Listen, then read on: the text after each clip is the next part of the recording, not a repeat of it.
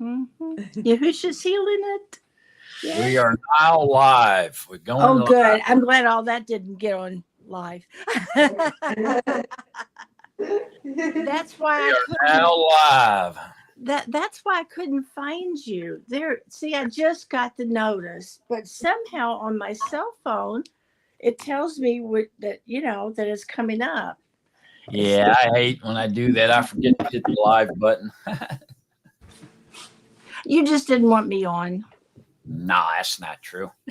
But you did beat Phil. I did, but that's not fair. He probably had something going on. He does. Yeah, his one of his friends is needing some help. Matter of fact, he asked us to lift up his friend Andy in prayer today. If you would all like to pray for his friend Andy, he's very sick and needs prayer for healing. So Brother Phil will not be with us today. He'll catch up, he said, as soon as possible. I was reading the chat last night, and there was somebody else that's going to not be here today because they have to go and help a friend, and I wonder what's going on. we're learning Sister Kate. It was Sister Kate. Sister Kate. Okay. I couldn't remember. Thank you. She's helping a friend move that is a double amputee. Oh, wow. She said she was doing in love. She was showing love. yeah. Yeah. Phil's about in the same boat, but his friend Andy has 2 types of cancer, in bad shape or something, and needs some help. So I'm going over there, showing love.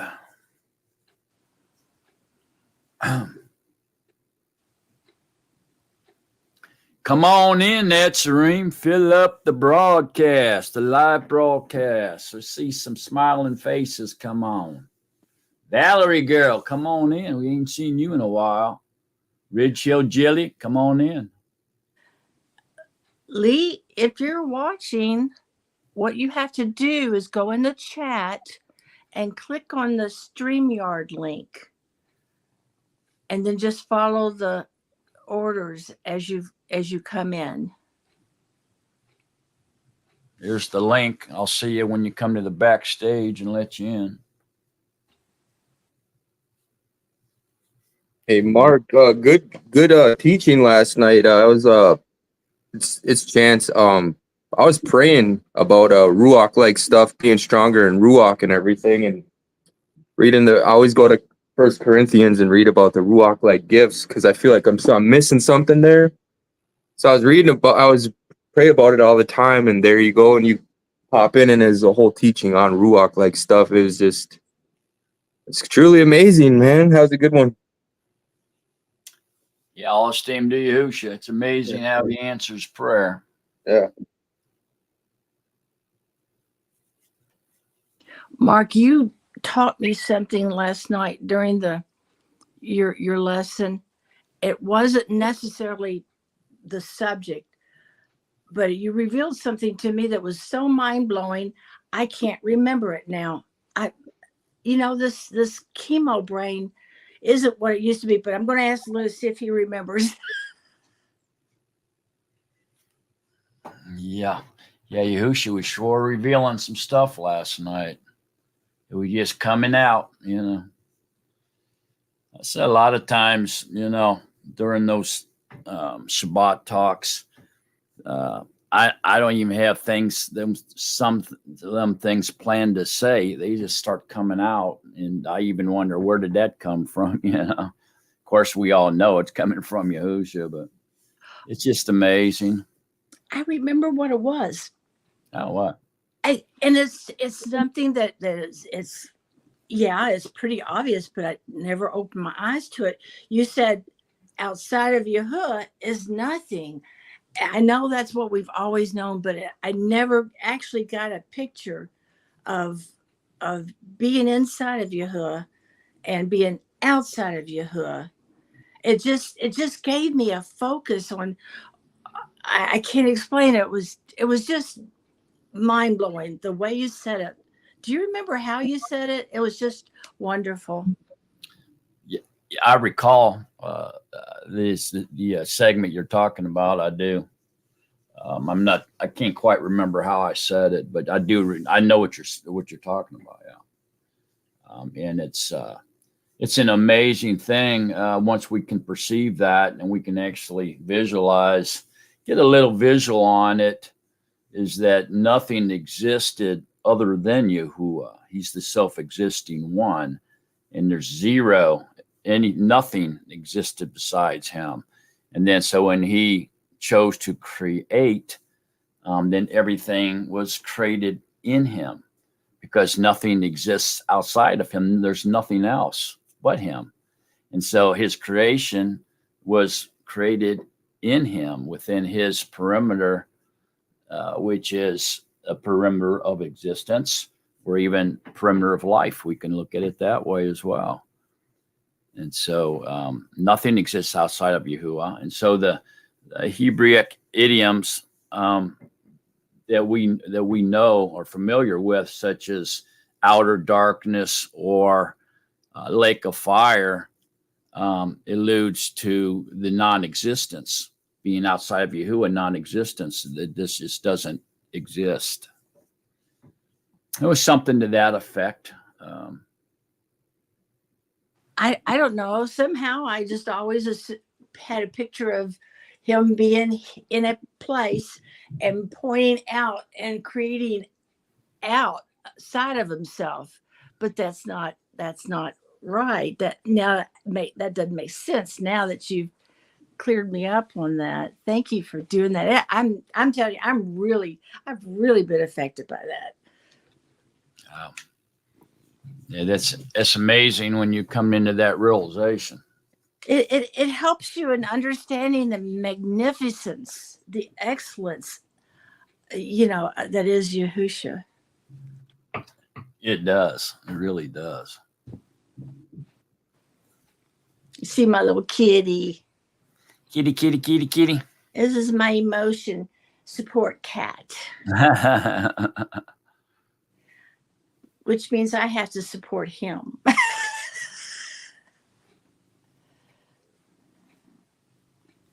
Yeah, pets can be soothing and be calming to our nerves and soothe us. And no wonder Yahusha made them. Yeah, they can be a friend when there's no other friend.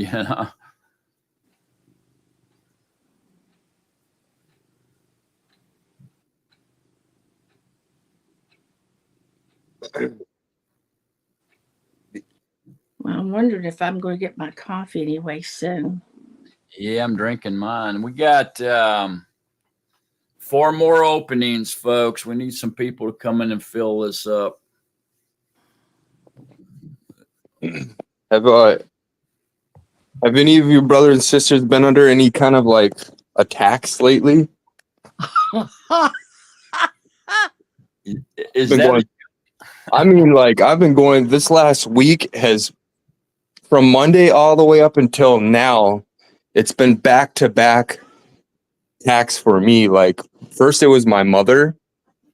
She's going through some trouble in life. Like, she's under the Catholic belief system and everything. And I'm just like, immersing her with the names in the BYNV, kind of giving her the name. She's like, Chance, you're not chosen. Stuff like that. And I'm like, it's not about me being chosen, mother. I'm trying to help you here because I've already been in that system of belief and there was nothing there for me. It's not about me. This is about you. So whether you believe, and she's like, those names are Jewish. I was like, oh man, mom. You know what I mean? Like, it's hard to, because I love my mom, but she's like, those names are Jewish and those names sound Jewish. And I'm like, I just broke it all the way down to Adam and Kuah. I said, were they not given a pure lip to talk with? That's where all language derived from. We were taught different languages throughout, the dawn of time, the laity, the piety, and, the clergy. We were given different languages and taught different things. So I was like, all language derived from that. He gave us a language in which we, but I had to break that down to her, and she's like, oh, I never thought about it like that. But she's like, Chance, you're not chosen. Okay. And then my Ash's mother, she comes at me and sends me like this strange Christian article talking about how the YESHUA is the real name, and it's derived from that. And she's trying to convince me that it really is JESUS. And I'm like, dang, I don't know. Just attack after attack. My wife, she was in the names, and she was like, oh, you and all of 20 people believe in those names. And I'm like, where are all you guys coming at me sideways? And I'm like, you just need help. I'm praying for them. You know what I mean? I'm not convicting them, not condemning them. I'm just trying to be in love and being peaceful with them. But I'm getting hit with a bat from every direction. And I'm just like, man, okay. I got on my knees and went to Yahusha. Just said, hey, yeah. Chance, is it possible you're pushing too hard? Well, they were coming at me, Phyllis. I was in my own skin, and they came at me like that. You know what I mean? Trying to like from nowhere, they tried to convince me in JESUS again. My mother's telling me I'm not chosen, and I never even told her I was chosen. I don't know what that means. What does that mean? I don't know. Maybe like immersed with the Ruach HaKodesh, like noticed by Yahuwah. Like Yahuwah's immersed me with the Ruach HaKodesh. Maybe that's what she was saying. I think she's alluding to ordained. Okay. Yeah.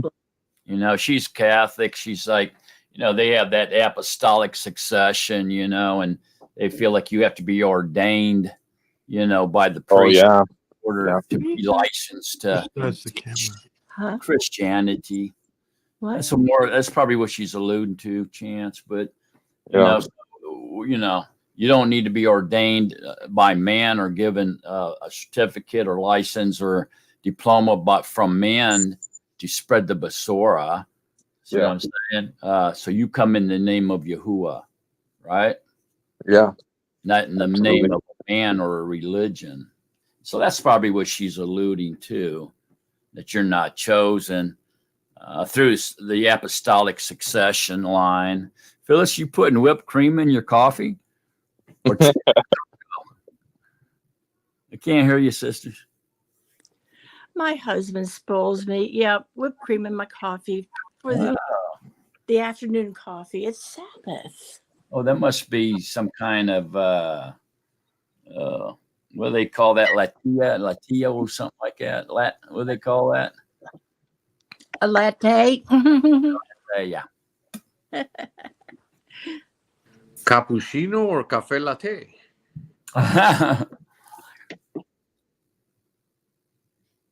Uh-oh. Peggy drop. We lost Peggy. Peggy, I love seeing you, sweetheart. She tries her best. We need to fill this up, folks. Come on. We got 29 people here. We need to get started. I'm waiting for y'all to fill this up. Got 4 openings.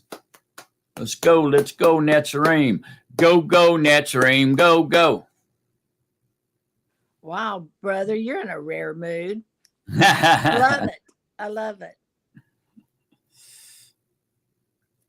Yeah. There's Ike.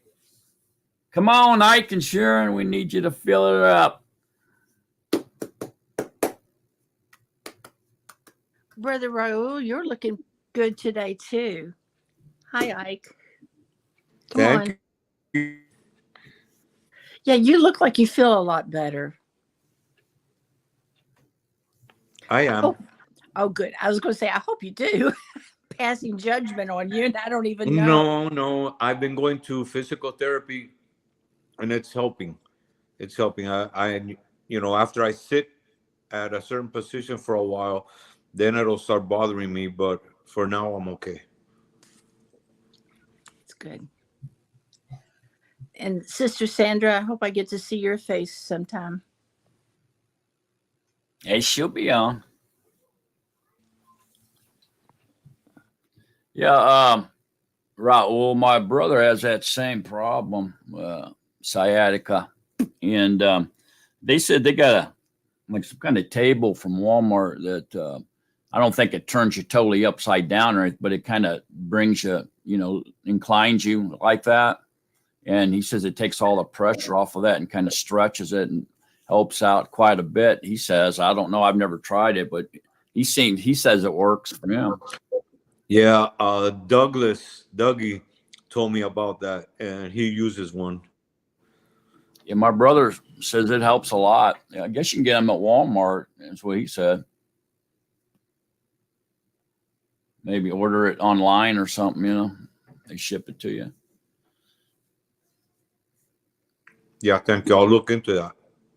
Yeah.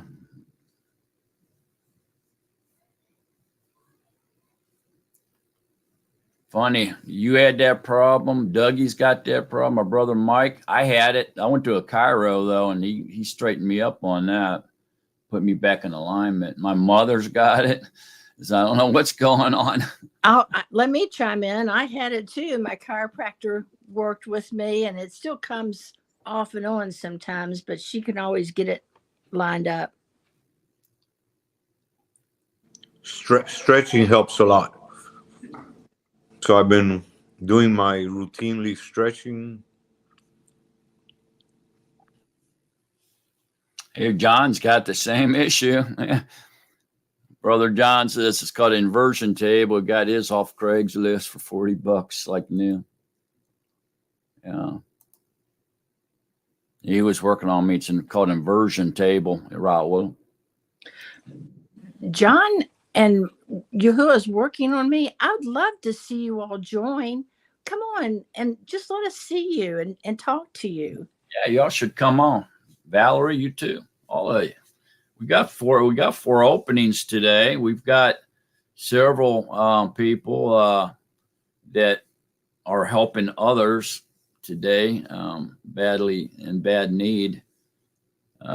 Several of our regulars. So we got some openings here. It's a good chance for y'all that we haven't met or haven't been on before to come on in and introduce yourself and let us see you.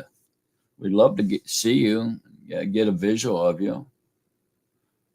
Jilly, come on in. We need to fill this up. And XX, Where's I'd love to see Davey? you Oh, yeah, too. he had to work or something, didn't he? Didn't Davey say he had to work today or do something? I think so. He said last night he had to go in late last night or something. I don't know. Yeah, he had to go in late last night or something. Yeah, you're right. I'm sorry I interrupted you. XX what? I was just saying that is another person I'd love to meet. Yeah, XX. Yeah. I think XX is a man, I think. Unless I got that backwards. But I think XX is a man and Yahoo is working on me is a woman. Or do I have that backwards? Somebody tell me. No, you're correct. Okay. I prefer brother and sister, but you're correct. Oh, brother and sister, You know what I mean. There's Ike.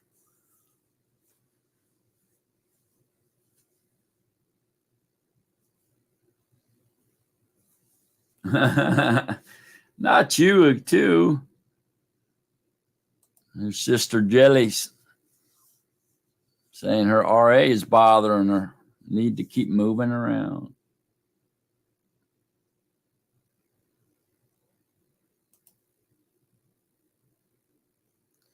All right, Ike. Thanks for coming on. So now we have 7. We got 3 openings, y'all. I think we're going to go ahead and get started. Our normal readers are gone today. So we're going to need some people to step up and read for us. Oh, yeah. Here's what I'm talking about. Brother Levi's in the house. Where you been, brother? I've been paying attention, following along in the background this whole time. How's everybody else been doing?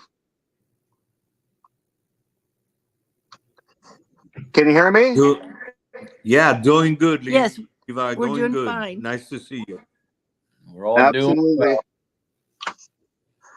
Yeah, I've been struggling with signal off and on. I've not been trying to travel to go get better signal on Shabbat, but nonetheless, I've been following along with my brothers and sisters. And I'll give one little tidbit of information. I never thought I would be an owner of a vineyard, but as of recently, now I have a small little vineyard going on at my property. And work and everything else I got going on. It's been a little bit much, and I always look forward to Shabbat. Yeah, that's cool.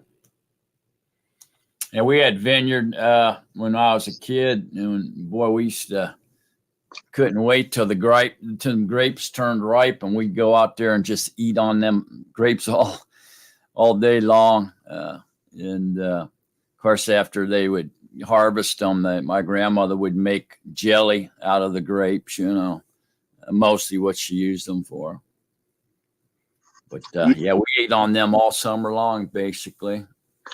We've got grapes getting red now. Usually the birds eat them before they can even get red, but we've got so many grapes, birds can't eat them all. So hallelujah, praise Yahushua for that. Right. These were Hey, Sharon. the purple ones. You ever see that? The smaller purple ones, Concord grapes, I guess they're called. But we used to take and squeeze the skin and eat the insides, and then we throw the skin down. I do believe that's the kind I got. They're a smaller, like purple grape. Yeah, Concord grape. Yeah, they're good, man.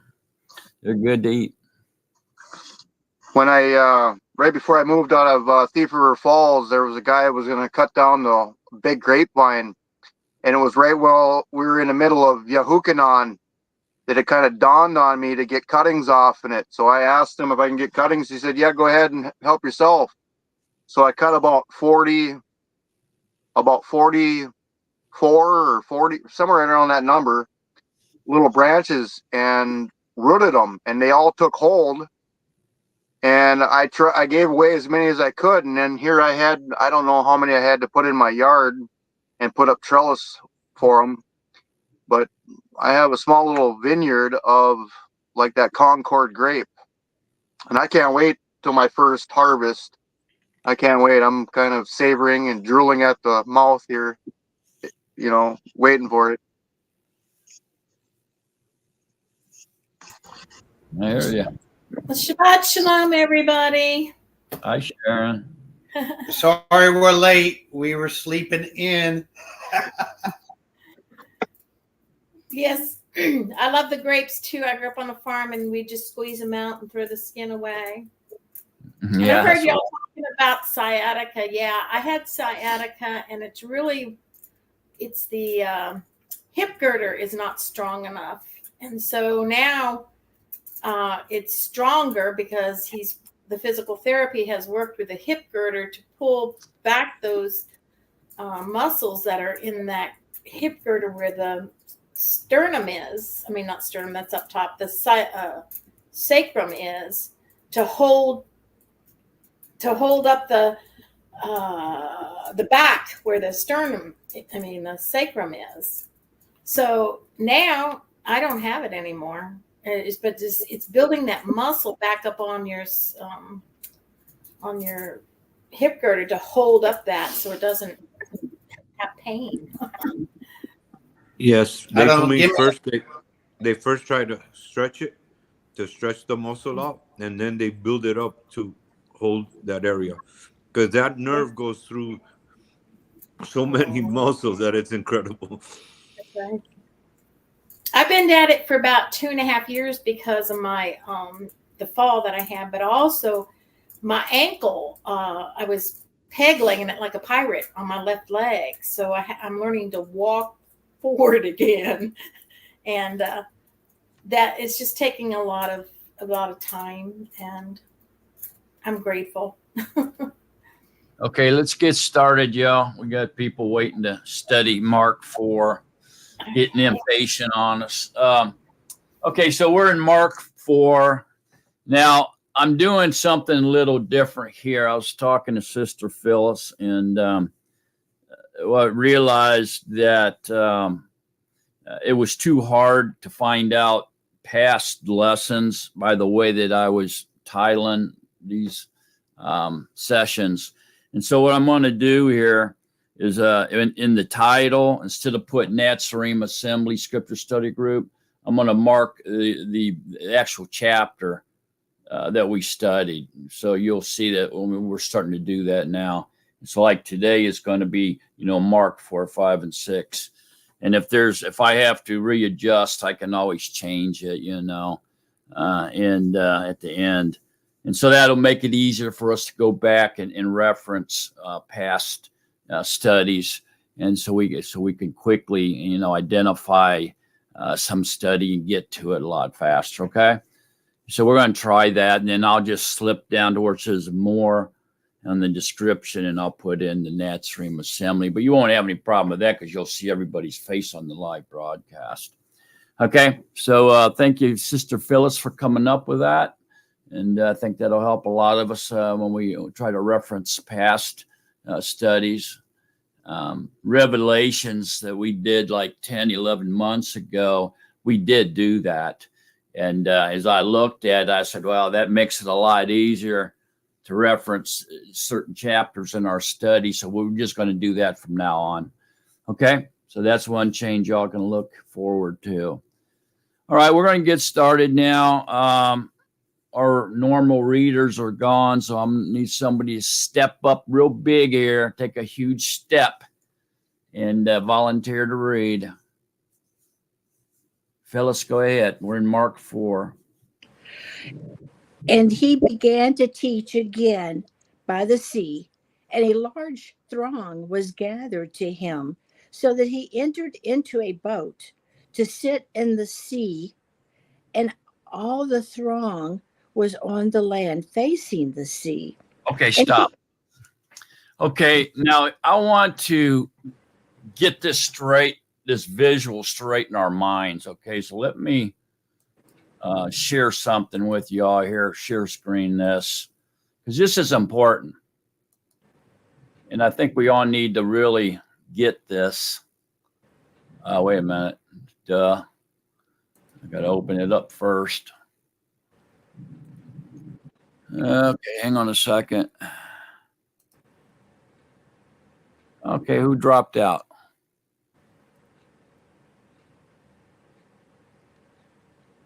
Who? I think it was Chris. Mm-hmm. Chris. Okay, so I'll show you a couple. Let's look at this one here first. All right.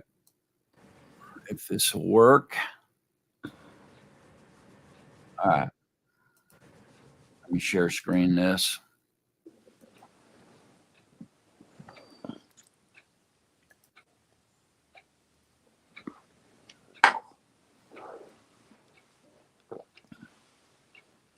All right. Now, as we go through these studies, we see that Yahusha is by the sea quite a bit, and it's the Sea of Galilee that they're referring to always. Now, they'll call it the Sea of Tiberias, different seas according to the area, the town that's on the seashore, but we mostly know it by the Sea of Galilee. Now, this is not a salt sea. This is fresh water, okay? And this, so we have up here, we have the Jordan River. There's the inlet, flows into the Sea of Galilee. The Jordan River is created by springs up north in the mountains here, and the springs come up from the ground, and then they create the Jordan River, flows down into the Sea of Galilee, and the Sea of Galilee is also supplied by underground springs. And then it exits, the outlet here is also the Jordan River, okay? So the lake itself is about 13 miles long, north to south, and about 8 miles wide. Okay, at its widest, so it'd be from Magdala over is about 8 miles, and then north to south is about 13 miles. The lower Galilee area, okay, which includes Galilee here, and then it heads east over to Nazareth, over into that area. It's called the lower Galilee. It's about 50 miles long and about 35 miles wide, okay? It takes about, back then when the boats that they were using were either rowboats or sailboats, and it took them about 2 hours to cross across the Sea of Galilee from one shore to the other, okay? Now, one thing I want you to see here is we talked a little bit about this last week. Here, I need to let somebody in. Hang on a minute. Who is this? Chris coming back. Okay. So see this Capernaum right here? Capernaum. This is Kefar Nakum. Okay. And then this over here, this Beth Seda, is where Peter was from, and Andrew, okay? And so to get from this Kefar Nakum over to this city, which they went to quite a bit because they were from there, they had to either take a boat across the water to this shore, across the water and up here, or they had to walk over here and take a little boat or a ferry across the Jordan and then over into this town. Now, there may have been some places up on this northern Jordan River that was shallow enough that they could cross over, or a bridge perhaps or something. But for the most part, they were always in a boat to get from Kefar Nakum here over to Beth Seda. Okay. You see him now. Yahusha and all his Talmud was from this area. Okay, from the Sea of Galilee or from the lower Galilee region. Okay. And you see 90% probably a huge amount of time that it talks about Yahusha's travels. About 90% of the time, he's right around these towns shown on this map. He's either in Magdala, he goes here, this Jenna, Saret, this Kefar Nakum. He goes down here into this Gadara, which is about 5 miles off the coast of the Sea of Galilee, inland about 5 miles. But this is where they sailed to and found the crazy man that had legion in him was down in there, okay? And they went to some towns down around the outlet, down around in here, close to the Jordan River. Here's Tiberias. They went there quite a bit. Of course, Natsarim is east. Nazareth is east. Zor and Zion is up northeast from here, up in Lebanon area. Okay? So you see now what they're doing. They're just traveling around the Sea of Galilee, and usually they don't walk around it, but they sail from some town, either from here, usually from here, and here. They sail across here, and they go down into here to where that crazy man was with Legion. They sail over here to where Peter and his brother Andrew was from. Sometimes they sail across here to a lonely place where there's nobody lives over here, very few people. And they sail over there just to get away from people. So this is what he's doing. Now, this is not a huge area. Like I said, the lake itself is only 13 miles long and 8 miles wide. Where is the place that he was teaching from the mountain to them? Well, I'll show you on another map. Okay. So this, from here to this Kefar Nakum, over to here to where Peter and Andrew was from, is 6 miles. Okay. And so from Tiberias up here to where Peter is from is 20 miles. This is about 6 miles, and they traveled between these two towns quite a bit. That's a 6-mile hike. Hey, Mark, is this the same sea that Yahusha walked on and calmed the storms? Yes. Yeah, almost 90% of the time, this is where he was at. Okay, sometimes he went up to Zor, which is northeast up by Lebanon, very rarely, but then he went to Nazareth, which was about 50 miles or so. Let me see. Yeah, I think it was 50 miles. We'll come to that. Let me see. We'll just say 50 miles. 40 miles.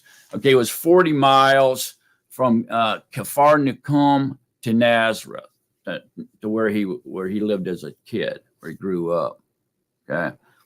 But almost all the time, every time that we read about Yahusha in Jerusalem or going to Jerusalem was during one of the appointed times. So he would go down to Yehuda, to Jerusalem during the appointed times, but almost all the other time that we're reading about him in Scripture, he's up here in the Sea of Galilee area, messing around up here in one of these towns.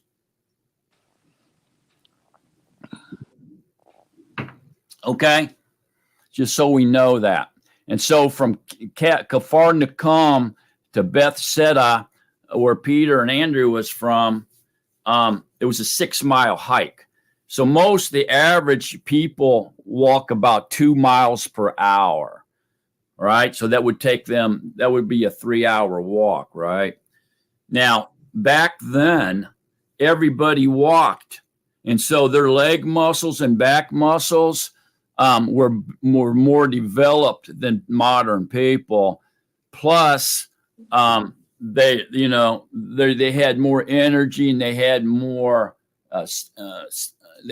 had more strength to walk farther because they were used to doing that.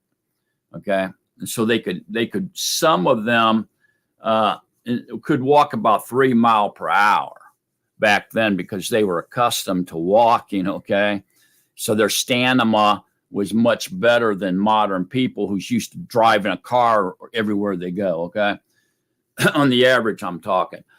So if they could walk 3 miles an hour, then they could get there in 2 hours. See what I'm saying? So 20 miles from Tiberias up to Bethsaida would be 20-mile hike unless they got on a boat. And then it would take, like I said, about 2 hours to row across the Sea of Galilee. And this would be about a 2-hour row as well. Then they'd have to walk inland somewhat. Looks like maybe 2 miles inland to get to that city. But to go along the coastline and then cross the northern Jordan up into Bethsaida was 20-mile hike. So a 2 mile an hour would take them 10 hours to get there. 3 mile an hour would take them just shy of 7 hours to walk that. Okay? So that's what they were doing. All right, so let's stop screen that one. So this opens up quite a bit of understanding here, doesn't it? What's going on? And shoot, hang on a minute. I just closed that out. Okay, there we go. Okay, to answer Philip's question, I got to pull up another map. Oh, before you do that, I was wondering where we were talking about there by the sea. Where are they gathered by the sea? It doesn't specify. Well, we need to back up, and so he began to teach again by the sea. Yeah. And so we keep backing up and try to look and find out where are they. Okay. You know what I mean? And we if you continue to go back up, you know, you can see, you know, where they were at. And I don't know, you would just have to look through there and see the last place that was named. But apparently they were inland somewhere, and then they went back to the sea. So more than likely, they're on the west coast, okay, of the Galilee somewhere. You may be able to find it, and while you're looking for it, I'm going to go back over here. Every once in a while, it tells us where they're at or where they went to, And so now that we know, we got this map, we can refer to that and identify that. Okay. All right. Now, man, where is I had a map here that showed the mountains, where the location of the mountains were.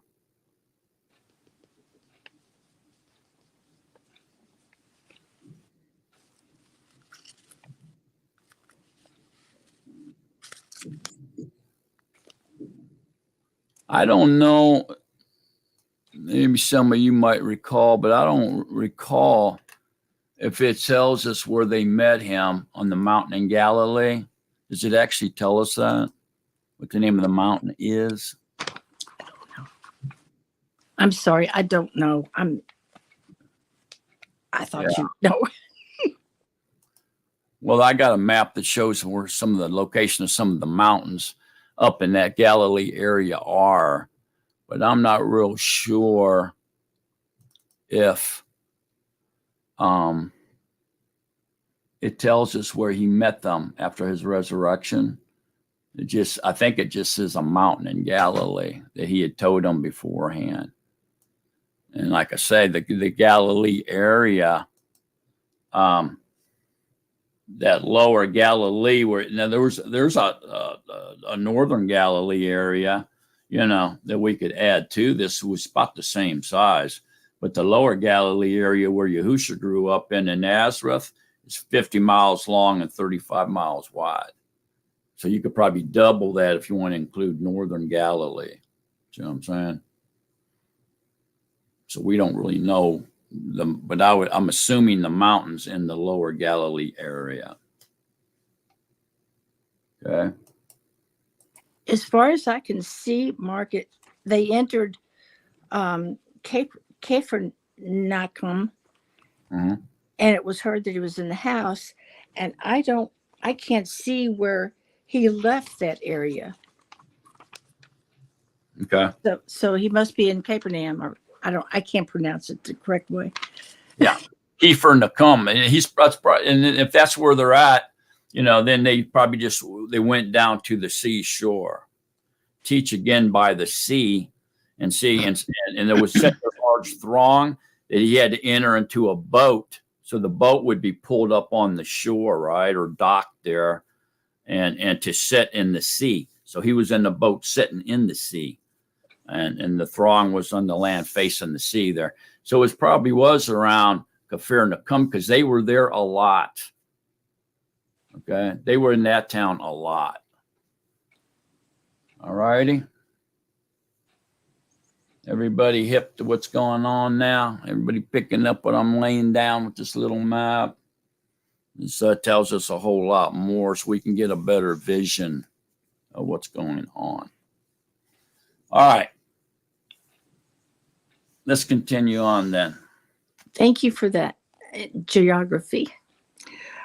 Verse 2.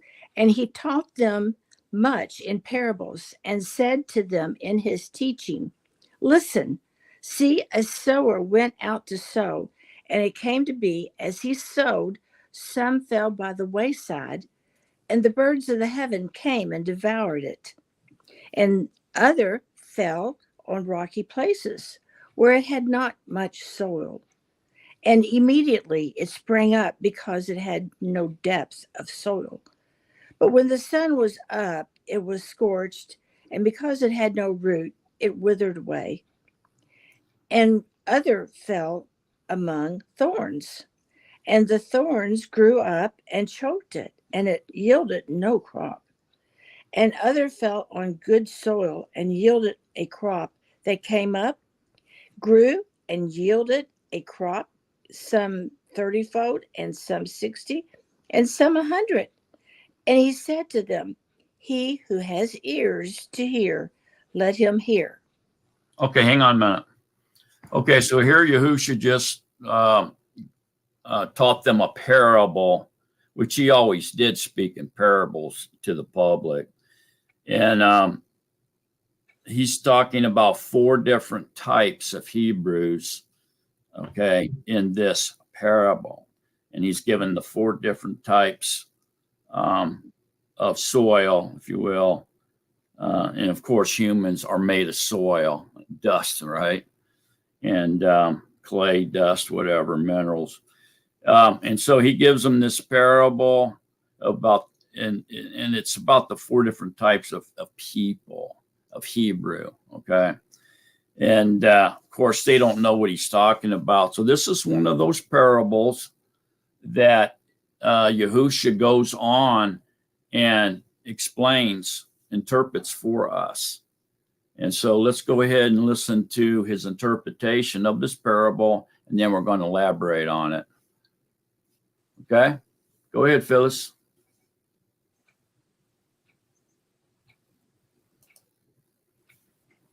Phyllis took off on us. Okay. So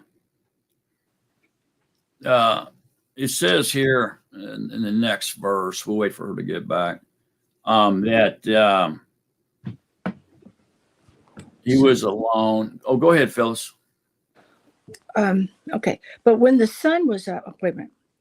I think we're on 10, aren't you? I'm sorry. Okay.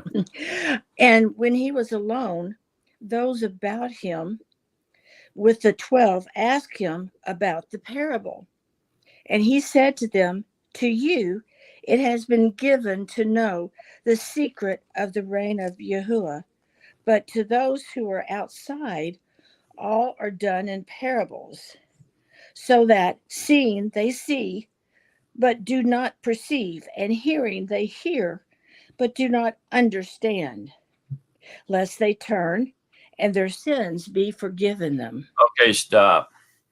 All right. So this is quite a shocking, astonishing proclamation here by Yahusha. But we need to understand this. As much as this is painful, we need to understand what he's saying here. Would anybody like to explain to us what Yahusha's revealing? When he's saying, to you, it has been given to know the secret of the reign of Yahuwah. But they don't, do they?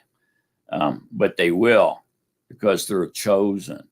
But to those who are outside, all are done in parables, so that seeing they see but do not perceive, and hearing they hear but do not understand. At least they turn and their sins be forgiven them. Okay, so why doesn't he want them to turn and be forgiven of their sins? Why does he not want them to perceive the secret of the reign of the Shemayim here? Somebody, we've went over this before. Go ahead, Phyllis. Well, this goes along with many are called, but few are chosen, because he needs people whose heart are open to keep the commandments. And he knew them from the foundation who was going to be chosen. Right.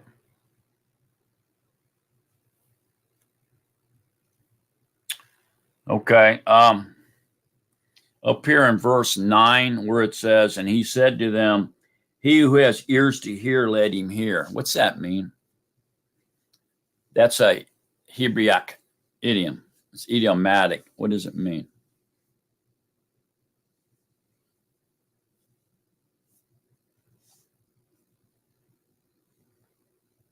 Somebody, what's that mean?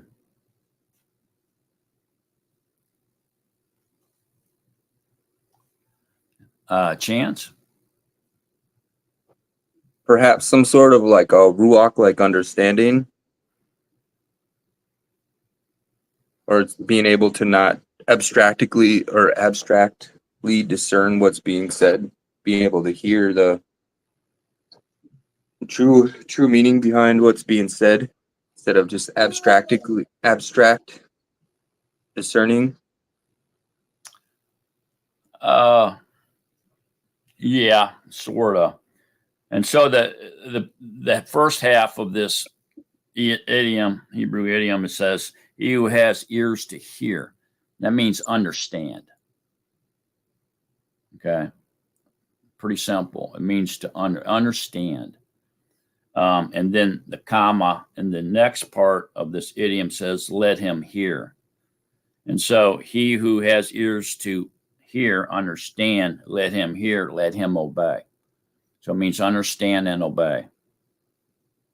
We all got that? Don't forget that, because you see that a lot through scriptures. Understand and obey. Okay, so yeah, we go back down here now. But to those who are outside, all is done in parables, so that seeing they see but do not perceive, and hearing they hear but they do not understand. If they don't understand, then they can't obey. Comma, let them turn and their sins be forgiven them, then he would have to heal them or deliver them. Deliverance is healing, is it not? Yes, it is. So for some reason, he's suggesting that he doesn't want to heal people that aren't his. He doesn't want them to know. So why is he bothering even speaking to this crowd in a parable if he doesn't even want them to be healed? Why is he bothering? Raul? From what I can understand, some of them that are there will have an open heart, so they will hear those he wants to call in. He's not going to reach out to everyone, but there'll be some that he will reach. Correct. And so when we get to, and we've studied this before in Matthew, but when we get to the miracle of him feeding the 5,000 and the miracle of him feeding the 4,000, remember what the baskets are. Those are the ones that understood and obeyed and were, chosen, given his ruach, right? Okay, so there was only a handful, right, out of the 5,000 and out of the 4,000. And so this is what he's saying. The reason he's actually taking his time, spending his time to teach, even though he doesn't want the crowd to understand, is because he's looking for his lost sheep. When the spirit or the ruach of Mashiach indwells us, which is the secret of the ages, Mashiach in you, it's Yahushua's spirit in you, right? He is looking for his lost sheep, calling out to his sheep through your mouth and using your tongue to call out to his sheep. All we need to do is get out of his way and let him find his sheep, his lost sheep. Get out of his way. Stop being a stumbling block to Yahushua.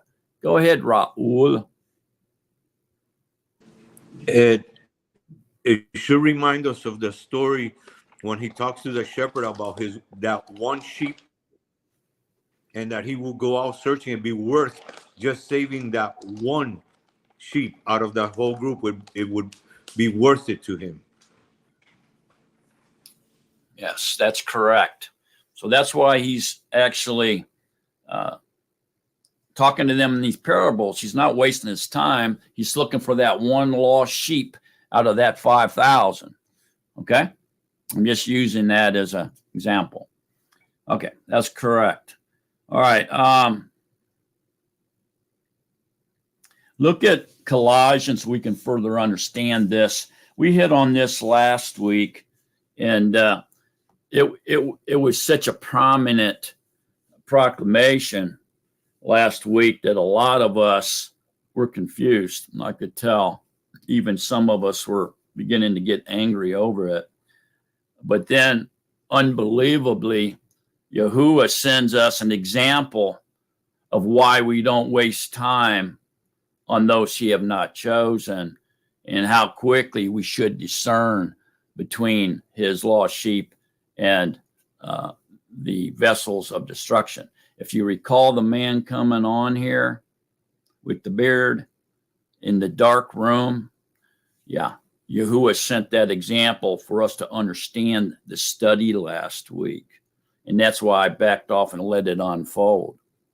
I didn't leave you by yourself. I just wanted y'all to learn your lesson and understand the study that Yahusha was presenting to you last week.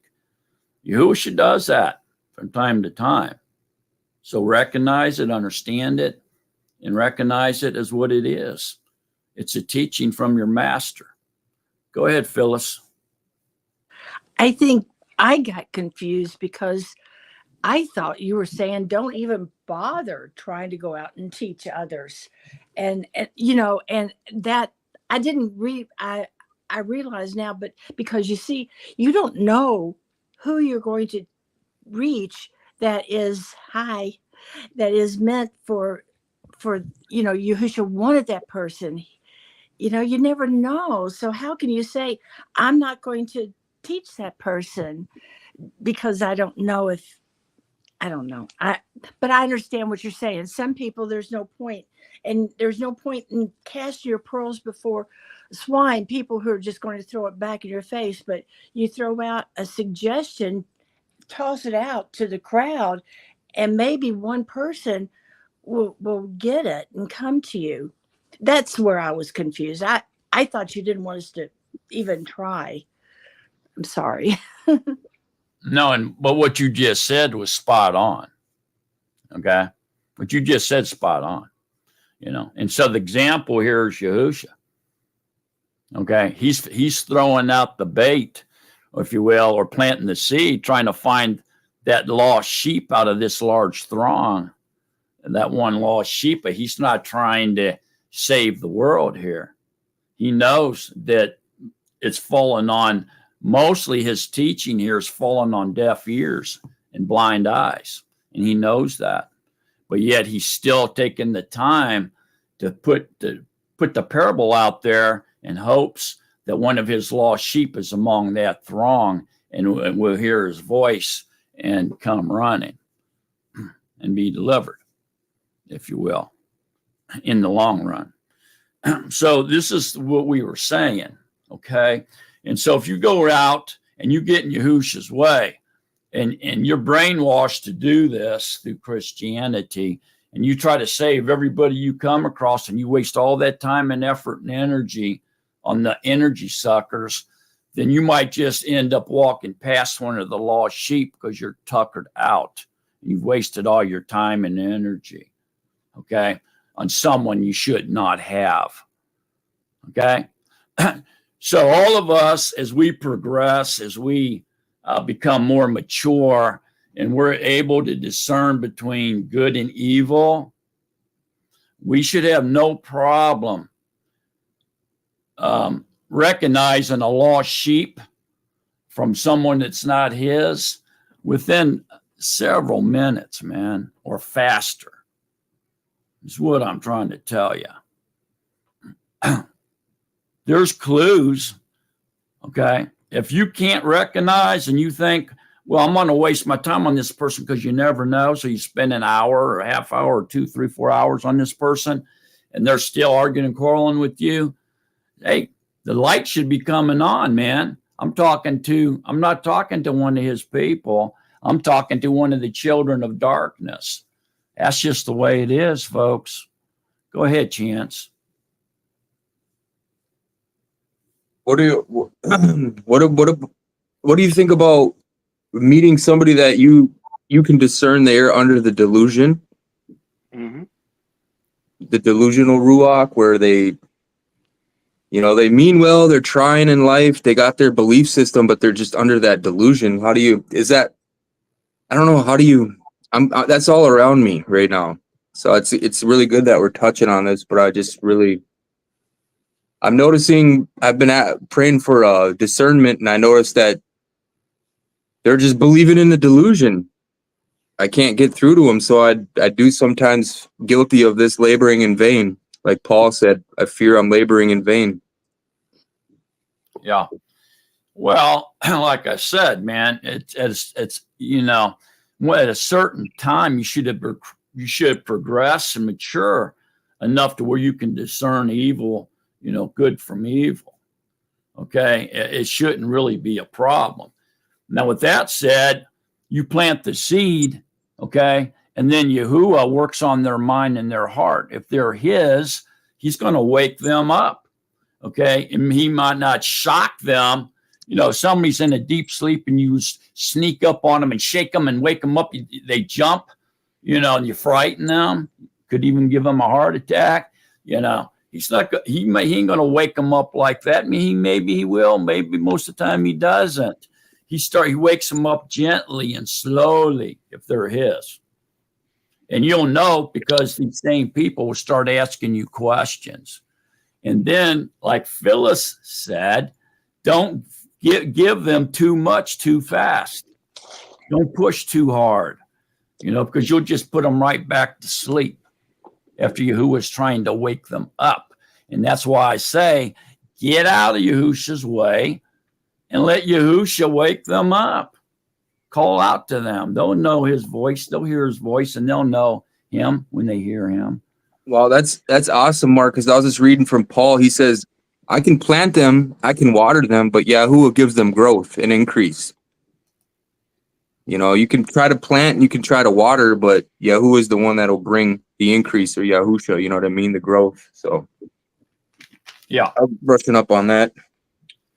And we're going to get into that just a lot deeper here in just a little while, okay? We're going to get back into that chance and then much deeper, okay? But right now it's not the time for that. But we're going to get back to it, man. You'll see. Go ahead, Ike.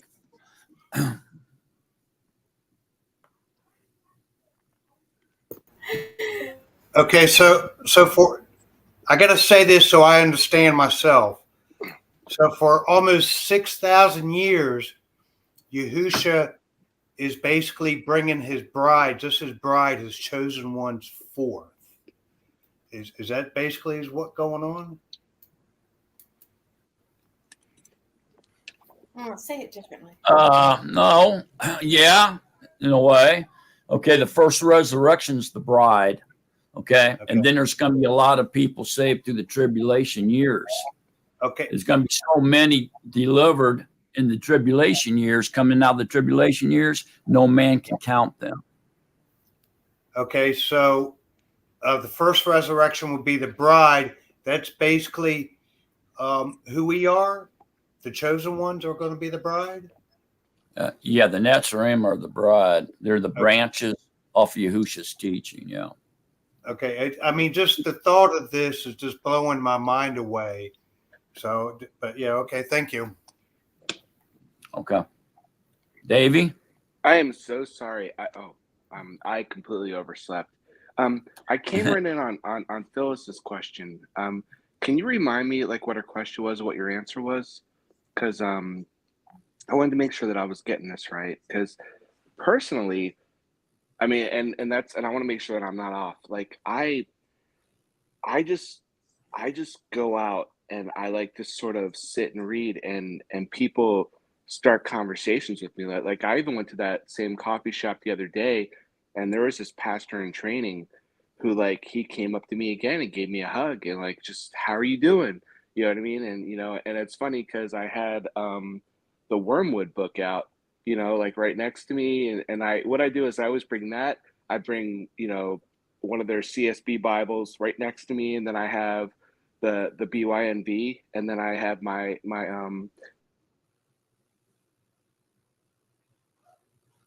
reading, and it's like I leave myself open because people are like, oh, what are you reading? Like I used to run a Christian skateboard company that I'm sort of backing up from because of the fact of the whole the Christian word and stuff like that. But then people come up to me and they ask me, and it just I just show them my excitement about what I'm studying and what I'm reading, and about Yahusha. I always usually like wear a shirt, or I usually like something, and it just seems to open up conversations because like I think, like as you were saying, there's people that are chosen that, like you said, they've been indoctrinated since the Bible was printed. You know what I mean? And the church was finally taken over. So that's like 500, what, seven? Oh my gosh, what year are we in now? You know what I mean?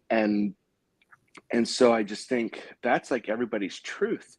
Like even the people that are on my Facebook, like they pray constantly, and it's always to the God and always to, you know, the JESUS, and it's like they mean well, and it's almost like I feel like when I discovered this, like we're training to show them, you know what I mean? And maybe that means that they are the chosen ones, but I just want to go out and love and spread this to people, you know what I mean? But not in a way that's going to overwhelm them. So again, I'm late on the conversation. I just wanted to make sure that I understood what was being taught, because Mark, you really have taught me a bunch. It's been insane. Like you and Lou, seriously, you're like my foundation. Well, yeah, Usha's my foundation, but you know what I mean. And I just appreciate it. But anyway, awesome. Thanks. Yeah. No, you know, I'm not suggesting that you stop loving people, okay? But one thing we need to understand is we're talking about the first resurrection, the bride, and then we're talking about others that are going to be in the reign of the Shemaim as well. Will they be converted during the tribulation years? Yeah. They're going to be converted, chosen enough to be in the reign of the Shemaim, but not necessarily the bride of Yahusha. Okay. And so you go out and they come up and talk to you, and it's okay that they love you and they recognize you and they like you and they talk to you, you know, say hi to you and all that. But did they get converted? If the answer is no, then it's either that they not his chosen. Okay. As far as the bride, they may be brought into the reign later, okay, during the tribulation years or during the white throne judgment, who knows, okay, but they're not his bride if they haven't converted, okay. And so did you convert them? If the answer is no, and they're going back into their paganism / Christianity, that's where they want to be, okay. Gotcha. And that's where they're going to stay, regardless of how much you love them or how much they love you. They're going back in there. They're choosing falsehood over the truth. So that means they're not his. No matter how much love is being presented back and forth. I'm not saying that they won't love you or you shouldn't love them. You should love even your enemy. Okay. And they could love you. Don't mean you converted them. Okay. See what I'm saying? Sort of like knocking on the door and then like allowing him to work on them. Like we're just sort of opening the door for them, is what you're saying, right? Okay, right. Cool. That makes sense. Like what Yahusha's doing here. Okay, he talks in parables all the time. Okay, he never talks to people in the public that's not a parable, because he doesn't want them to understand. He only wants to wake up his lost sheep. So if there's one lost sheep among 5,000 people that's making up this throng that he's teaching to, he's going to waste his time, okay, to teach this parable to these people, say this parable to these people for the sake of that one lost sheep within that 5,000. See what I'm saying? The other 4,999 aren't his. But he's still teaching them, isn't he? He's still talking to them, right? Well, you know, it's like I was reading Magisterium and I was shocked when even the term, you know, people say saved by grace. And I know you know this, but I had no idea that Grace was the name of Zeus's daughters. You know what I mean? And that it even ties that into the paganism of it. And, you know, because people are like, oh, I'm saved by grace. And it's like, what does grace mean? I'm like, look it up. And again, and that started a conversation with somebody else about that. I'm like, did you know that grace meant, you know, it was the three daughters of Zeus?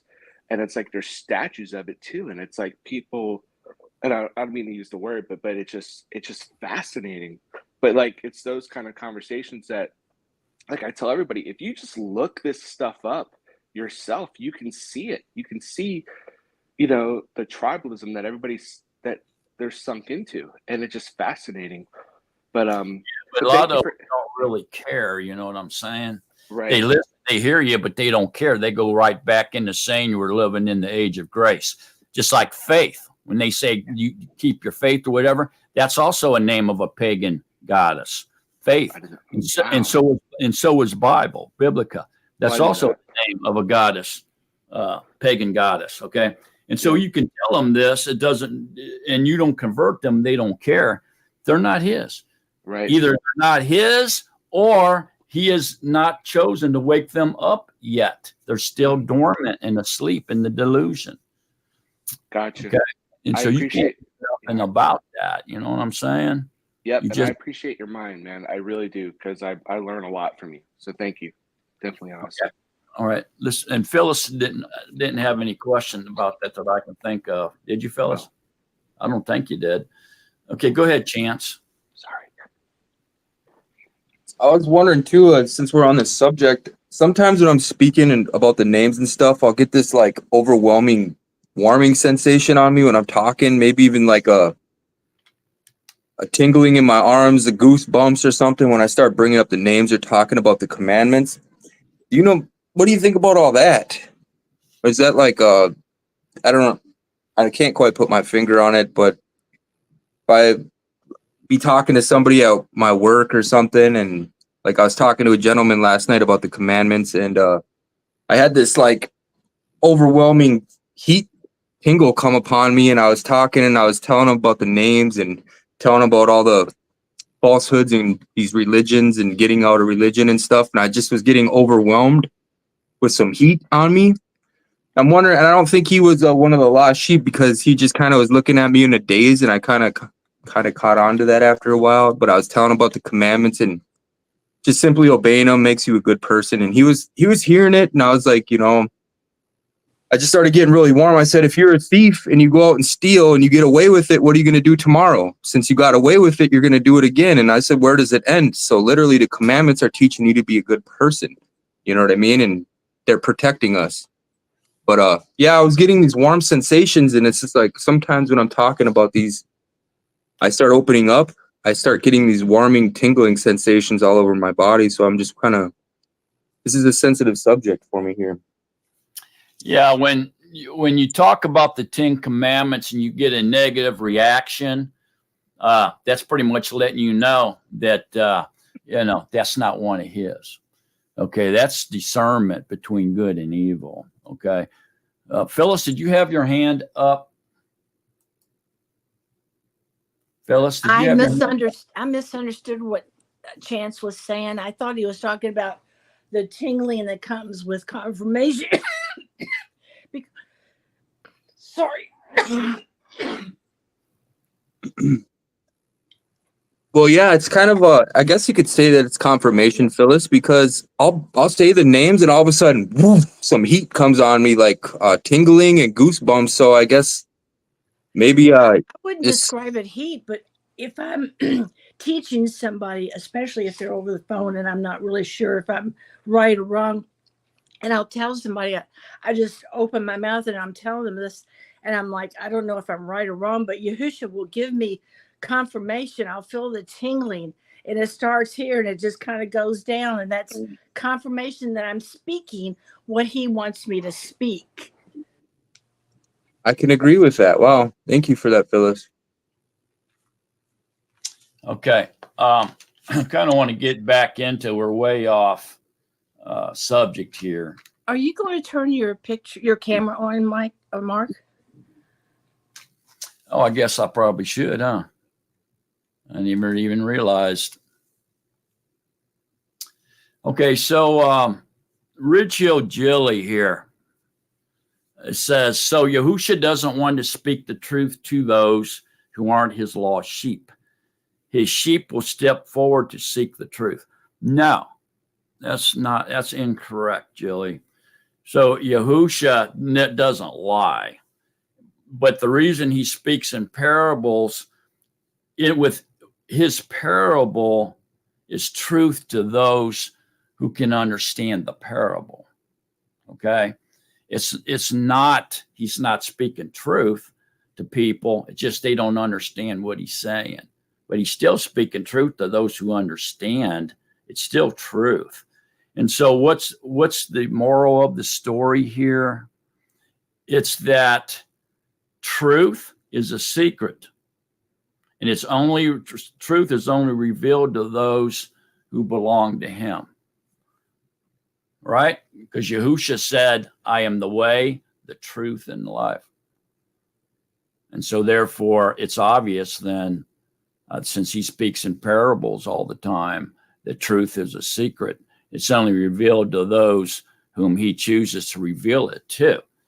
But he's not lying. He's just teaching truth through parables for only his chosen to understand the truth that he's speaking. Okay? Everybody picking up what I'm laying down on that one. That's important. He's not lying. I don't think Jilly meant that Yahushua was lying. I think she meant he withholds the truth. I don't think she meant he would lie to them. Yeah, he's not withholding truth. He's speaking truth clearly to those who can understand and obey. If you have the Ruach HaKodesh in you, you should be able to interpret these parables. And we're going to get into that. That's what I want to get going for, because with this parable here, we kind of got stuck on this at the end here between him giving the parable and him giving the interpretation of this parable. But what I want y'all to see is what this parable really means. What's the spiritual application applied to this parable and how it's implemented in our lives. And that's where I want to go. So let's get moving here. We kind of got stuck on this, and that wasn't really the main lesson here, okay? But it's okay that we went off on that tangent, but I just want to get back on track now. All righty, if we can. So let's go ahead and continue on, Phyllis. Verse 13. And he said to them, do you not understand this parable? How then shall you understand all the parables? The sower sows the word. These then are the ones by the wayside where the word is sown. And when they hear, Shaitan comes immediately and takes away the word that was sown in their hearts. Okay, And stop. Okay, so what he's doing now is he said to them, do you not understand this parable? How then should you understand all the parables? He said, how is it you don't understand the truth? Okay, because they're chosen. Well, the reason is because they have not received the Ruach HaKodesh yet. Okay, they've not been immersed with the Ruach. They're still in the mind of the flesh. All right, and so now then he's starting to explain it. So what he just said here in verse 14 and 15 is the interpretation of what he gave in verses 2 and 3. Okay. So the birds of the heaven that came and devoured it is Satan, demons and Satan, the fallen. See that in verse 3? This is what he's telling you. Satan comes immediately, there's immediately again, and takes away the word that was sown in their hearts. Bam, over. Okay, he just gave the interpretation of the first type of person. And so what this really is 4 different types of people, or 4 types of Hebrews, or Hebrew diversity and unity is what the real interpretation of the moral of this parable is. Okay, it's diversity and unity through his chosen Israel. Okay, so let's go ahead, Phyllis. Go ahead with the second interpretation then. And likewise, these are the ones sown on rocky places, who, when they hear the word, immediately receive it with joy. And they have no root in themselves, but are short-lived. Then when pressure or persecution arises because of the word, immediately they stumble. Okay, stop. Okay, so verse 16 and 17 is the interpretation of verses 5 and 6 of the second type of person. within Israel, believers, or second type of believer, if you will. Okay, go ahead, Phyllis. And they have no root. Oh, wait a minute. And likewise, these are the ones sown. And others are those sown among thorns. These are they who hear the word, and the worries of this age, and the deceit of riches, and desires for other things entering in, choke the word, and it becomes fruitless. Okay, hang on. Okay, so 18 and 19 is the interpretation of verse 7, or the third type person, or the third type believer, if you will. Okay, go ahead, Phyllis. And those sown on good soil are those who hear the word and accept it, surrender to it and obey it, and bear fruit, some 30-fold, some 60, and some 100. Okay, stop. So this verse 20 is the interpretation of verse 8 and 9, where the fourth type of Hebrew, or fourth type of believer, fourth type of person within Israel. So there's 4 types of believers is what this is all about. Don't forget, a parable or idiom always means something other than what it's saying. You can't take them literal. It means something totally different. You can't take them literal at all. It means something else. That's why he's talking in parables, so only those that are chosen can understand the truth, the truth he's speaking through this parable. Okay, all right. So listen now. So this parable is all about the 4 different types of believers, or Hebrews, or Jewish diversity and unity, if you will. I'm trying to say it in different ways so people can understand. Different people can understand here. Okay. There is something that we got. Tabernacles coming up. We have trumpets. We have kafar, and we have trumpets. Tabernacles coming up here soon. Matter of fact, the 3 fall appointed times are all in the Roman calendar month of October this year. So they all fall on the same month. They're all in October. So we got tabernacles coming, and this right here is pointing. Has roots in tabernacle. Okay, and so the celebration or the ceremony of these 4 types of Hebrews is actually celebrated during the 7 days of tabernacle. Okay, and it's done by the Hebrew being in tents. Okay, they take what they call a lulav, which is an estrog or a citrus fruit, and 3 different types of branches, which represent the 4 types of Hebrews. Okay, and they put them together and they shake them to Yahuwah. And they do this by shaking it in 6 different directions. We've talked about this before. So within their tents during tabernacle, they're shaking what they call the lulav, forward, backwards, left, right, up, and down, 6 different directions. Okay, and what they're doing is the fruit, the estrad, the citrus fruit, is representing the number 4 type person, the one that fell on good soil and yielded a crop. They found the lost sheep. They brought fruit to the dinner. Okay, and it yielded a crop, 30-fold, 60, and some 100. Okay, and so these are the ones that are the bride. Okay, they're the Natsarim, the bride. That's what they represent. The other 3 leaves or branches that are from different types of trees that's put together, tied together, and then the fruit is put with them as they shake them in Yahuwah's face, basically. What this is symbolizing is the bride is saying, look, I love my relatives. I love my friends. I love my countrymen. take us all or nothing. Take us all or none. Take us all or none. Okay. And so this is symbolic of what is written in Romans 11:25 through 29, that all of Israel will be delivered.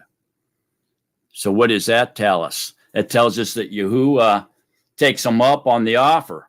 Okay. He delivers them all because he wants that bride really bad. And so he has to take the others with the bride, the other three types of people. Go ahead, Phyllis. That sounds like a direct conflict with what we've been teaching. He doesn't take everybody. The word isn't for everybody.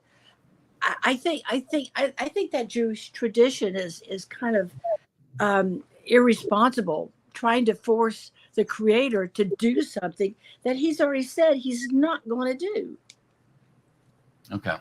And I'm glad you're saying that, because I want to show you all something here, because this is really important to grasp this. So clear out your minds and pay close attention to what I'm about to say. When he sets out the wedding feast, okay, he packs the hall. The wedding hall is packed with both good and evil. The good being the bride, the citrus fruit, the evil being the other three branches. So what this, during Sukkot, when they shake these four species in front of Yahuwah and saying, take us all or none, he's talking about Yisrael. Okay. Now listen to this closely. This ceremony here is speaking to the Hebrew diversity and the unity of Yisrael, the bride. Okay. Now listen. The estrog, or the citrus fruit, is a person who studies Torah, obeys Torah, and brings in the harvest. They're the ones Yahuwah wants. That's who he's after, his bride. The palm branch, okay, represents a Hebrew or a person, a believer who studies Torah but does not obey Torah. Maybe you know a person like that. The myrtle branch represents a believer who obeys Torah but never studies the Torah. Maybe you know a person like that. The willow branch represents a believer or an Israelite or a Hebrew of a type person who does not study Torah and does not obey Torah. Maybe you know a person like that. So take us all or none, shaking the lulav in Yahuwah's face is scriptural. This is not tradition. This is command that we're supposed to do this. Woo! I know I just shocked a bunch of you, right? Well, fasten up your seat belts, because I'm going to prove it to you right now. Turn to Leviticus 23, 39 through 44. What page is that, Mark? Well, in my book, it would be page 144.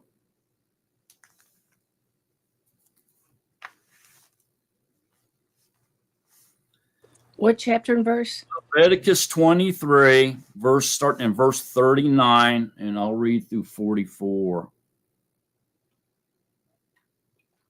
Yahuwah says, on the 15th yom of the 7th moon, when you gather in the fruit of the land, observe the festival of Yahuwah for 7 yamim. This is speaking of tabernacles.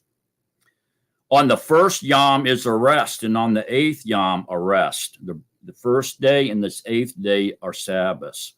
And you shall take for you on the first yom the fruit of good trees, branches of palm trees, twigs of leafy trees, and willows of the stream, and shall rejoice before Yahuwah your Elohim for 7 yamim. And you shall observe it as a festival to Yahuwah for 7 yamim in the year, a law forever in your generations. Observe it in the 7th month. Dwell in booths for 7 yamim. All who are native Israelites dwell in booths, so that your generation know that I made the children of Israel dwell in booths when I brought them out of the land of Mitzrayim. I am Yahuwah your Elohim. Thus did Moshe speak of the Modim of Yahuwah to the children of Israel. So here we see, back up here in verse 43, that the willow, the myrtle, and the palm is used. It's a bundle of these branches is used in the celebration of tabernacle. But isn't the priest supposed to wave it? Nope. Every single person within their own tent. It's not just the priest that sets up a booth. Everybody does. Okay, so it's commanded here. And if we look at Romans 11:26, I'll show you something else. Look at Romans 11:26. That would be page 1105 in my book. Actually, we probably should back up to 25. So Romans 11:25. For I do not wish you to be ignorant of this secret, brothers, lest you should be wise in your own estimation, that hardening in part has come over Yisrael until the entirety of the nations has come in. And so all Yisrael shall be delivered, as it has been written, the deliverer shall come out of Zion, and he shall turn away wickedness from Jacob. And this is my covenant with them when I take away their sins. You see that? All of Yisrael will be delivered. And so Jacob here is just another, is Yisrael. Remember, his name was changed to Yisrael. So all of Yisrael will be delivered. So who is Yisrael? Is it the Commonwealth? No. Yisrael is the bride of Yahuwah. So what he's saying is my bride will be delivered. So who's his bride? 12,000 of each tribe of Yisrael makes up the bride of Yahuwah. And he says all of Yisrael will be delivered. So even though some of them maybe represent the different types of branches, they're going to be delivered along with the good fruit. Okay? And all together then, they're going to make up his bride, Yisrael. We seeing it? Go ahead, Sharon.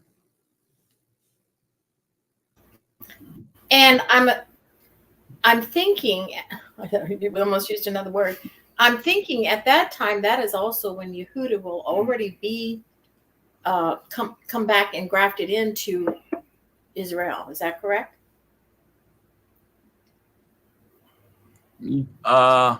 The two branches become one. Are you talking about the second Exodus?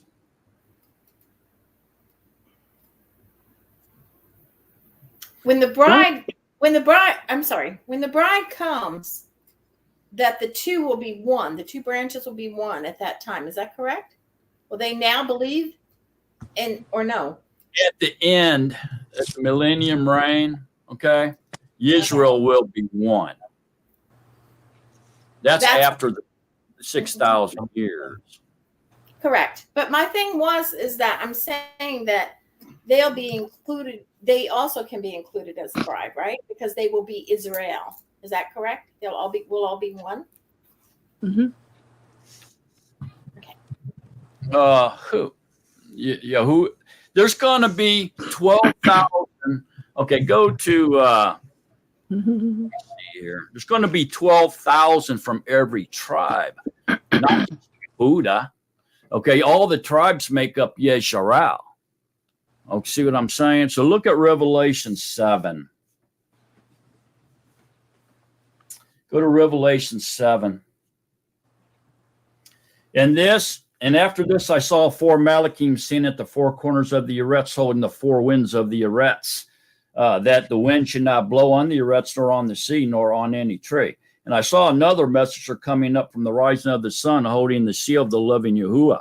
And he cried with a loud voice to the four messengers to whom it was given to harm the earths and the sea, saying, do not harm the earths, nor the sea, nor the trees, until we have sealed the servants of our Yahuwah upon their foreheads. And I heard the number of those who were sealed. It was 144,000, sealed of all the tribes of the children of Yisrael. So it's not just Yisrael and Yehuda.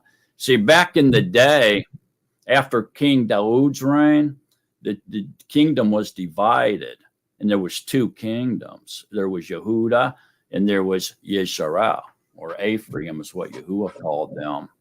Okay, well, they're not going to be two divided anymore. He's going to unite all the tribes into one Israel, but he's not going to take all the commonwealth, every single person in that nation. Okay, he's going to take 12,000 from the tribe of Yehuda. See, sealed out of all the tribes of the children of Yisrael is 12,000 from Yehuda, 12,000 from Reuben, 12,000 from Gad, 12,000 from Asher, 12,000 from Naphtali. They were all sealed. Manasseh, 12,000. Simon, 12,000. The Levites, 12,000.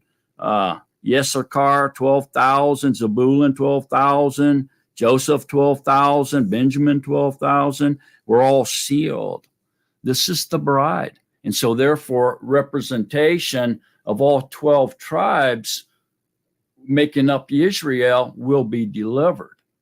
He's not going to leave his bride, not one person out that he has chosen to be his bride. And some of you may say, well, what happens with the Gentile? Well, don't forget, Ephraim was scattered. Abraham's seed was scattered among the nations. Ephraim scattered among the nations. And so they will be collected as part of the bride if they've been chosen. All right. Did I answer your question, Sharon? Understood and known. Thank you. Okay. Is there any thoughts, comments, or questions?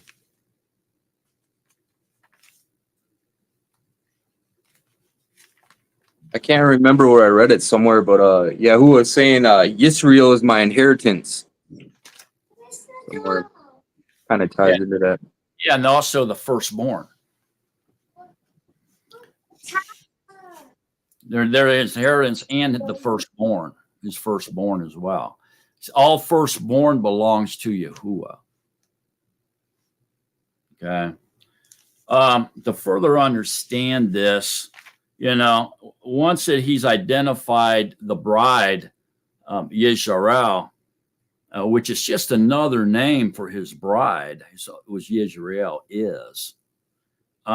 Look at verse 9 in chapter 7. And after this, I looked and I saw a great throng. This great throng is going beyond the bride, beyond the 144,000 that makes up Yisrael, which no one was able to count out of all the nations, tribes, and peoples and tongues, standing before the throne, dressed in white robes, palm branches in their hand, and crying out with a loud voice, deliverance belongs to Yahuwah, who sits on the throne, and to the Lamb. See that? And so here is a throng, a multitude of people that no one can count. And they came out of the great distress or the tribulation years. Okay. Do they make up the bride? No, they don't.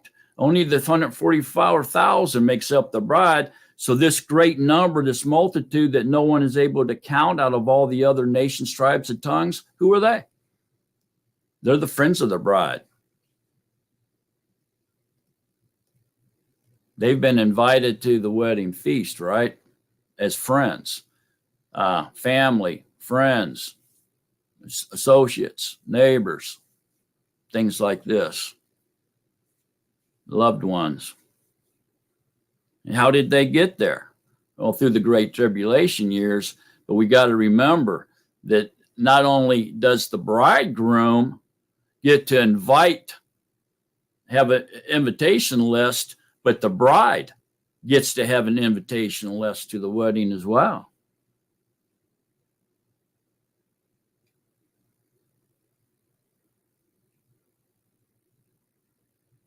Go ahead, Ike. Not a question, just a statement. That is just simply blind mowing. You know, it just blows me away. It just, Hallelujah. Yahuwah's love. It's like, wow. Okay, so there we have it. The 4 types of Hebrews representing the diversity and the unity of the body of Yahusha, or the bride, or Yisrael. It's all the same thing. And we find this in Leviticus 23, 39 through 44. And we find that all of Yisrael, or the bride, will be delivered, all representatives of each tribe, 12,000 from each, making up the bride, or Yisrael. Okay? So, our thoughts, comments, questions on this? Everybody seen that this is not a tradition. This is a command. You know, the first 4 appointed times have already come and gone. Yahusha has already fulfilled them. There's really not enough. There's really nothing to do here. Okay, but observe them. They've been fulfilled by Yahusha precisely on time when they were appointed to happen. The last 3, and they were all fulfilled during his first coming. The last 3, which is coming up here in October, have not been fulfilled yet. They're still live prophecies, live predictions. They're not going to be fulfilled until his second coming. All right. So what are we to do? Well, Tabernacles is one of the 3 festivals, or the 3 pilgrimage feasts. Okay, it is a festival. All right, there's only 3 festivals: Passover, Shabuath, and Tabernacles. The rest of them are just appointed times.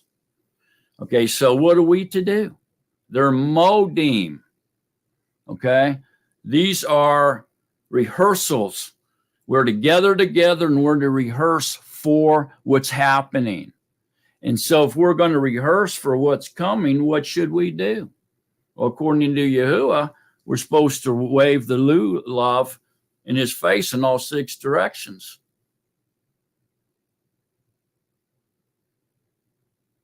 While we're in our tent. And we're supposed to set up booths and live in them, or at least eat in them, for 7 days. The 1st and the 8th being Shabbat. So the 8th day is what they call the grand finale of all the feasts. Okay, it is represents eternity, everlasting life, your immortal body. And so on the 8th day, it's a Shabbat, but we do not stay in our tents on the 8th day. We come out of them because we're celebrating immortality. We're not, the first 7 days when you're in that tent, the temporary booth, that represents your flesh, your body, your fleshly body. And as you sit in there and you have the willows over the roof, you see those branches start wilting and drying up and dying. It's representation of your lifespan and your body. On the 7th day, those branches are pretty much toast, representing your lifespans up in your mortal body, in your flesh. You come out of there, you don't stay in that booth on the 8th day because you get a new body. So we're celebrating immortality, getting an immortal body on the 8th day. It's a celebration of removing the flesh. That's why Yahusha was circumcised on the 8th day.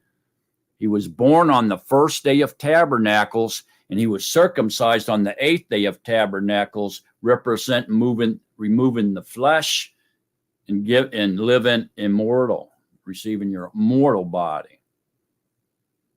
Any thoughts, comments, or questions? So we see here that this parable of the sower runs real deep. and it doesn't mean anything of what it's saying. Any comments, thoughts, or questions before we move on? We went over this before. Go ahead, Chance. There was a time when I was reading it back in the past, I was thinking like these were the different types of like people, like atheists, Christians, Catholics, like the sower, the tares that choke are like people in the different types of teachings, and they're being choked by the falsehoods, the traditions, and then the atheists who simply don't have any boundary or belief in them at all. You know what I mean? And they just get tossed to and fro by every gust of wind. You know, anything can pass through them like a broken down city. And then some that are, you know, like they believe in God, but you know what I mean? They have no name, they have no foundation.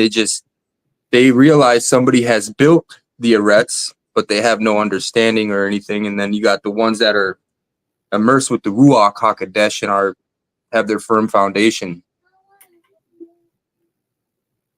Yeah, that's Christianity. We're going to flush that down the toilet. Okay, Yahusha was a Hebrew. Okay, this is written by Hebrew, for Hebrew, in Hebrew. And we need to flush it. Abraham's seed was sowed into the nations. So Ephraim, the seed of Abraham, exists among the nations, but pagans, make no mistake, are not going to make it into the reign of the Shemayim.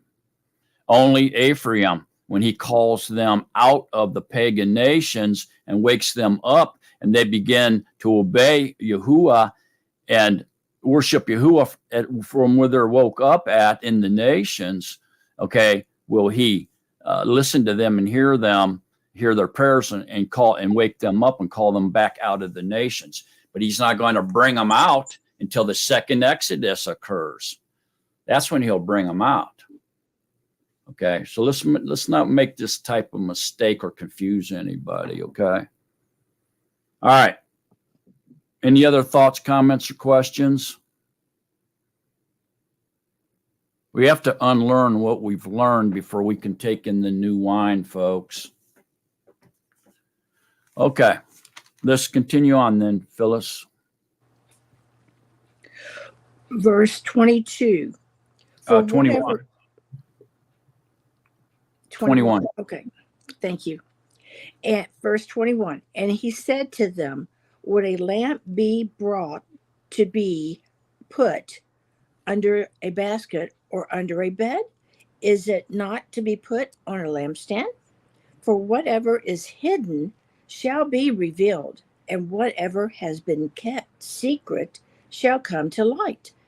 If anyone has ears to hear, let him hear. There you go again. Yeah, here we go again. So there we go again. Understand and obey is what that idiom means. But up here in 21, would a lamp be brought to put under a basket? What's the representation or symbolic of this lamp? What's the lamp? And what is not to put under a bed, is to be put on a lampstand. What's the lampstand? Somebody. What's the lamp and the lampstand? Go ahead, Phyllis. The truth, the word of the Basora.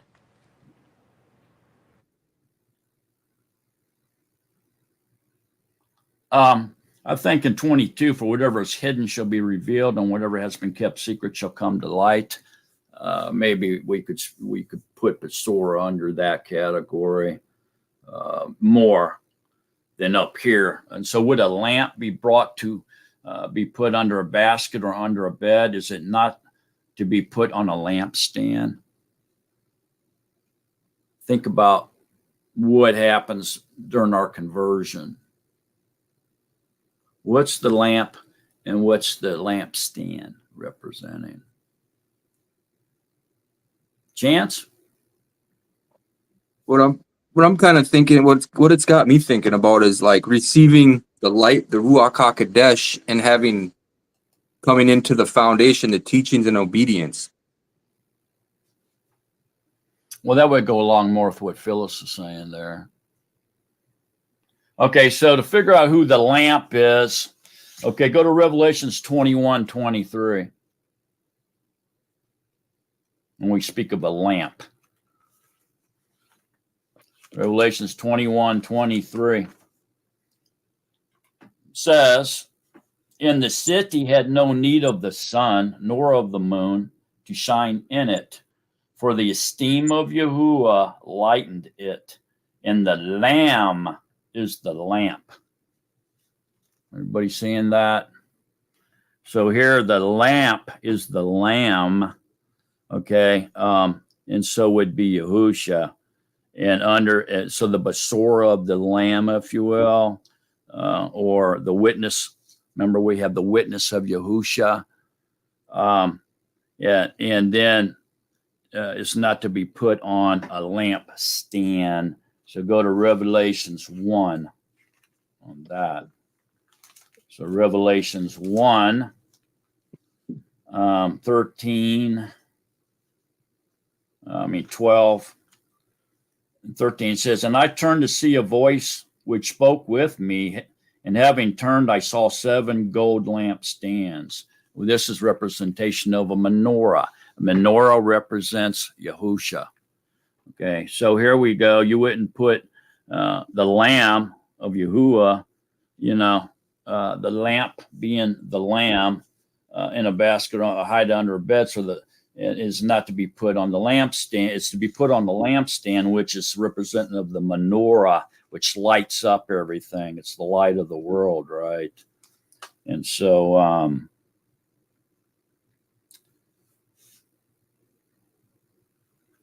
for whatever is hidden shall be revealed, and whatever has been kept secret shall come to the light, which is Yahusha. Okay. Everybody seeing that?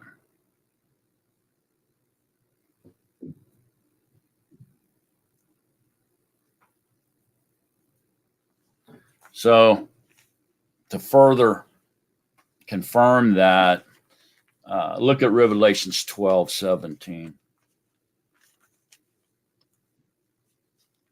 Revelations 12:17 says, "And the dragon was enraged with the Asha, and he went to fight with the remnant of her seed, those guarding the commands of Yahuwah and possessing the witness of Yahushua HaMashiach." You see that? So there it is. So that's the witness or the testimony of Yahusha. That's what this is speaking about. So we don't hide that. We don't keep it to ourselves. And then to a deeper level of spiritual understanding, we can say that this is the Ruach HaKodesh, the Mashiach in us or in you. You don't hide it. Okay? You're a light on a shining hill. You're a beacon. Okay? So you don't hide the Ruach. You let the Ruach do his work. So you don't quench the Ruach at a more deeper spiritual level. Okay, so for whatever is hidden shall be revealed, and whatever has been kept secret shall come to light. What can we put under that? What can we say that possibly that's talking about, other than the Basora or the scriptures of truth? When we speak truth, truth is hidden, isn't it? Yes, it is. And so whatever is hidden shall be revealed. So truth is a secret, and it shall be revealed. And whatever has been kept secret shall come to light. Okay, because it's going to be taught by the Natsarim. Okay, but what else can we put under this category of this verse? Go ahead, Phyllis. The secret of Yahusha is going to be revealed. We can put the secret of the ages under there, Mashiach in you, because that's what the prior verse is speaking of. But what else can we add or put under this category? What else? What other hidden secrets is going to be revealed in the last days? It's being revealed right now, even as we speak. More and more and more. His name. There you go. His name. So we can put the true name under this, right? Okay. Any thoughts, comments, or questions now at this point? Also revealing the paganism behind everything we do. That will be revealed also. Oh, yeah. Hidden right in Exposing plain truth. sight. What'd you say, Raul? We're exposing truth. Yeah. Revealing the truth. Is the truth a secret? Yeah, It's been hidden. it's been. Yes, it is. But it's being revealed in the last days, isn't it? Okay. Any thoughts, comments, or questions? We have 3 openings. Somebody come on in. Fill up this broadcast. Come represent Yahuwah. There you go. There's the link. All right, Phyllis, let's move on. There's no questions.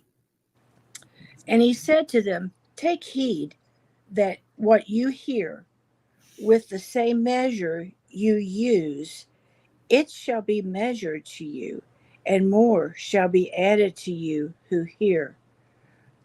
I need help with that one. What does that mean? Well, yeah, anybody got any thoughts on what that means? Take heed what you hear.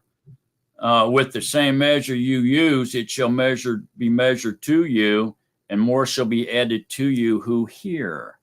So hear would be obey. So more shall be added to you who obey, who hear. Or Okay, I understand that. Take heed what you hear, with the same measure you use. What do you mean you use? Like you use the truth that you're being told with the same measure you use? What is the subject? Well, basically, it's what you understand. It shall be measured to you with the same measure you use. It shall be measured to you,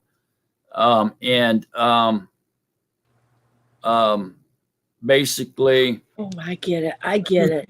How you treat somebody else, we'll just say, is how you're going to be treated.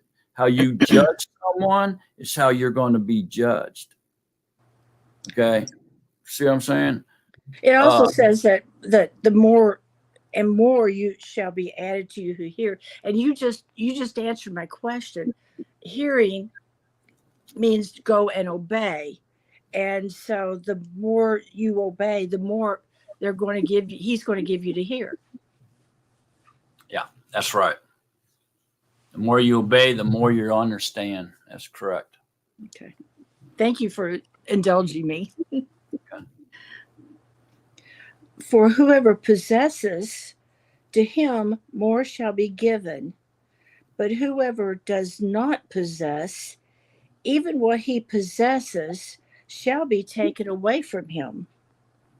And he said, the reign of Yahuwah is as when a man scatters seed on the ground, then sleeps by Lila and rises by Yom, while the seed sprout and grows, he himself does not know how. For the soil yields crops by itself, first the blade, then the head, after that the completed grain in the head. And when the crop is ready, immediately he puts in the sickle, because the harvest has come. Okay, stop. Okay, can anybody explain that little parable to us?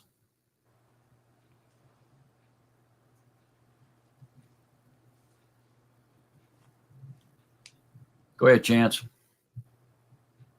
I was in the background. I got my son here, but what I was getting, I heard sickle, so it has maybe something to do with the reaping, the reapers coming and for the harvest. The reign of Yahuwah is as when a man scatters seed on the ground, then sleeps by night and rises by day. When the seed sprouts and grows, he himself does not know how. Oh, yeah, I missed that one. I'm making a bottle, but I heard the sickle. That's all I heard at the last second, so I figured it was something to do with the. The soil Right. yields crops by itself. First the blade, then the head, and after that, the complete grain in the head. And when the crop's ready, immediately he puts in the sickle because the harvest has come. Go ahead, Ike. It's our growth, the body, the chosen ones, the growth as we grow and we're ready. You know, we start young, we grow to the head, and then it's time. Could it be the planting that we plant the seed, and then the harvest is for us to go out and reap the harvest for Yahusha? I'll stop right Yeah, there. I think both of you have valid points there. Yeah. Go ahead, Phyllis. I was thinking that he's comparing the growth of the plant to the growth of the man. And he's saying plants know how to do what they're supposed to do. You should learn how to do what you're supposed to do. That's what I saw. Maybe I missed it, but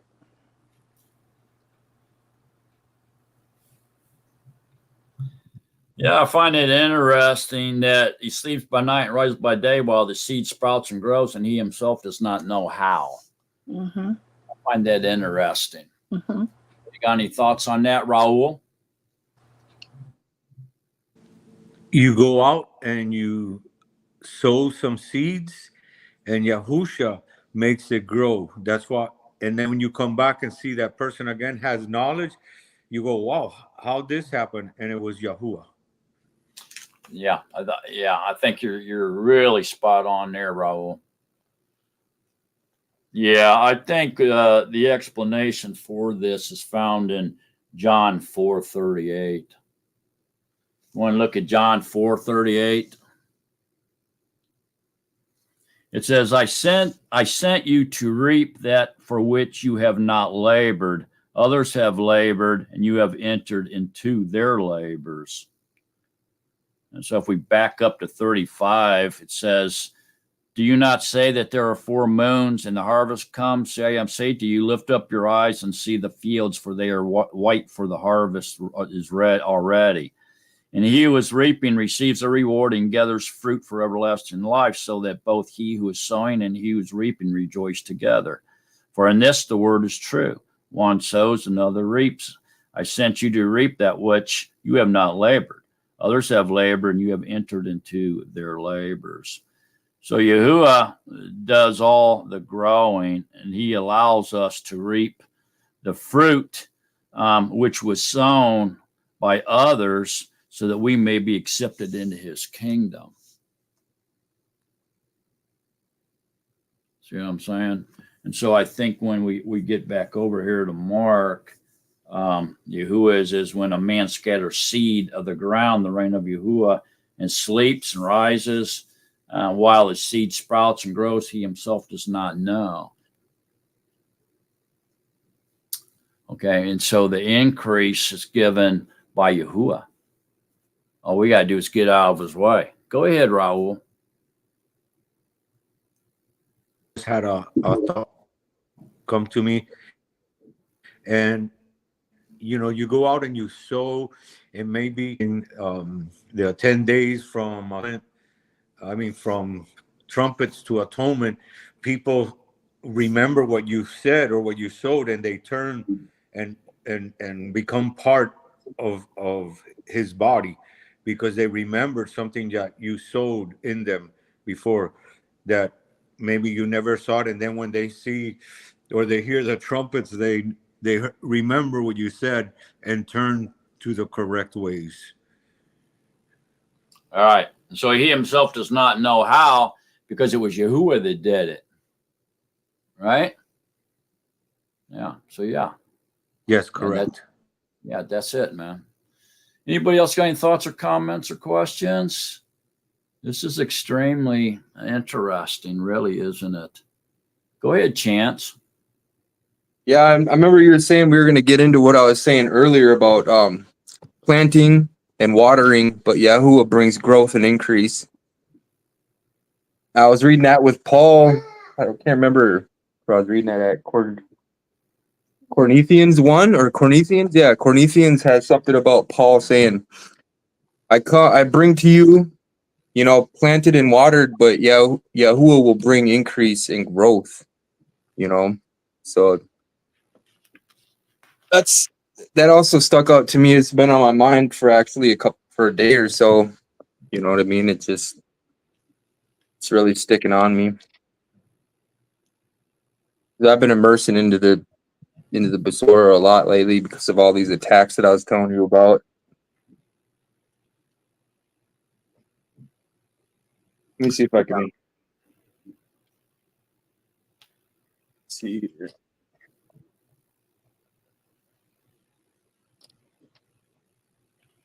Go ahead, Sandra. Renee. Thank you. I kind of am wondering, in relationship to this parable, he said the rain is as when a man scatters seed on the ground, the seed being the word. Then the man sleeps by Lila and rises by Yom, and when the seed sprouts and grows, he himself does not know how. I'm thinking about over here where he's talking about the good ground, those that believe and receive the word are the good ground, and then the enemy comes in.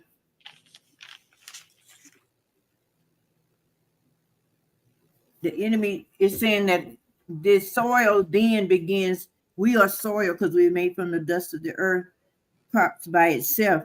First the blade, then the head, that completed the grain in the head, him being the head of the body.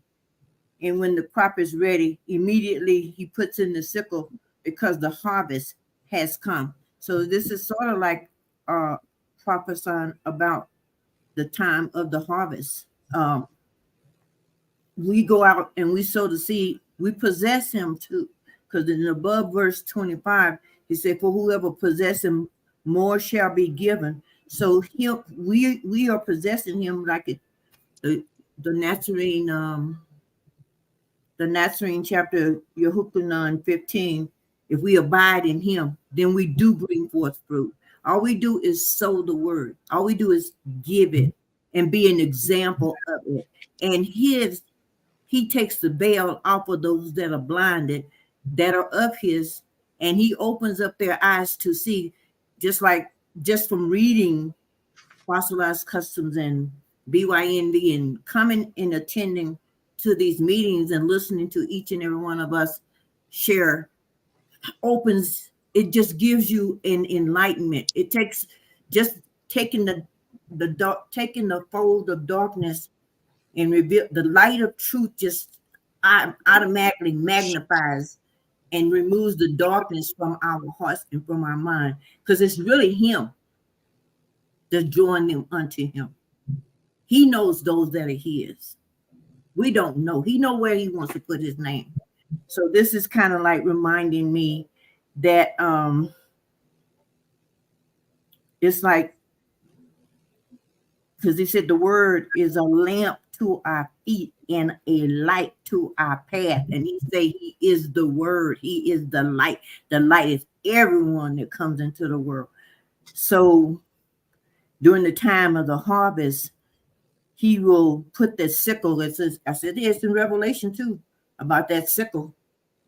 The sickle is I would say, what they use a sickle for is to cut the grain, to cut the wheat down. And then the harvesters, they're going to come in and separate the wheat from the tares during the time of the harvest. That's kind of what I was kind of leaning on towards some of this, and in addition to what everyone else is saying as well.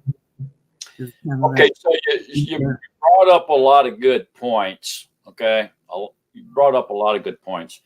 I just want to fine tune what you're saying. Okay, I'm going to condense it into more of an easier format. Okay, and so when we go to 28, when it says, for the soil yields crop by itself, the soil are humans. We're dustmen. Okay, and so the soil yields crops, the fruit by itself. Okay, it's not us, it's Yahuwah that does it. Okay, and it's not us doing it, it's Yahuwah, because it's Him in that person that's waking that person up and bringing in the fruit, yielding the crop. So it says first the blade. If we look over at John 21, in verse 15, where when he tells Simon to feed my lambs. So we can look at the blade is the lambs, the babes drinking the milk, and then the head, which is the adults, as we read in 16 when he says, "Shepherd my sheep." So we lead, take care of, watch and feed the manna from heaven and living waters to the adults as the lambs matured, and then and after that the completed grain in the head, which would be the mature or the elders, if you will, where he says, "Feed my sheep," and they need the meat and the potatoes, the bread, the vegetables. They have to be fed the spiritual insight because they've progressed, but we don't want their salt to lose its taste. So we must feed them the spiritual insight. So this has given us the three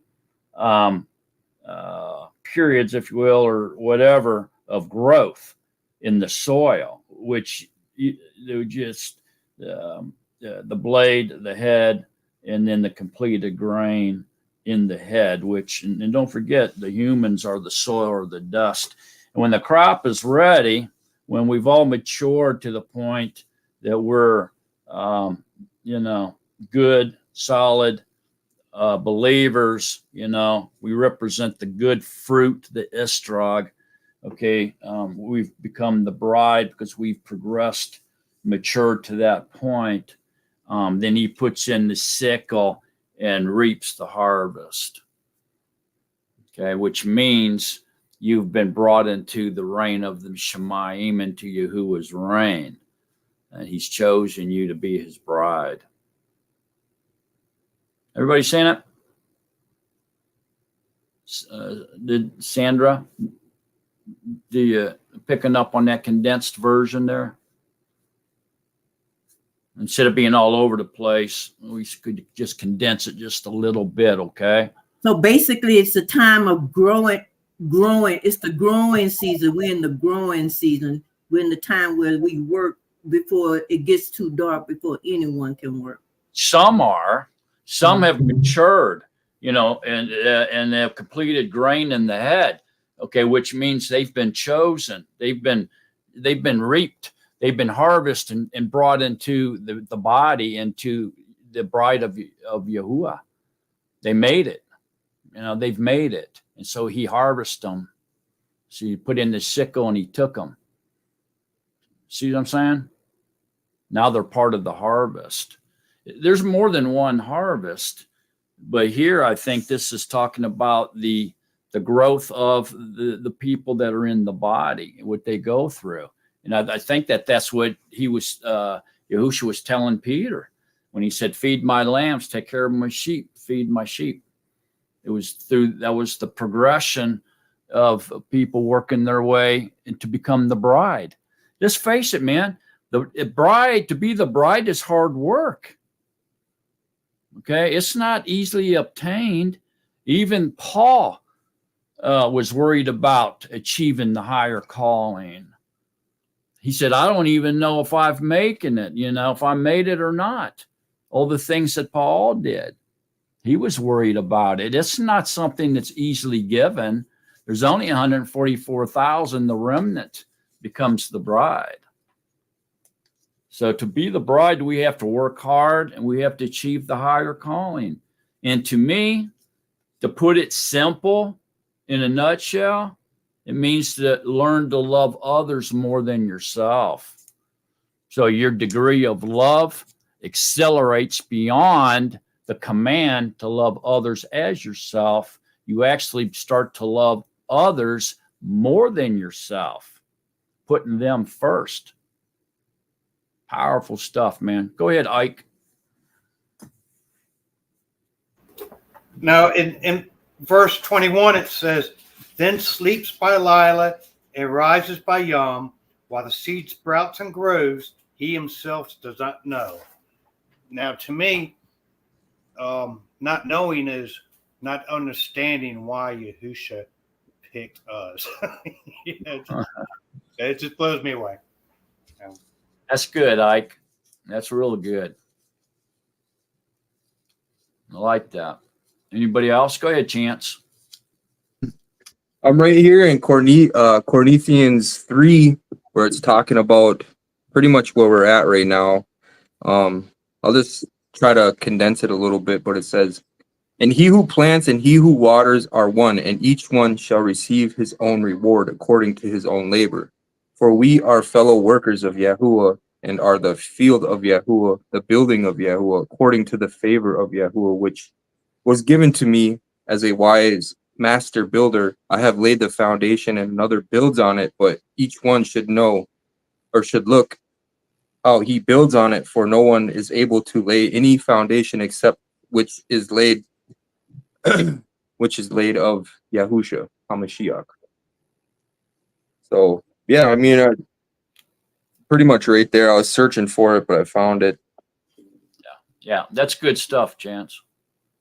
That's a good comparison and blends in rather nicely, doesn't it? Anybody else got any thoughts or comments or questions? Okay, Phyllis. And he's verse 30. Yep. And he said, to what shall we compare the reign of Yahuwah? Or with what parable shall we present it? Like a mustard seed, which, when it is sown on the ground, is smaller than all the seeds on the ruts. Hang on. Is that true? Is the mustard seed the smallest seed in the world? It's not. There's other seeds smaller, but that's not what he's saying here. The way he's using the mustard seed as an example is because of the growth that comes from it, how small it is and how big the plant actually comes. So what he's saying is, even the rain starts real small, it's going to increase and become large and mighty. Okay. That's the thing here. It does. People are gonna say, so that's not true because there's smaller seeds in the mustard seed. That's not the point here. Okay. So you can expect to hear that kind of stuff. That's not the point Yahusha's making. Go ahead, Chance. It's great that we touched on a mustard seed, because I was actually thinking about that. I put it like this: it's the least desired. Who wants mustard? If you think about it in the flesh, who wants mustard? I do. But I get it though, because who wants to plant a crop of mustard? You know what I mean? So I get it. It has to do with the reign of the Shamayim. Like, if you think about it from other points of view, like a lot of people say the commandments are hard to follow. That don't have the Ruach. You know what I mean? And who wants that mustard? You know what I mean? You have to come into that Ruach. You have to have the Ruach. That's, Yeah.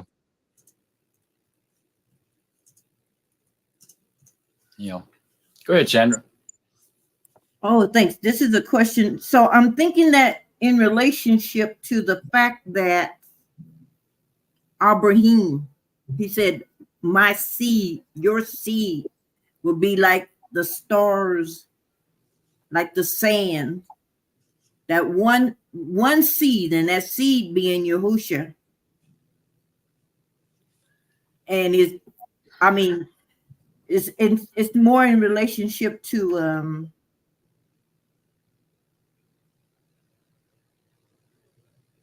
it's more in the relationship to that is despised among men is great in the eyes of Yahuwah. Yeah, that's good analysis. I mean, think about it. When he says the seed of Abraham, he's not saying seeds, he's saying seed. one singular seed, which is Yahusha. So if everybody following along with what Sandra's saying there, and that is more along the lines of what Yahusha is explaining here. And don't forget, he's saying it in a way that people don't understand. So they're going to scratch their head and say, oh, the mustard seed isn't the smallest seed in the world. There's smaller seeds than that. And they don't even get the point that he's making here. It goes right over their head because they're so worried and concerned about what he said, that the mustard seed was smallest on the earths. And so what he's saying is the kingdom started with a single seed and multiplied and increased to a large number of those that will be in the reign of Yahuwah that no man can even count. I mean, we can go into that. I've been through that before. Go ahead, Sandra. So I would like to add, because that seed in comparison, because the Prussian were thinking that because they were in the blood lineage, in the flesh of Abraham, but the seed of belief is more massive than them being born in the blood lineage of. And although there's going to be 144,000 of the blood lineage as well, but that's because they have that belief. Yeah. Go ahead, Chance. Yeah, I was just letting my mind wander on the mustard seed again, and it's like Yahusha gave his body, and we're all members of that body.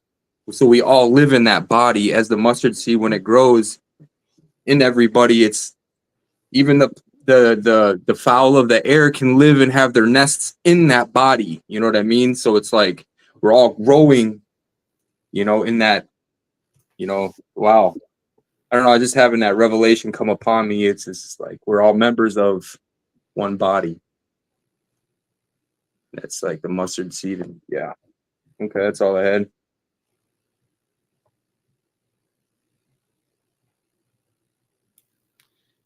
You guys want to see what a mustard plant looks like? Do you know what it looks like? I would love to see it. Okay. Mustard seed oil is good for inflammation.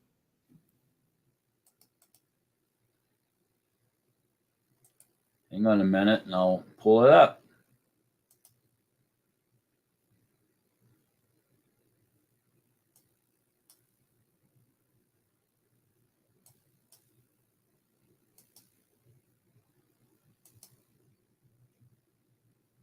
So the mustard seed size looks about like the size of a BB, okay? Maybe a little bit smaller than a BB. And here's what it grows up to. What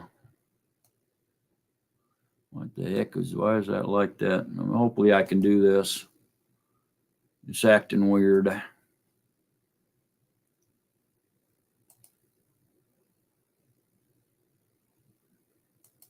It's kind of like getting a lag. That's not what I'm wanting. Hang on a minute.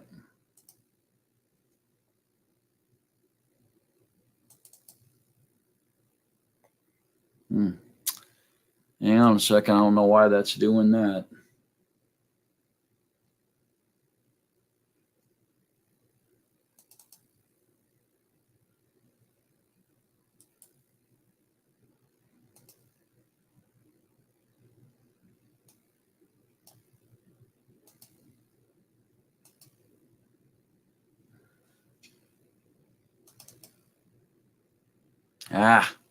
Yeah, I might not be able to do it. It's not wanting to come up like I need it to for some reason. It looks like a pretty good sized tree.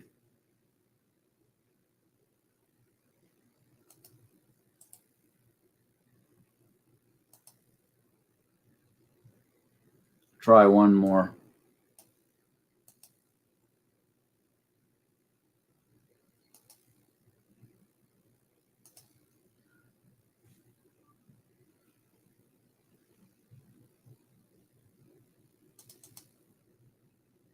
There we go. This one came up. All righty. So hang on then. Let me see if I can share it.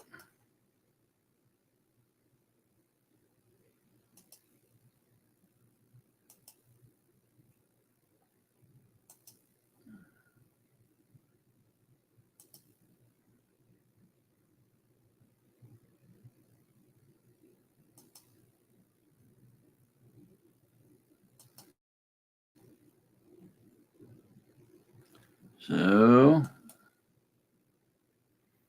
it's going to let us. Hang on. Davey's trying to get in. There he is. So here we go. There it is. Finally, here's a mustard plant. Everybody seeing it? How do you make Here it is. That came out a little tiny seed, a little bit smaller than a BB. So it looks like a tree, right? Basically. Everybody see it? Looks like a tree, huh? Pretty good size coming out of a small seed like a BB. Oh, there I am. Did you get to see the mustard plant, Phyllis? Yes, and I just wanted to make a little comment based upon what Chance said earlier. Yeah. He was talking about the mustard seed, not necessarily doesn't have to be but it could be the least in the terms, like he was saying, the least wanted. I mean, if it makes such a big tree, you don't need a lot of them, and it's kind of like it's the lowest of the lowest that grows big. I just appreciated what he was saying. Yeah. I mean, it's basically saying it starts off with a single seed. Okay, one seed, singular, and grows into an enormous plant, considering the size of a single seed. Okay, that's really what the point he's making here. He's not making a point that it's the smallest seed on the arrays. All right. So people are silly, and I've heard a lot of them arguing when they read this. That's not true. That proves the Bible's not true, and all this and that. That's a weak argument. They're just not understanding the point Yahusha's making here. Go ahead, Sandra. Thank you. I would like to also add, I think in Yehukanan 12:24, truly, truly, I say to you, unless a grain of wheat falls into the ground and dies, it remains alone. And if it dies, it bears much fruit. So we're talking about bringing forth fruit, abiding in him and bringing forth fruit. So he's just using that as an example because he's about to be placed into the ground for 3 days and 3 nights. And with his death, resurrection, and ascension, the fruit that's coming forth, what you talked about in Revelation, from that alone, that's going to be the great fruit, the harvest of the world.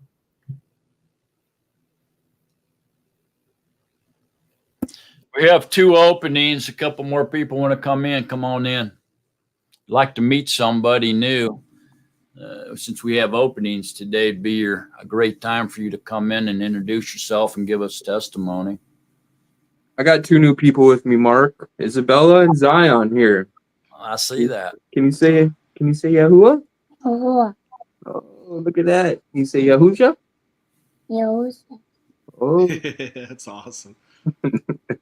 Awesome. Cool. How Can you old? say hi? Wave. Hello.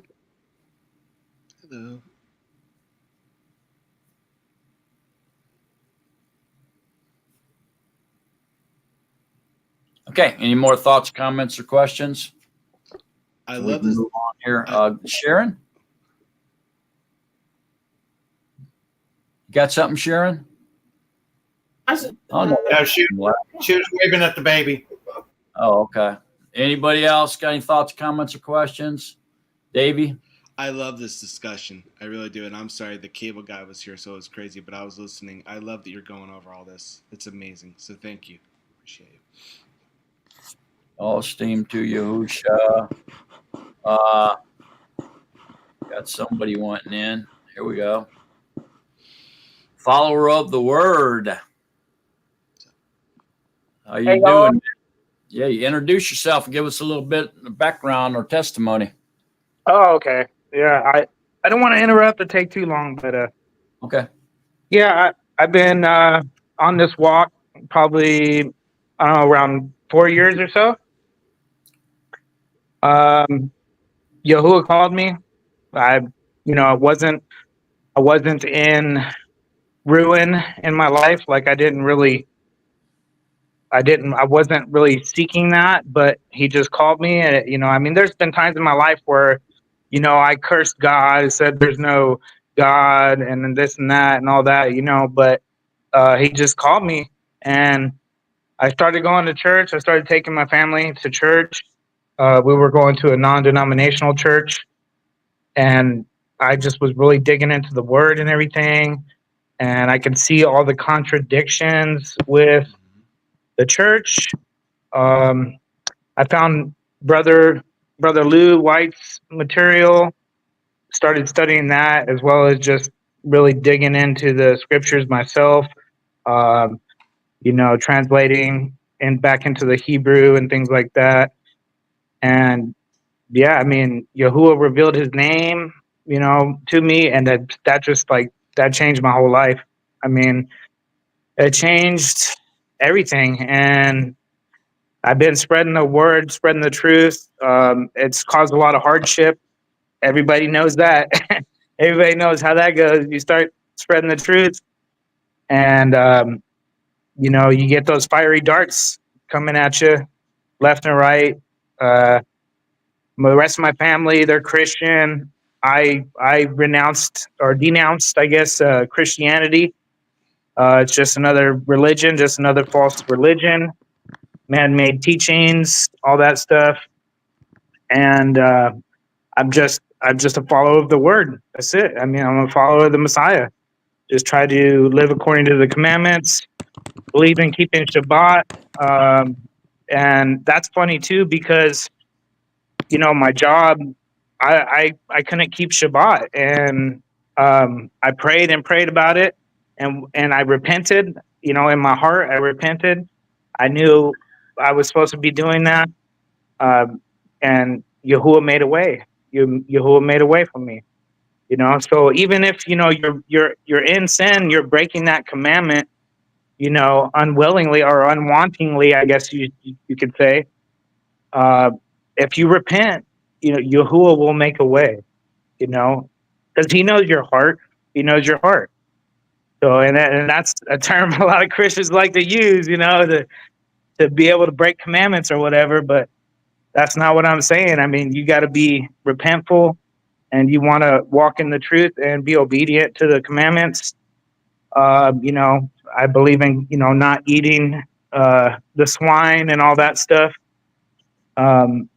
Now, obviously nobody's perfect. I'm not perfect, but I sin. But when I sin, I know, that he is faithful to forgive, and that, we need to take that as a learning experience and, get back up and try to walk in obedience the best you can. And, I believe that when you're walking in obedience, you're filled more with the Spirit. The closer you are to him, the closer you are to the truth, and the closer you are to walking in obedience, he fills you up more with his Spirit. And the whole goal is he is the goal, right? He is the goal, which he is the word. So therefore he is the commandments. And our goal is to be walking in perfection. So I do think, is it possible at some point in your life to be walking sinless? I think, it could be possible, but if not, I mean, at least like that's what you're looking down the road, and that's what you're trying to get to, you know. And I love all you guys. I've been watching you guys since it started. I mean, I'm a part of the Natsarim thing that Lou White started. I don't go in there much, honestly, but we are members, me and my household, and there's always work to be done. We can always do better. But I was spreading a lot of the truth at my work, and there's a lot of Christians, you know, and man, I got so beat up and so like just beat down to where I kind of had to step away.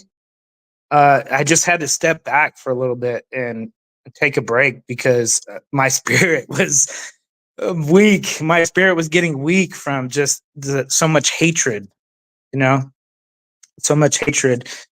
So I'm kind of I'm getting back in. He's giving me the strength, you know, to come back and start preaching the truth again. That's kind of where I'm at. But I would say there are a few things that I don't personally at this point in my walk due to I've done a lot of studying on it and stuff, but there are a few things I don't agree on with some of the stuff that you guys hold to. But hey, I mean, I'm not here to cause division. I'm here to listen and learn and be a humble servant. So that's it. Nice to meet y'all, or see you in person, I guess. Nice to meet you, follower. Definitely awesome. Okay, nice to meet you, and thank you for that testimony, and appreciate you being here, man. Come on, praise more. Yahuwah. All praise to Yahuwah. Absolutely. Okay, let's get back to our study now. I'm going to click on your mic here. There you go. Good job. Turn your mic off. Dave, control your mic, man. I'm going to turn you off. Okay. Any thoughts, comments, or questions on the mustard seed plant or the mustard seed? Okay, Phyllis, let's roll. Verse 30. Did I already read this? Oh, verse 30. Huh? 32. 32. Sorry. And when it was sown, and when it is sown, it grows up and becomes greater than all plants and forms large branches so that the birds of the heaven are able to nest under its shade. And with many such parables, he was speaking to them the word as they were able to hear and obey. And he was not speaking to them without parables. And when they were alone, he explained to all of his Talmudim. And on the same Yom, when evening had come, he said to them, "Let us pass over to the other side." Okay, hang on. Okay, so see where it says he was not speaking to them without parables, and when they were alone, he explained all about the parables to his Talmudim. Okay, look at Matthew 13. Matthew 13, 34, 35 says, Yahusha said all this to the throngs in parables, and he did not speak to them without a parable, so that what was spoken by the prophet might be concluded, saying, I shall open my mouth in parables, I shall pour forth what has been hidden from the foundation of the world. Okay, so there you go. That's confirmation that he didn't speak out in public to the throngs clearly. He spoke to them, always spoke to them in parables. Everybody seeing that? And he had explained it privately when they were alone to his Talmudim because they were still in the mind of the flesh. The Ruach had not been poured out on them yet. Now he's saying, when evening came, he said to them, let's pass over to the other side. And so this would have been approximately 8 miles they had to row across to get to the other side of the Sea of Galilee. And this would have took them about 2 hours to row across there or sail across the lake. Okay. So he's wanting to go to the other side now in a boat. They're not going to walk all the way around the seashore. He's going to cut across using a boat. Everybody seeing that? Mm-hmm. Okay. Any thoughts, comments, or questions at this point? No. All right. Well, let's move on then, Phyllis. And having left the throng, they took him along in the boat as he was. And other little boats were also with him. And there came a great windstorm, and the waves beat into the boat so that it was already being filled up. And he was in the stern, asleep on the cushion. And they woke him up and said to him, Teacher, is it no concern to you that we perish? And having been awakened, he rebuked the wind and said to the sea, Peace, be still. And the wind ceased, and there was a great calm. And he said to them, Why are you so afraid? Have you not yet belief? And they feared exceedingly and asked each other, Who then is this, that even the wind and the sea obey him? How can they have that question in their mind? Yeah, they're still in the mind of the flesh, so the Ruach hasn't been poured out yet, right? And so here we see him using operations of power or a miracle as he commanded the wind to cease and to be calm and the sea to be calm, okay? And so and they feared exceedingly and asked each other, who then is this that even the wind and the sea obey him? And so they were, they woke him up, and he rebuked the wind and the sea, and peace be still, and the wind ceased, and there was a great calm. And so it got calm, right? Okay, so now it's real calm, and you would think they were relieved. And then he says, why are you so afraid? Have you not yet belief? And they feared exceedingly and asked each other, who is this that even the sea obeys him? So the question I have for y'all is, what were they fearing? He had already calmed the sea. And so it says, and they feared exceedingly. What were they afraid of? What were they fearing at this point? He had already calmed the weather, and the ocean is real calm. Phyllis? I think it might have been more like fearful respect. They're just amazed at him. Yeah, that's right. They were fearing him at this point, weren't they? They're like, who is this? We're, in our presence here. So it kind of, even though they were in the mind of the flesh, they were kind of maybe subconsciously accepting the fact that they had Yahuwah in the boat with them. And it was bringing they were fearing exceedingly because of who was with them. Everybody seeing that? They weren't fearing the sea anymore or the wind, because he had already calmed that. Any thoughts, comments, or questions? Go ahead, follower of the word. Hey, I just wanted to say I'm Lucas Bender from the chat. I didn't know if everybody knew that or not. You're who? Lucas Bender from the chat. In the chat. I just wanted to make that connection. Okay. Oh, Lucas Bender? Oh, okay. Yeah. Oh, I didn't know that was you. Okay, I got you now. I've seen you on here before. Yeah, go ahead, Sandra.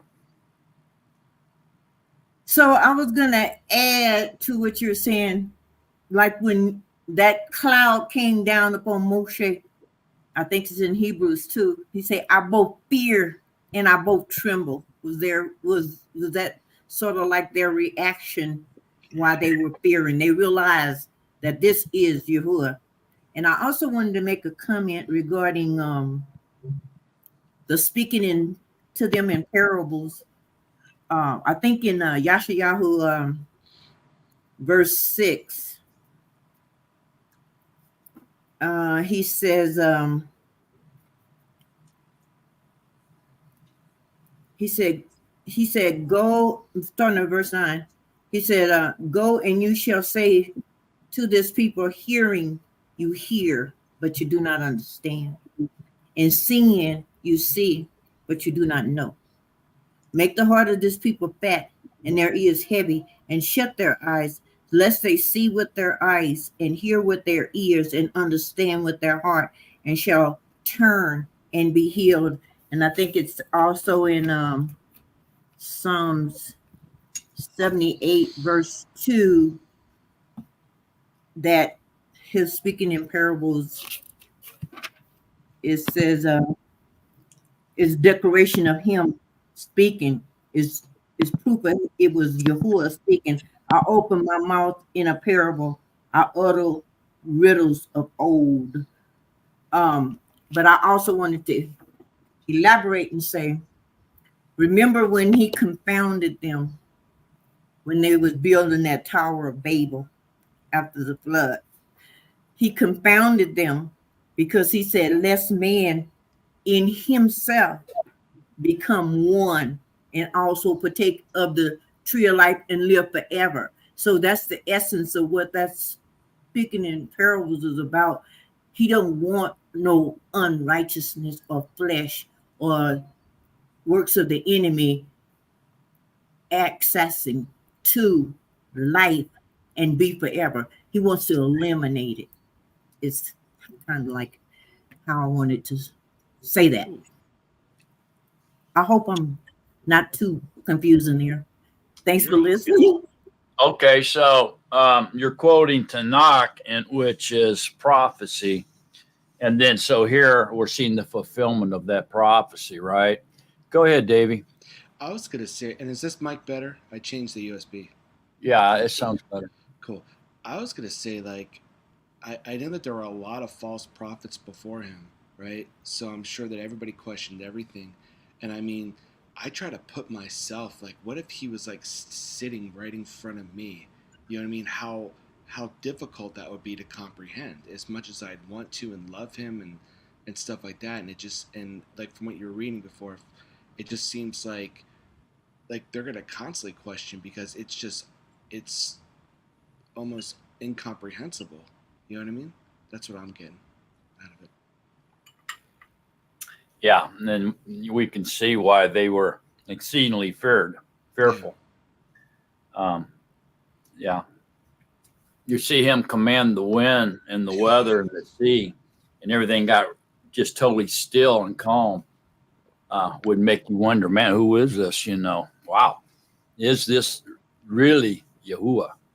You know, even though they were in the mind and the flesh, they knew they were in the presence of someone who wasn't just a normal human. All right, and they knew that, and it caused them to be feared exceedingly from what they saw him do. Okay. Any other thoughts, comments, or questions at this point? We can move into chapter 5. Sandra? I was just going to say, and he's the one that made the winds blow. Yeah. He was testing them too. Go ahead, Ike.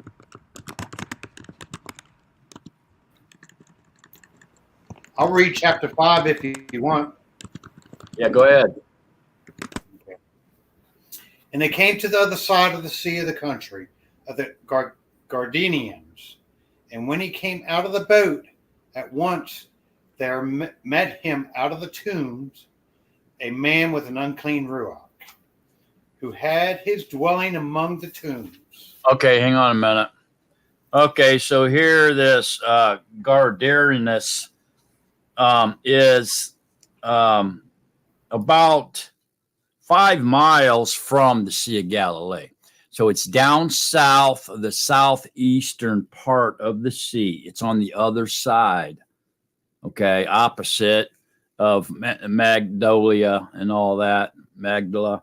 And it's the southeast corner of the sea, okay? And this Gardarianus is just a territory. That's why it says to the country. But if you continue to walk 5 miles from the seashore, you'll come to the city that has the same name. Okay? So the city's 5 miles away from the Sea of Galilee. All right, everybody seeing where he's at now? Okay, down at the southeast corner of the lake. And here he's running across a man that lives in the tombs. It has an unclean ruach. Okay. All right, let's go ahead and go, Ike. Okay. And no one was able to bind him, not even with chains, because he had often been bound with shackles and chains. But the chains had been pulled apart by him, and the shackles broken in pieces, and no one was able to tame him. And continually, Lila and young, he was in the mountains and in the tombs, crying out and cutting himself with stones. Okay, stop. Okay, so here we see that this madman, if you will, is demon possessed, and he's living in the tombs, and he's crying out, just screaming and hollering, crying out and cutting himself with stones. What's going on here? Why is this man cutting himself with stones? Is this actually some type of pagan religious ritual going on here? Is there evidence of this being practiced today in our era? Ike? I don't know what it's called, but the Muslims do it once a year or something. It's I can't remember the name of it. I don't know. Yeah, that's correct. The Muslims do it, and so do some Christians. It's called flagellation. Yeah. They do it with whips, and they also cut themselves as they're punishing their body because it's sinning. You know, that's why they're doing it. The scripture is clear that you don't have to do that. Paul is very clear on that. And so the other thing we need to see here is this is not only practiced among Islam and Christianity, but it's also has origins in Baal worship or Bel worship. And so is there any proof of that? Absolutely. Go to 1 Kings 18:28. Page 385 in my book. Mark, you're in the dark. What do you mean I'm in the dark? Oh, your face is not on the screen. I don't want you to see me. Yeah, we don't see you. Oh. I don't want you to see me. Look at page 385, at least in my book.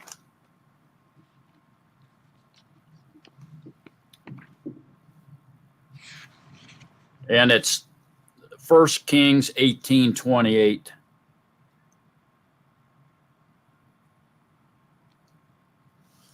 And they cried out and cut themselves according to their ruling with knives and spears until the blood gushed out of them.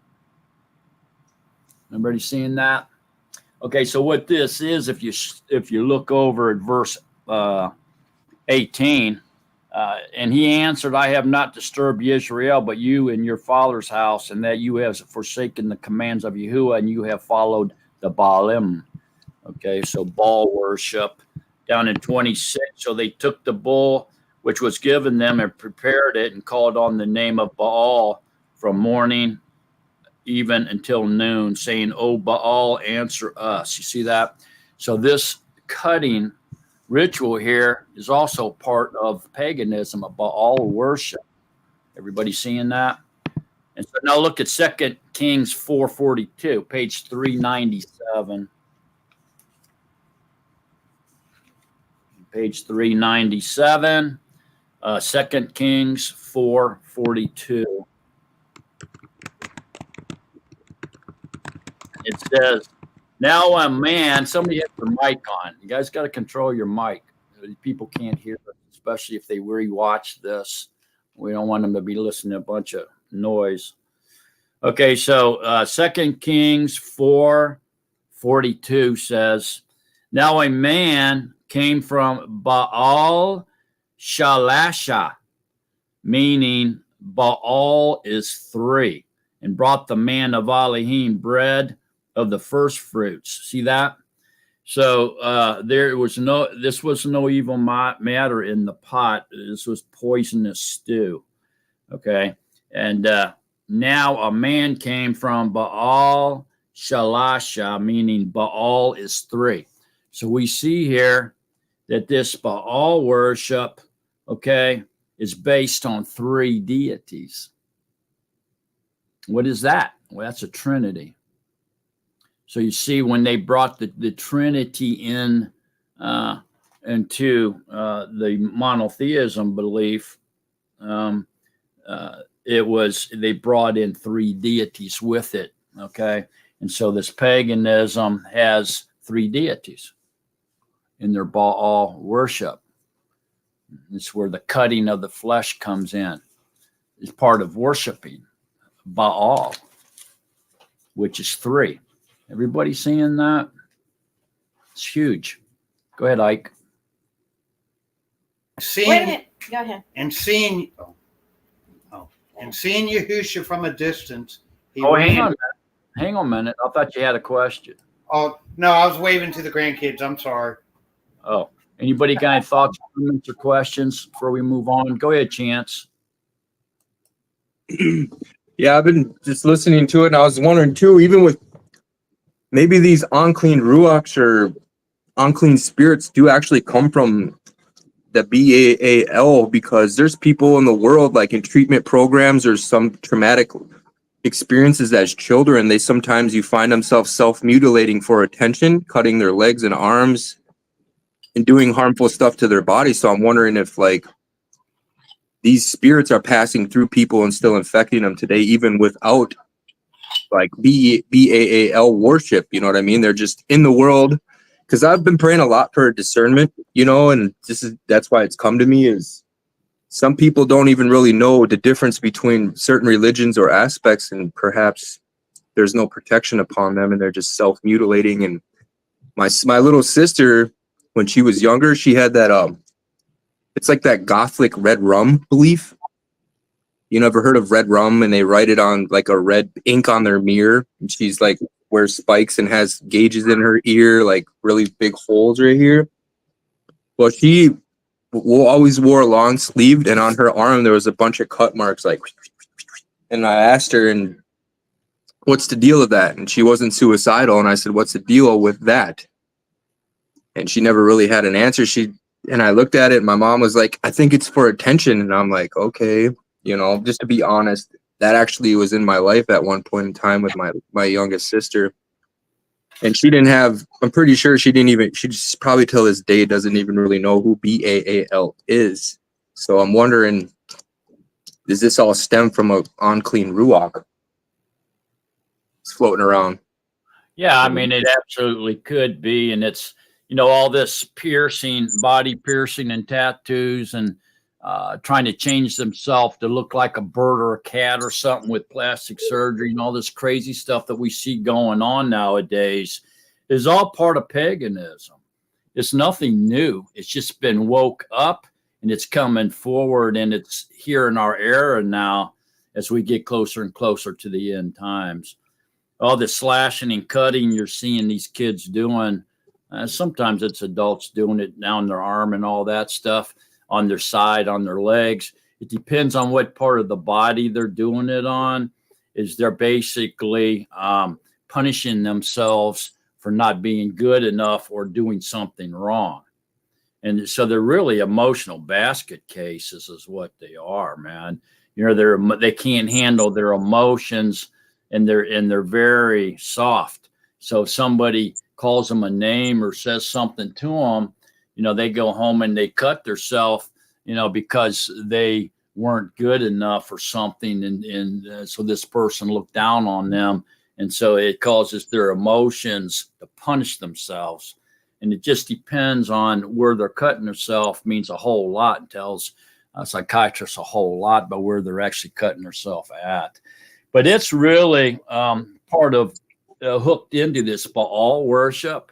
It's paganism, and it's just something that's going on right now in this world, in our era. It's been woke up, and it's coming out of the woodwork back onto the stage, world stage. And people are just acting like it's no big deal now because they're so used to seeing it. Man, I've heard people say it even feels good. Yeah. Some of them say it makes me feel better, because once they injure themselves, it's kind of like they're forgiving themselves for, you know, being deficient. You know what I'm saying? And so it makes them feel better about themselves. It's really an emotional basket case type situation. You can read more about it. I can't remember. At one time I did study that and try to find out what was going on with that. But I can only remember just a little bit about it. If you're more interested, you know, just look it up and study it on your own, what's going on there. And you'll see, you know, what I'm saying about that. It's a sad thing, really. I mean, they don't feel loved. You know, they just can't take any type of criticism, even constructive criticism, you know, bothers them. And so they act out like that. Okay. So I don't want to really I'm not a psychiatrist or anything. I don't really want to kick a dead horse here and talk too much about this, but there is definitely some type of connection with Baal worship, and demons are involved in this practice, because we see it being done here by a man who is demon possessed. Everybody see that? Mm-hmm. So there has to be a connection. Any comments, thoughts, or questions? Go ahead, Sandra. Thank you. I was just gonna add that their souls, their beings have been possessed by the enemy, is where they're coming from.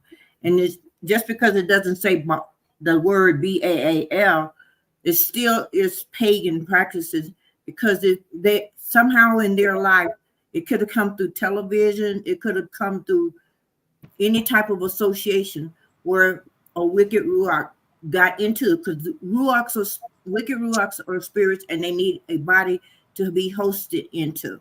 And some medications cause these things to happen to these people.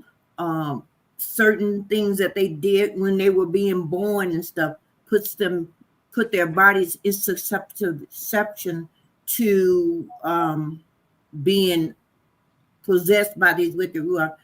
Yahusha in you and in us, in his name, will cast them out. Mm-hmm. Like he's getting ready to do here with this man here. But that's just what it is. It's just that their bodies are being possessed by wicked ruachs, and they can come in and enter in different ways. It could be through their medication. It could have been through something they heard, but somehow or another, they have yielded their minds and beings unto that ruach, and that ruach needs to be cast out. And they don't know that. Even the way some childbirths come forth causes autism and different ADHD and stuff, and medications that is caused by drug sorcery. Yeah, it's a possibility that they're possessed by demons, for sure. You can see the connection here in Scripture. You know that while this man is cutting himself with stones, he's demon possessed. Okay, and so these practices Baal worshiping, of paganism, disobedience, worshiping creation rather than the creator. All these things can lead to demon possession. Yahoo is working on me. She says, I'm crying. They've been emotionally abused by the system. In some cases, that's true. They have been. Not in all cases. Some people come from good families, stable households, and they're doing that stuff. So they're definitely under the influence of the modern era. What's going on in our society, this modern society.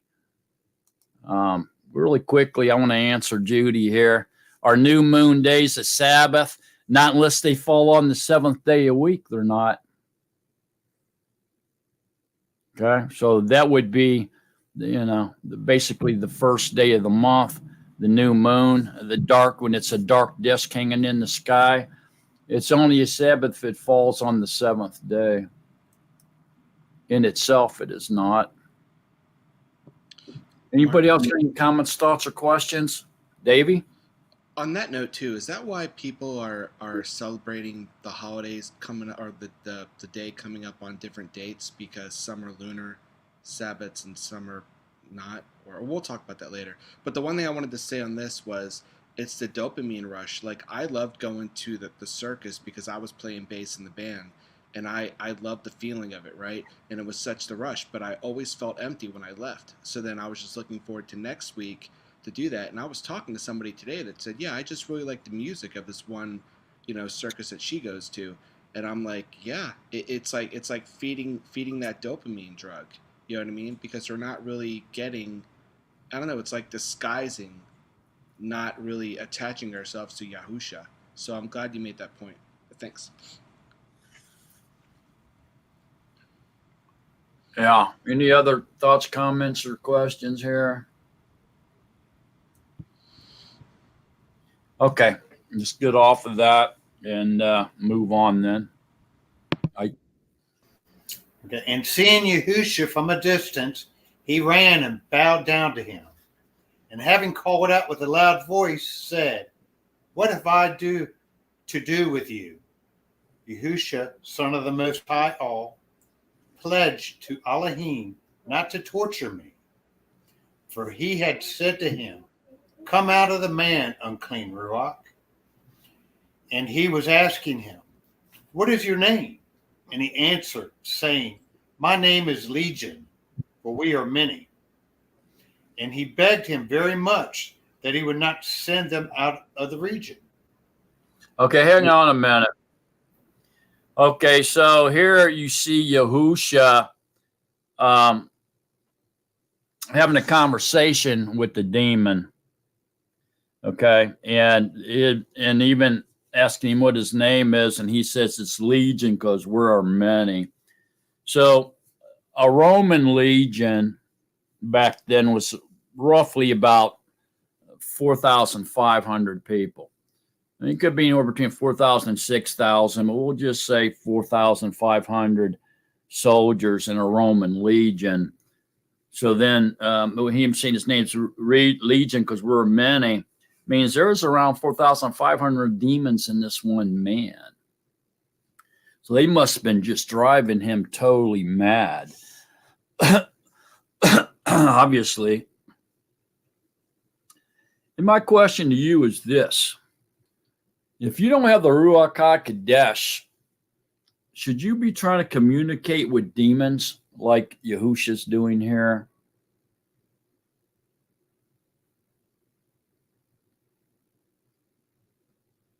Chance, go ahead. Yeah, according to what you taught last night in the teachings, and according to what's written, that them 7 sons were beat up and sent out naked and wounded. You know what I mean? So let's be careful. If you don't think you got the Ruach, you should probably take heed to what you're doing here, and don't try to exercise something that you don't have any knowledge of. I've been praying for the discernment, but I definitely don't want to be ran off naked, wounded, beat up, and flipped around. I'll do it. Yeah, that's correct. So you should not try to communicate with a demon. If you have the Ruach HaKodesh and you want to exorcise a person or drive a demon out of someone who does have possession, then be sure of what you're doing and be confident, and you better believe. There be no doubt in your mind that you have the Ruach. Well, I wouldn't confront a demon if I was you. Watch what you're doing. Don't be half cocked. Go off half cocked, thinking you're tough and you know everything, and you think you can overpower a demon. And turns out you don't have the Ruach. That demon might decide to possess you, run you off of a cliff, or make you jump off of a bridge like he did these pigs. What do you think the pigs jumped off the cliff for? Out of their own doing? No, because the demons possessed them and made them do that. And they can do that to you too. Go ahead, Davey. No, I know you were saying that last night, that it's like even people that weren't of the spirit, like that they were taken over by the Ruach to do things, and then he would leave, right? It was like Yahuwah would come into them to do what he needed them to do, and then leave. So, okay, I'm just going along with what you're saying. Like sometimes I feel like I'm around people, and it's like I don't ever want to put myself up like I'm doing anything like honorable or anything, but it's almost like I'm led to talk to people. You know what I mean? Or like sort of just show happiness around them and open their minds to things, and I don't really ever think of it as like I'm doing something superhero or anything like that. But if there's a demon there and there's somebody crying and I feel like they need love, I'm gonna give it to them, not really worrying about what's gonna happen to me, and I think that's the Ruach, I hope, but I don't know. I don't really think we should be as cautious. I think we should just go forward and make the difference that we can. You know what I mean? Or am I wrong?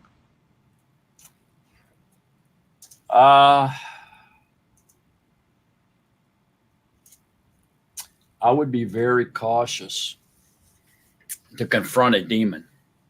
Oh yeah, well, demon, that's a whole other story. Okay, I got you. Thanks. If you talk to a person that's just depressed or whatever, has some kind of illness or something like that, you can always try to lay hands on them and heal them in the name of Yahushua HaMashiach if you think you have the Ruach HaKodesh. But that's totally different than demon possession. Oh, gotcha. I don't know if you've ever been around demons or people are demon possessed, but if you haven't, you don't want to be. Go ahead, Sandra. There's a scripture that says that we are not to lay hands suddenly on anyone. I don't know exactly where it is. I think Paul was teaching that. But I was going to say, let me see, who was that? Is that in Yehuda where Shaitan was fighting over Musha's body? He didn't discuss with Shaitan about, he said, Yahuwah rebuke you. He called upon Yahuwah to rebuke that.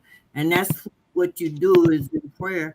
And then remember when his Talmud couldn't heal this one child, this man had asked for prayer for, he said, this kind come out by fasting and by praying. So if you are going to, I would advise that if you are going to encounter those wicked works, you have to ask Yahushua to indwell you in enough power of him to put them out, because it's not you that put them out anyway. It's Yahuwah that casts them out.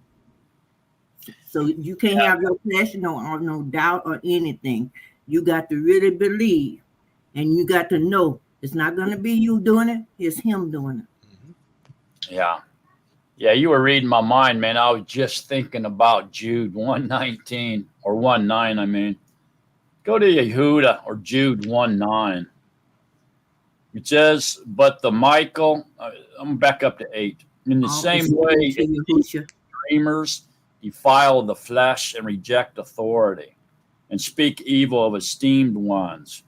But Michael, the chief messenger, in contending with the devil, when he disputed about the body of Moshe, presumed not to bring against him a blasphemous accusation, but said, Yahuwah rebuke you. Okay, why? Did Archangel Michael, he didn't say anything bad about Satan. Why? What's going on here? Somebody's mic's on, David. Why? Sandra? Because he belongs to Yahuwah. He's Yahuwah's, even though he's the devil, he's Yahuwah's property. So that's why he didn't address him. It's only right. Yahuwah has power over him. That's right. He respected Yahuwah's creation, his creature, and didn't dare bring blasphemous accusations, or say anything at all against the devil, because that was Yahuwah's place. He belonged to Yahuwah. And so we shouldn't either. And that doesn't mean you can't say, come out of him, demon, in the name of Yahushua of Nazareth, and perform an exorcism, but you shouldn't start cussing at that demon, calling him names, and blaspheming against him, acting like you're big and bad, because that demon might just beat you to Pete by tear you up. I know people that's been tore up by demons. Go ahead, Chance. I wonder if I'm just pondering this. I'm wondering if, like, to go and exercise a demon, maybe in some way, shape, or form, being humble, but also being compelled by the Ruach, because if you go in there, like you said, half cocked, you know what I mean? If you don't have that desire in you if you're going around looking to exercise, it's clearly a fleshy thing, and you were trying to boast in your flesh to, like, okay, I got the Ruach, I can exercise you. It's almost like you're in the flesh trying to exercise a demon whenever, Yahushua will come upon you. And if it's his desire to exercise that, then you'll feel perhaps compelled to do it. You know what I mean? You'll have that confidence because Yahushua is with you. That Ruach in you, the Ruach HaKodesh, is compelling you. And if it's his desire, of course, we all love people. We love our brothers and sisters. The covenant teaches love. But I mean, if I were to go out my front door and knock on the neighbor's house and be like, hey, is there someone demon possessed in here? I can exercise. You know what I mean? I don't know. I'm kind of asking, and I'm learning from my own mouth at this point, but perhaps we need to be compelled and built up in that kind of foundation before we go ahead and go up against something so they're powerful. You know what I mean? Look at the pigs that jumped off the mountain. If you're not, but also we're chosen, you know what I mean? Those with the Ruach HaKodesh are chosen as well, so it's, I don't know. I guess I just felt like I should say that. I think I agree with what you're saying. It's not you doing it, and we should never think it is. If you're compelled by Yahushua to help someone and drive a demon out of them, then don't quench the Ruach. Let Yahuwah do it. Let him use your mouth to exorcise that demon out of that person. But if you're not compelled, by the Ruach, then you should not do it. Because you're not going to conquer that demon on your own, And I just want to say here, while then why do we say in Yahushua's name, in the name of Yahushua? We do that to announce to the demon or disease or whatever we're confronting that, pay attention, this is Yahushua speaking. Okay, it's not the man it's speaking, it's Yahushua speaking. And so when you say in the name of Yahushua of Nazareth, what you're saying is this is Yahushua speaking. Okay, so you're alerting them that it's not the man speaking, but the Ruach HaKodesh in you that's speaking. And you shouldn't just throw that name around and think that you're going to be able to make demons or diseases or whatever obey you just by using that name, because it's not going to happen unless you got the Ruach HaKodesh in you. And the great example of that is Acts 19. It's in Acts 19 when 7 sons of a Yehudite chief priest were trying to exorcise demons out of people by saying, we exorcise you by Yahusha, whom Paul proclaims.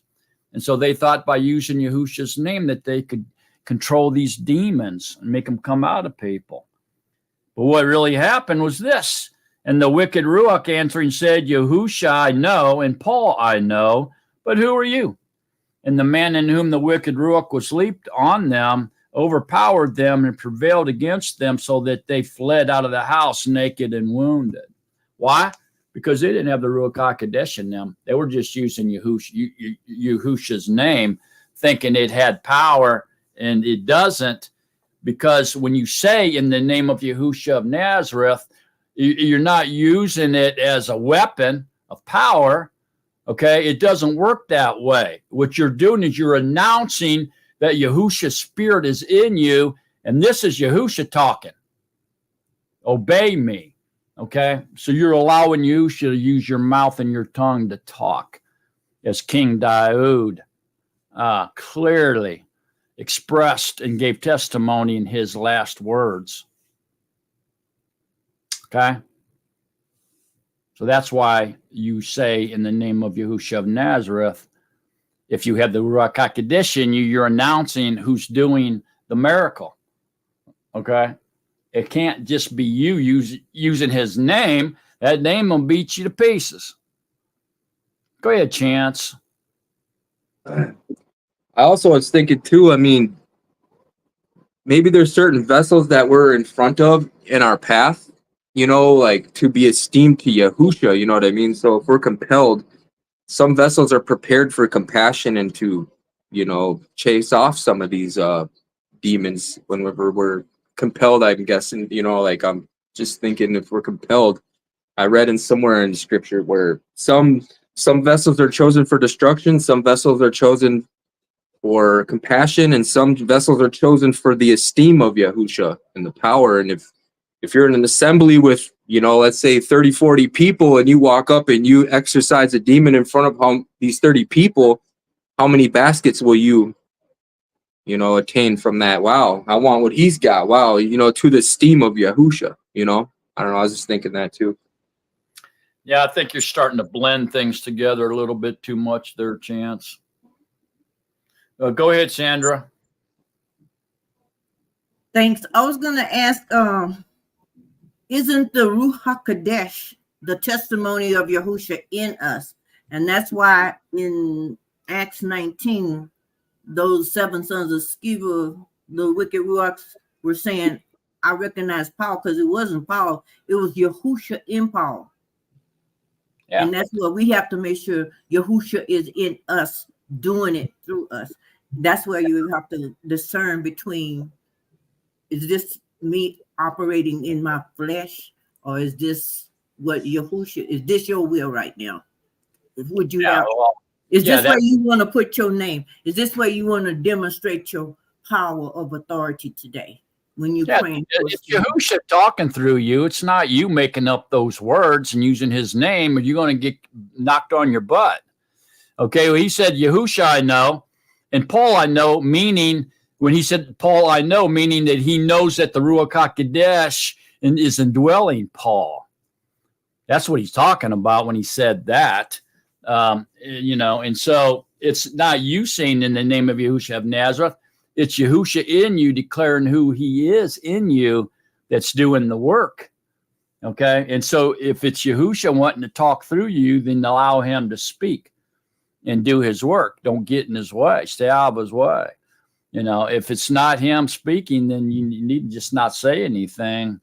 You'll be compelled. You'll be overwhelmed to allow the Ruach to speak through you. It's not going to be it's something that you can hold back. If Yahusha's will is to speak through you, if he's indwelling you, he's going to speak. Phyllis, could you give me about a minute or two, please? Phyllis? I'll be right back. I need a break. I guess he does. I was going to ask Mark the very thing that he just answered, is that if Yahusha wants you to do something like heal somebody or you know, cast out a demon, do you think that it would be possible to withhold that? Do you think you could just not do it? Ike? Okay. I noticed with Sharon and I, when we were in the world, we would walk into a restaurant. It was empty, but 5 or 10 minutes later, it would be packed. And Sharon and I would look, they're all following the light. Okay. Now, when we came to Yahusha, we go to a store and they all flee, you know. Does that make any sense?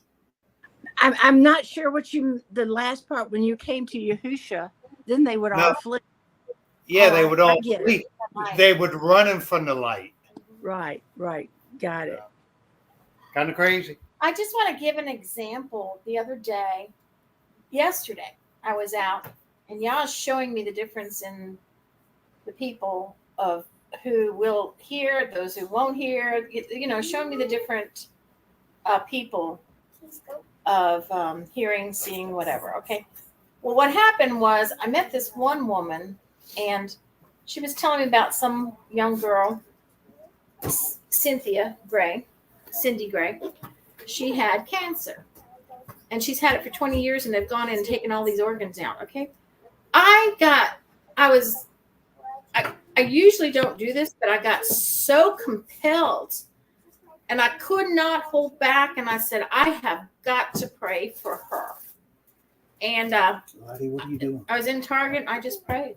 You know, he compels you with such, and if I did not do that, he'll send somebody else. But the whole point is you just have this overwhelming, it's not you, and it's almost like your light is bursting out. You can't hold back.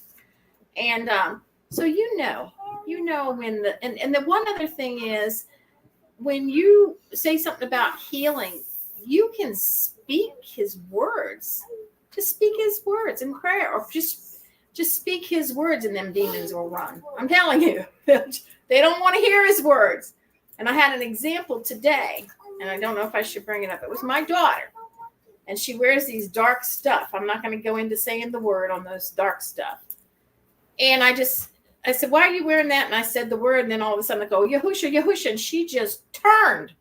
She turned and walked away. She just didn't like it at all, because she's so wanting this image that she had on her t-shirt to stand out and be recognized. And I did, but I then realized, what am I saying that name for? I need to be saying his name. So I started speaking his name out, and she just turned. She didn't like it at all. But that's all I wanted to say. Thank you.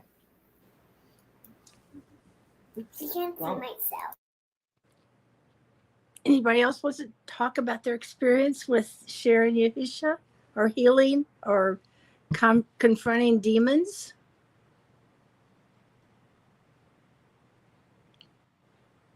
Well,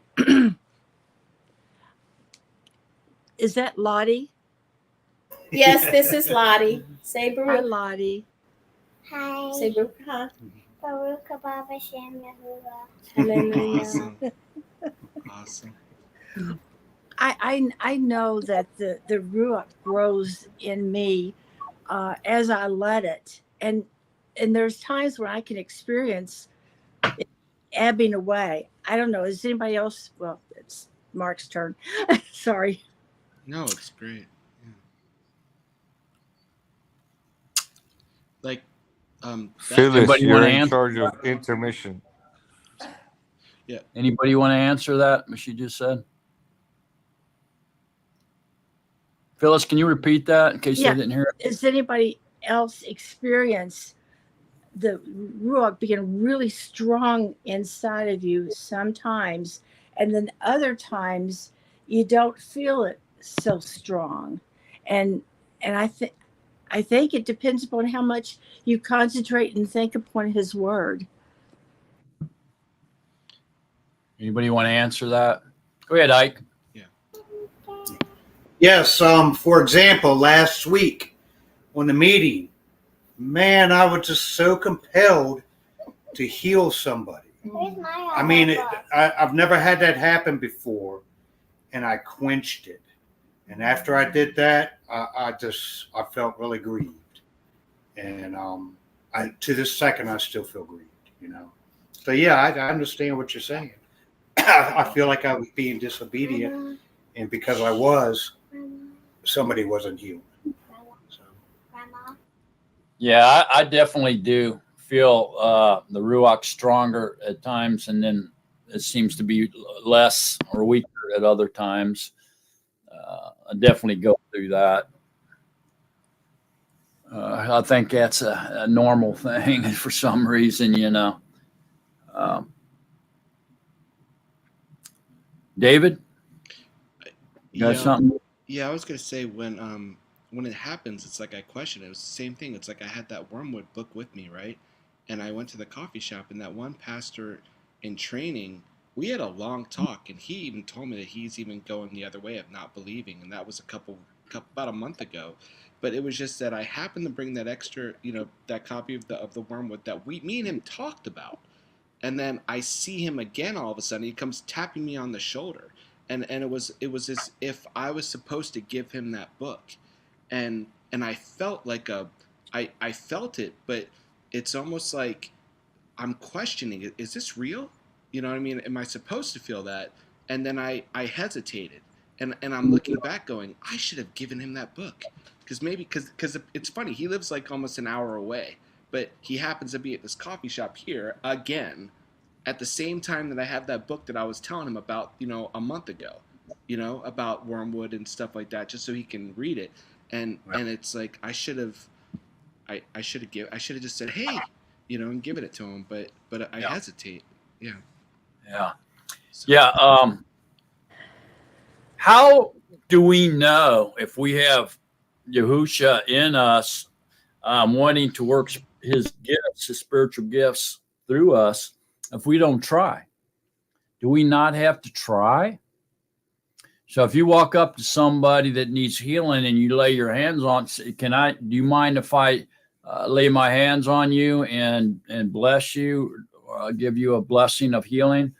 Whatever. And they say yes. I would say, do you believe that Yahusha can heal you? And if they say yes, I would lay hands on them and say, in the name of Yahushua HaMashiach, be healed, and then keep the belief, and either the healing will happen immediately or it may not. It may happen the next day. It may take a couple weeks, and you see that person again and they're healed.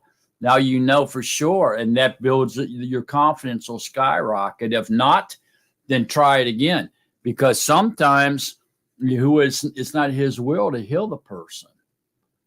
You know what I'm saying? You just got your signals crossed. But how can you tell? How do you know if he's working his gifts through you if you don't try? It's trial and error, in order to know if you have gifts. I know I have several gifts of the Ruach. Healing is one that I've always kind of wanted, and there's been several times I wanted to try, but I chickened out, for whatever reason, especially in front of a lot of people. I mean, what if I do this and it don't work? They're going to think I'm an idiot, and so this kind of stuff can discourage you as well. But you don't really know unless it's trial and error, right?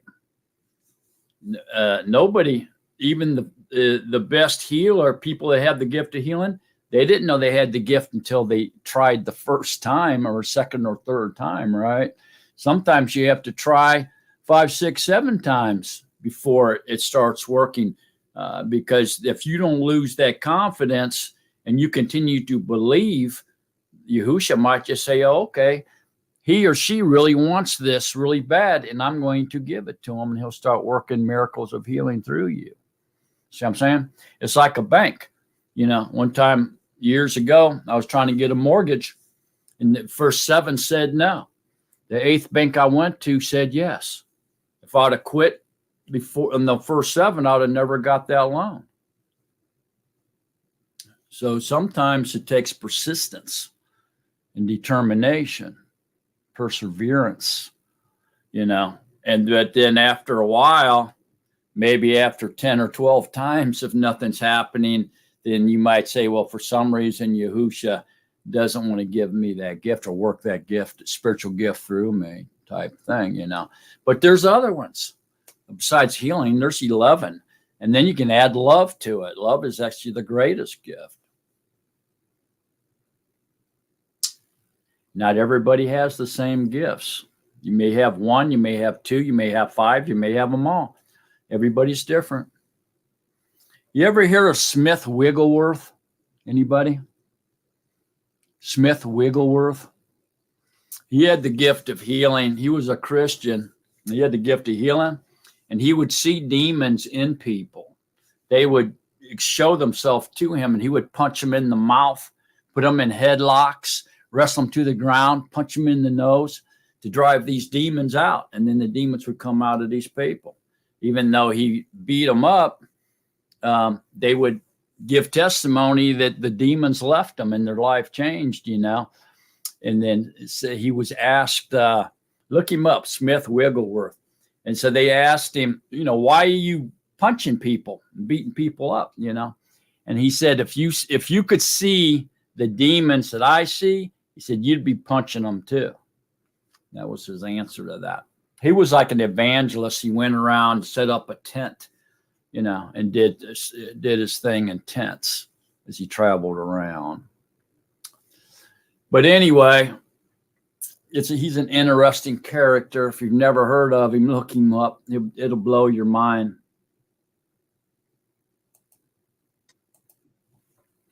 Any thoughts, comments, or questions? Phyllis, go ahead. I just wanted to thank Ike and Davey for opening up and sharing their testimony, because I've had similar, and now I understand I'm not by myself. Thank you. Yeah, you're not by yourself. Go ahead, Chance. I'm glad we're on this subject. It's a sensitive one. I'm wondering too, like, I've noticed a lot of the emissaries, like especially when like Yehukanan being strong in Ruach. So like when you feel compelled to heal somebody, you are strong in Ruach and you have a good working relationship and you can understand Yahusha working in you and you can have that conversation with him in prayer if you desire it. And I've noticed a lot of people they end up going into like closing the room behind them and they'll go in a room by themselves. So it's just like a relationship between you and Yahusha minus all the distractions around. And I've noticed too, Yahusha always, when he did that, he would tell people not to go out and praise and go into towns and tell them what happened. And yet they would leave and they would go praise Elohim and all the towns running around. So I don't know, to help your confidence, I would strengthen in Ruach. Try to strengthen yourself in Ruach and have that good working. That's what I'm working on right now, is praying to Yahusha and getting strong in the Ruach like things. I'm actually on Corinthians right here, looking at these Ruach like gifts as we speak. And even belief in Ruach is a gift, the gift of belief. You know what I mean? So it's like believing in yourself, having that confidence and believing that it can really happen. Because I think that's where a lot of doubt comes in for me. Is like I know it's true, I believe in it, but it's like, am I really am I worthy of this? And I start doubting myself on my worthiness. So I don't know, something I was just coming across right there. Yeah, it takes a lot of belief, a lot of confidence, a lot of determination, perseverance. I think really, it depends on the gift you're seeking or asking Yahusha to work. What miracles you want him to work through you, And like I said, there's 12 of them plus love. So go ahead, David. Can't hear you, man. Chance, I was just going to say the strength of your passion is awesome, and you inspire me. You do it every week. Just want to let you know that, man. I appreciate you. So that's all. Not the crosstalk. Go ahead, Lucas. Yeah, I think one thing I worry about, I get scared of, is that I'm confronted a lot with homeless people, people that may be on drugs or whatever. And, I preach the word to them. I give them the name and all that. And I give them what they need, food, water, stuff like that. But sometimes I don't, sometimes I don't do it, since we're on the topic. And, it grieves me in my heart, but I can't give to everybody, I can't. Like, financially, I can't afford to give to everybody or whatever. But sometimes I wonder, or I worry, is that is that Yahusha manifesting? And I believe Yahusha can manifest, right? And I worry, hey, is that Yahusha manifesting? And I didn't take advantage of the opportunity, and like being tested, basically. I don't know if anybody else worries about that or have had that type of experience. That was all. I've experienced that very thing. Go ahead, Chan. Lo and behold, as he's talking about manifestation, it says, to each one is given the manifestation of the Ruach for profiting. So, yeah, I mean, I've experienced exactly what you're talking about. There was like $7 in my Ashes purse, and I took out the dollars and I left a 5 in there. And even though I gave $3, and this man was sitting in the grass, a homeless man, and he had a trailer hooked to his bicycle, and he had a bunch of stuff in the back of the trailer on his bicycle, and he had a pot. Like, he probably made a fire in the woods and had a pot full of rice that was half cooked, and he had, I don't know, boogers dripping down his nose. It was pretty, I was, not only was my flesh torn, but I was with Yahusha, and I said, I come in the name of Yahusha for you. And I started telling him about the names and everything, and I gave him $3 off of the 7, or the 3, it was $8, and I gave him $3 off of the $8, and I left the 5 in my wife's purse. And I was like, I got back home and I'm like, oh man, I felt really guilty that I left the 5 in there. You know what I mean? And I got home and I actually was like, why did I do that? I just was like, I should have just gave it all, because I don't need the 5. What am I going to use the 5 for? It was just lingering money in my. We went to Domino's and got a pizza, and there was a guy sitting there, and she's like, no, don't get out. And I'm like, I'm getting out of the car. Where's your purse? And I'm looking in her purse, and I grabbed whatever I seen, and I felt guilty because I left the 5 and took the 3 ones and gave him the 3 ones and left the 5. And by the time I got home, I was completely guilty on that. I felt really bad. And I said, not ever again. Whatever I have in my pocket, and I always carry, some money with me just in case I see somebody in need. I always carry that. That's why it's folded up. I keep it in my little quarter pocket in my jeans, just for somebody, if I see having a sign or something, I'll just go up on them, give them the names, tell them I come in that name, and I give them the money every time. I don't like to give them money personally. I'd like to give them food or drink, or if they're cold, whatever. But I don't like to give them money, just because I know a lot of the times what they're going to do with it. So, yeah, wait, what I was learning in scripture is it's not about what we do for them. It's not on us to judge what we're giving them. That's on Yahuwah's part. As long as we're there to benefit them and give them what we can do for them, that's what's good. If they go out and spend it on drugs, that's on them. You did your part. And it's not about, ourselves. It's not about our gain. I give because I want to. Yeah, you know what I mean? Yeah. So I agree with that, what you're saying. Yeah, that's true. Ike, did you have your hand up? What are you doing, Isabel? Okay.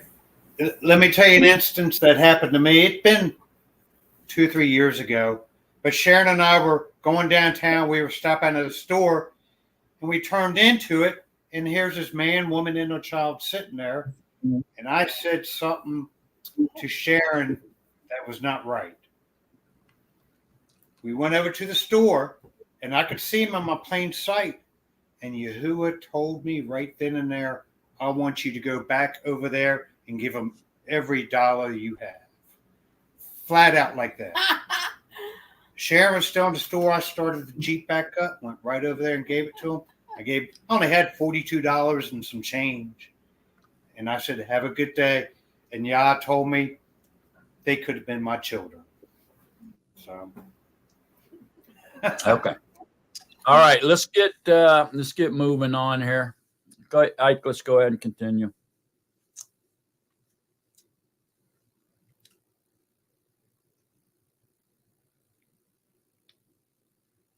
I can't hear you, Ike. Okay, go ahead. Now a great herd of pigs was there feeding near the mountains. And all the demons begged him, saying, send us to the pigs, so that we enter into them. And he gave them permission. And unclean ruachs came out and entered into the pigs. They were about 2,000. And the herd rushed down the steep field into the sea and drowned in the sea. And those who fed the pigs fled and reported it in the city and in the country, and they went out to see what had taken place. So they came to Yahusha and saw the demon-possessed one, him who had the legion, sitting and dressed and in his right mind, and they were afraid. And those who saw it related to them what was done to the demon-possessed one and about the pigs. And they began to plead with him to leave their borders. Okay, hang on a minute. Okay, so up in verse 13, it mentions the number of the pigs in the herd, 2,000, which is really odd. Like, who cares, right? How many pigs were there? It's really doesn't mean one thing or another. I mean, it wouldn't really matter if it was there or not, but yet Yahuwah wanted this number in his scriptures of truth, 2,000. So why would that be? What's Yahuwah's purpose in naming the number of the pigs in this herd, numbering them at 2,000? David? I think it's something you were saying earlier, that's probably the amount of evil spirits that were in him, right? Or evil, because I never thought about that. I always thought it was just a couple, but maybe it was that many, things that were haunting him. That's what I thought. Well, Roman legion would be around 4,500. Oh, okay. Go ahead, Sandra. Oh, did you have your hand up first, Brother Ike? The 2000s is the 2 years before his return. That's right. And he returns in 2,000 years. Wow. Right. So that's Yahuwah's way of prophesying when he'd be back. Right? And so 2,000 years later. Okay. Now, it says here that the ones that fed the pigs fled and reported it in the city and in the country.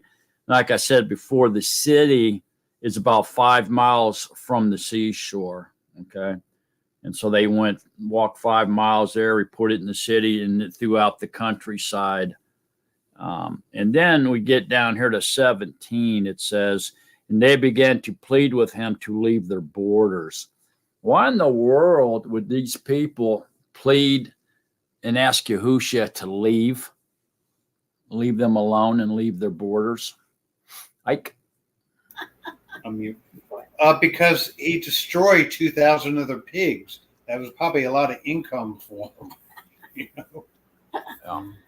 So the pigs were more valuable to them than having Yahusha in their midst, right?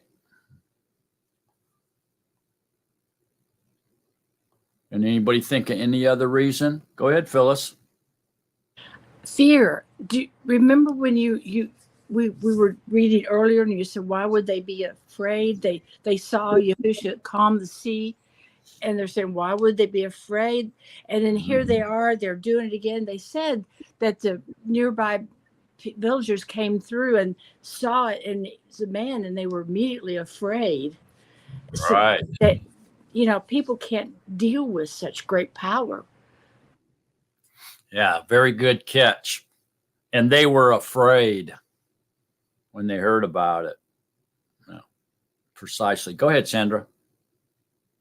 I would like to include the darkness, they being pig herders, they are of the dark the children of the dark, and they don't want the light that was just displayed among them, because they love darkness rather than light. Yep. Anybody else got any other reason? Can you think of any other reason? Chance? I got something I was thinking about here. With as many of those demons, why didn't they rush Legion off the cliff and into the water? I'm wondering, once he went into the pigs, once the pigs jump off the cliff, that they are able to get authority in the darkness again to go and possess another vessel to cause that, because Legion he was cutting himself, but he did not kill himself. But when they went into the pigs, they immediately offed themselves as if they were going to go back to their homeland, so to speak, so they could give authority, so they could be given authority again by, probably when you're reading that Pontius Pilate book, the Beelzebub, whatever his name is, probably would give the Prince of Death, probably give them authority to go out and repossess another vessel to cause more havoc. So it'd be like a restart, so to speak. Yeah, the demons did not die.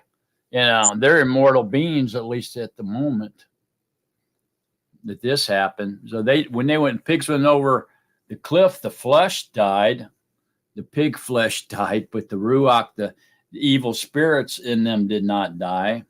They just took off and went to wherever. Okay. They could have went back into the spiritual dimension, or they could have stayed in our carbon copied world and possessed somebody else, or, influenced others or whatever. Go ahead, Lucas. I was just wondering if the gates of Sheol are in the water, kind of like the story of what with Job, whatever. He went into the gates, like when he went into the ocean, and that's why he sent the pigs into the water. That maybe they were going to go into the gates of Sheol. Yeah, I don't know.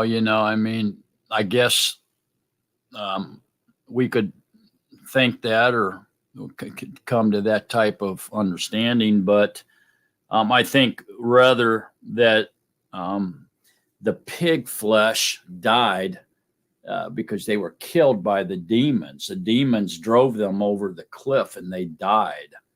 Okay. The demons did not die.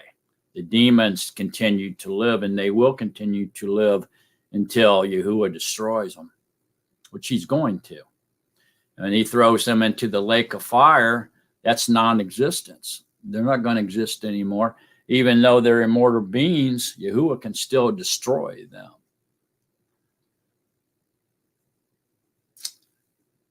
Okay, let's continue on.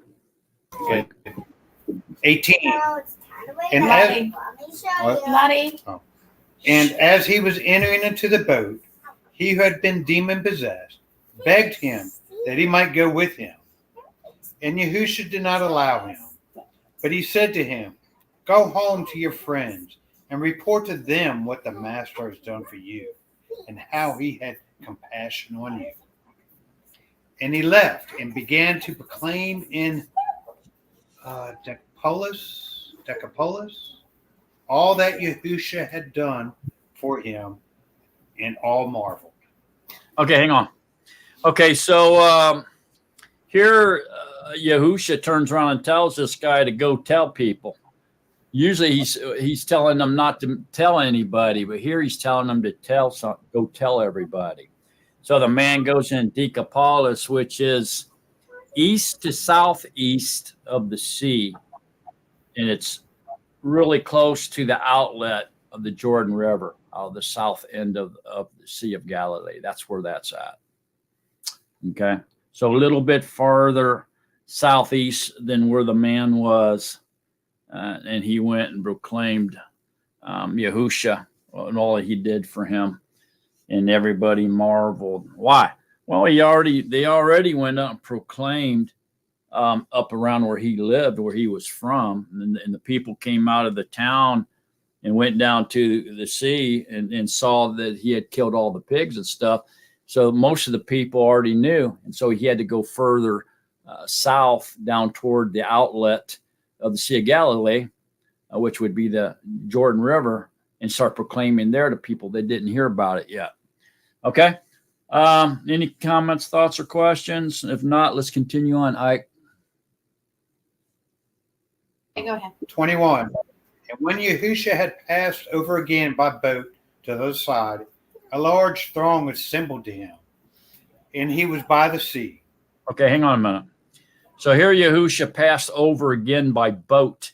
So he went back across to the western side of the lake, and a large throng assembles to him, but he was still on the seashore.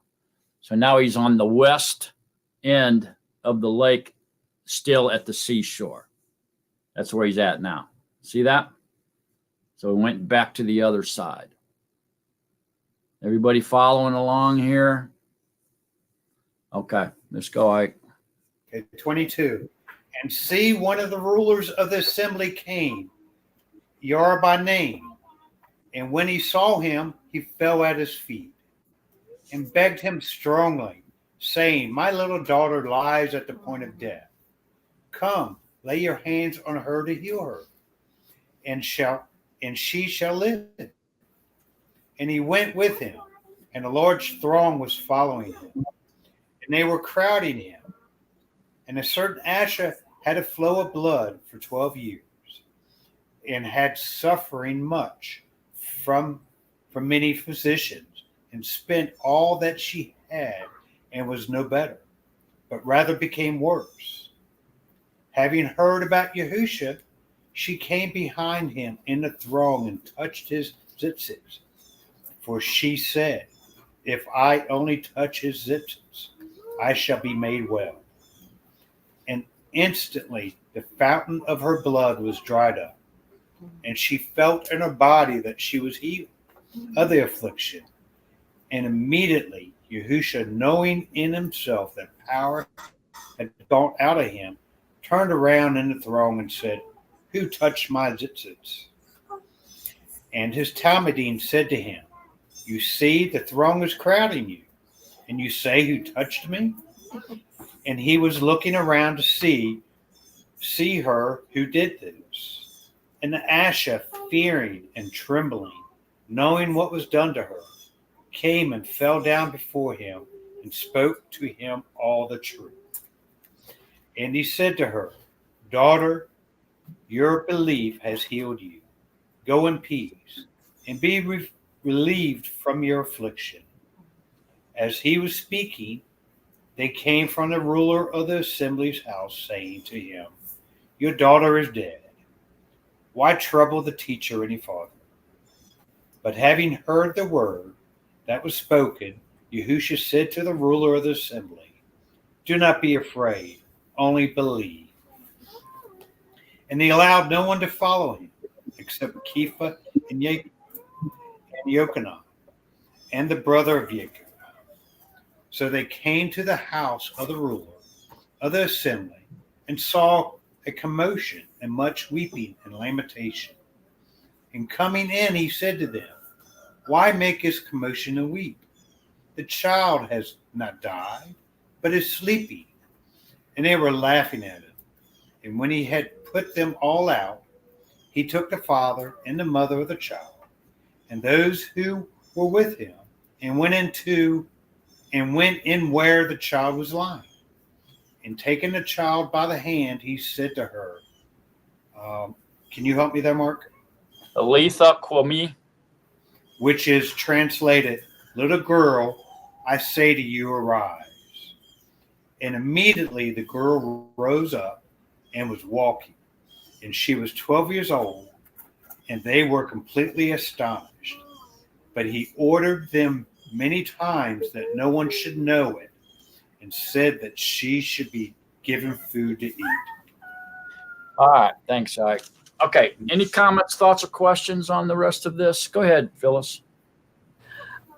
I never noticed before, but the woman was suffered for 12 years, and this child was 12 years old. Interesting. Yeah, that's interesting. I noticed that Talitha is not her name.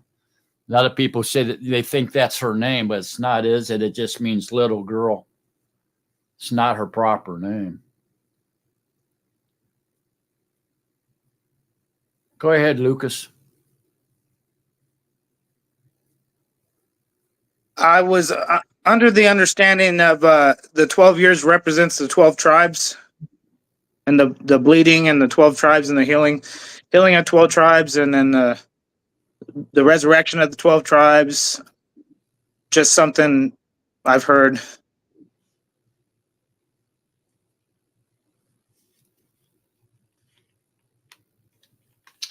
Yeah, I mean, maybe. Go ahead, Sharon. As we were reading, the word, excuse me, daughter kept popping up. Well, a daughter is basically has a father. So he's telling her daughter. He's telling you who he is. Yeah. Go ahead, Ike. You're there. What are you talking about? Oh, jeez. Name the verse. I don't see daughter on there. What do you mean? You don't see the word daughter? 34. Verses you talking Well, Talking it's- about 30. He's recognizing her as the lost, as being one of the lost sheep. 34. he is the father of the daughter, is what I'm trying to say. He's just saying he's the father, daughter. Okay? Not brother, He's sister. They're talking to the ruler of the assembly, not to Yahusha. That And she he the said- ruler of the assembly? That's his daughter. Okay. This is Yahusha speaking here. I can't see that number. I think it's 34. It's verse 34. It's verse 34. To Verse her, 34, he calls her daughter because her belief. Remember, we are seeds of belief. oh, you're talking about the woman that was healed from the blood affliction. I thought you were talking about the little girl, the 12-year-old girl. No, I'm talking about, we didn't stop there. So okay. That's my favorite part in The Chosen. I don't know if you guys have seen that. Okay, But well, Me all right, too. well, number 34. that's my favorite part. Yeah, he's calling her daughter. This is the woman that had the blood affliction that wouldn't stop bleeding. Okay. Right. Look over at Mark 6. Let's jump ahead a little bit. 56. Davey, your keyboard's typing in. Go to Mark 6, 56. We jump ahead just a little bit here. It says, and wherever he went, speaking about Yahusha, into villages or cities or the country, they were laying the sick in the marketplaces and begged him to let them touch, if only the tzitzits of his garment. And as many as touched him were healed. You see that? We see this at least 3 or 4 times through scriptures. It wasn't just about this woman, to her doing it. There are a lot of people did it. It says many people that touched his garments were healed. Hundreds, maybe thousands of people were healed by just touching him. Okay, why? Well, the main theme here is not that they were touching his zitzit. It had nothing to do with it. Okay, the main point here is that their belief healed them. It's they believed if they could only touch him, they would be healed. So they had belief as a child, childish belief in being healed by touching him. The zitzits themselves had nothing to do with this. Okay, you can look over here, right here, in Mark 6:56, and even go to Matthew 14. Go to Matthew 14.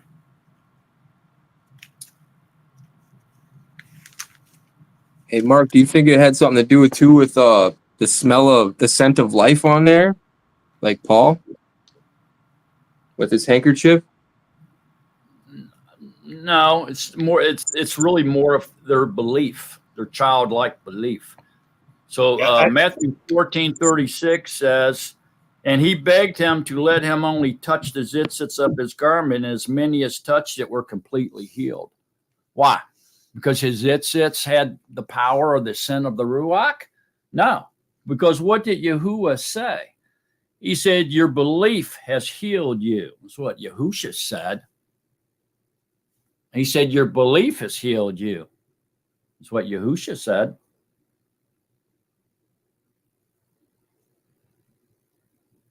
Go, Sandra. So it's just dropped on my heart that the belief, because I think it's in Hebrews where he said that they didn't enter into his rest because of their unbelief. That's how powerful that belief in the blood of Yahushua is that belief.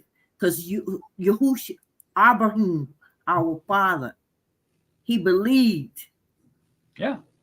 And that was counted righteousness unto him. And that belief is so powerful. Ooh, hallelujah, hallelujah, hallelujah. Yeah, Mark 5:34.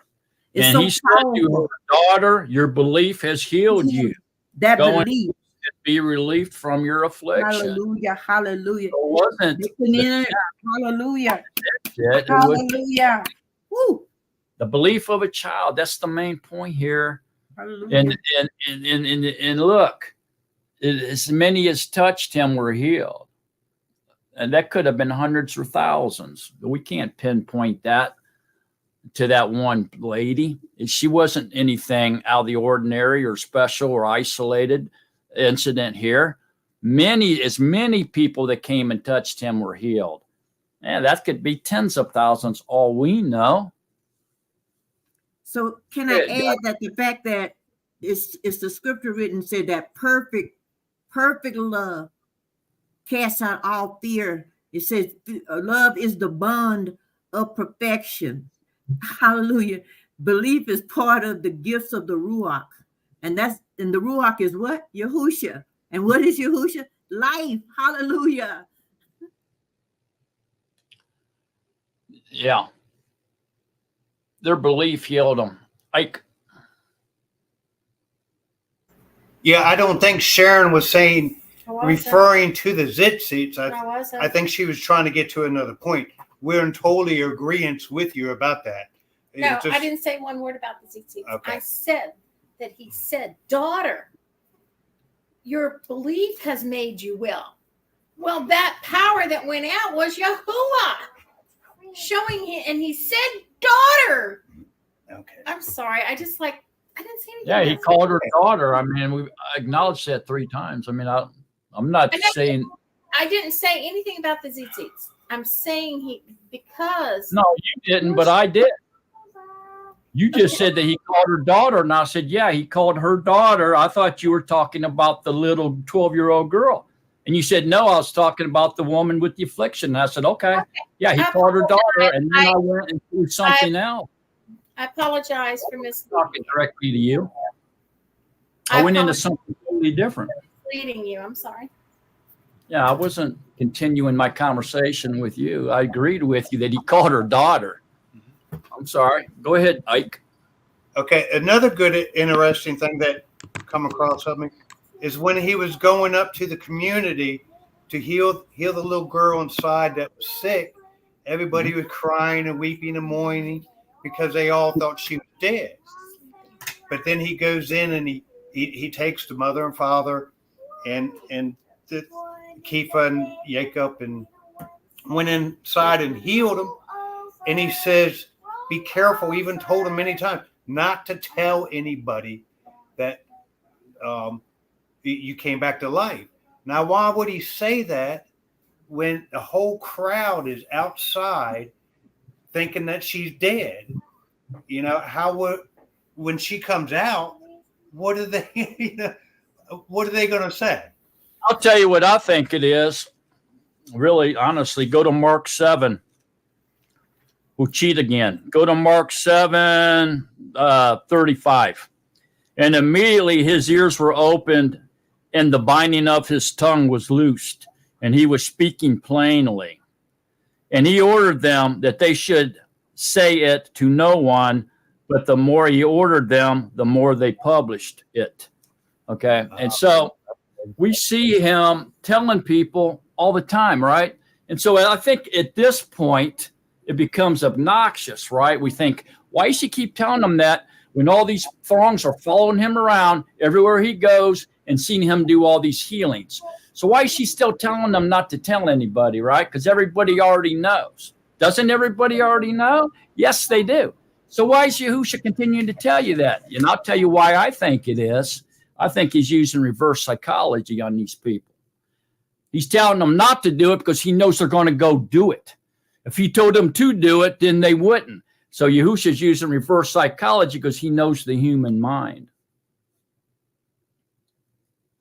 I agree with that, Brother Mark. I think that's why he did, because if you tell them not to do something, they're gonna run do it. You tell them to do something, they won't do it. Correct.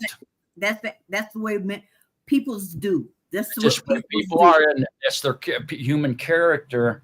And I think Yahusha, knowing that, is using reverse psychology at this point, because it doesn't make any sense for him to keep telling them not to do it when it's obvious everybody in Galilee knows that he can do these things.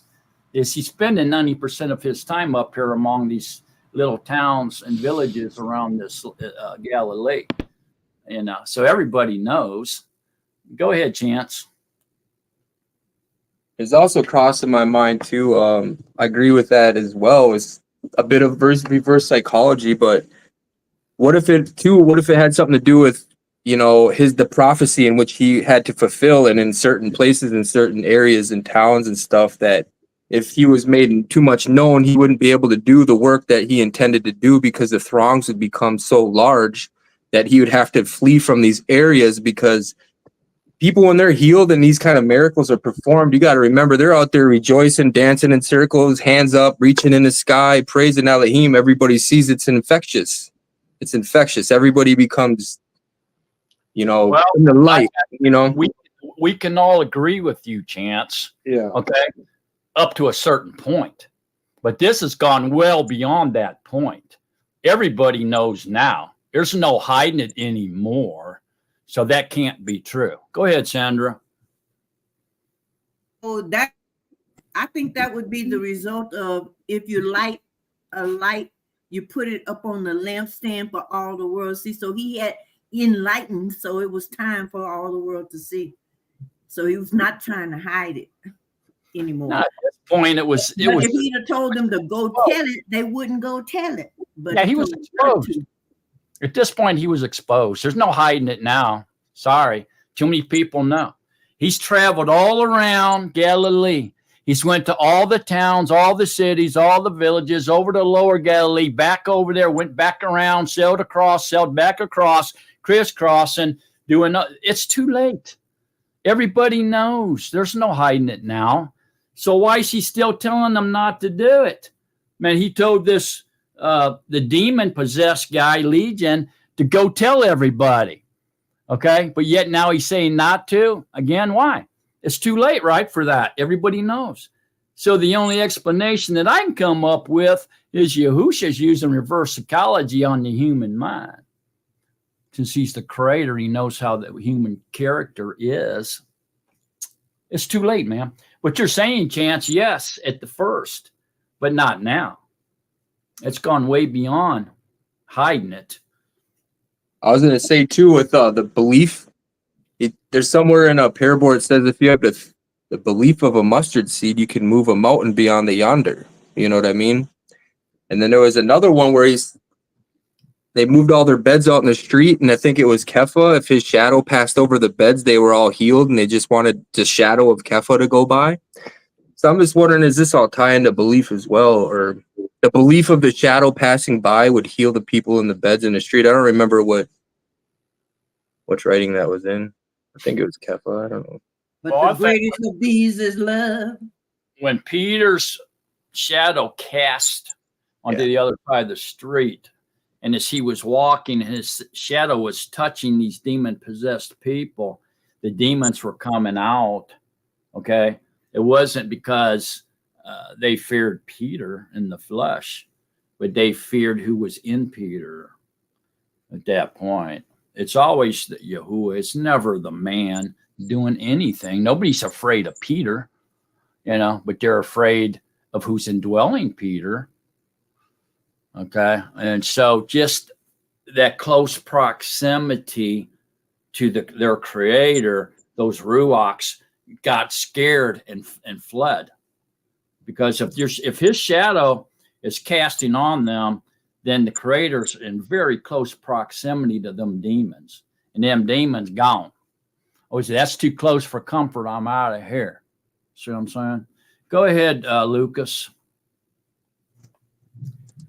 Yeah, so you guys had mentioned the Chosen, so I just wanted to ask you guys if you knew the writer of that show is Catholic, and the person who plays Yahusha also has converted to Catholicism. But with that being said, I did think it was a very good show, and I wanted to state one of my favorite parts of it was when Gaius, I think it was, right? He asked Yahusha to heal his child, right, out of wedlock or whatever, and he was a Gentile, and he believed that he could heal him without even going to touch the child or to go see the child. And Yahusha's response was, nowhere in Israel have I seen such great faith. And to me, that was a pretty touching. He believed Yahusha could do it without even going over there. So I just wanted to mention that. Yeah. Did somebody mention Chosen? I must have missed it. I must have been out or something.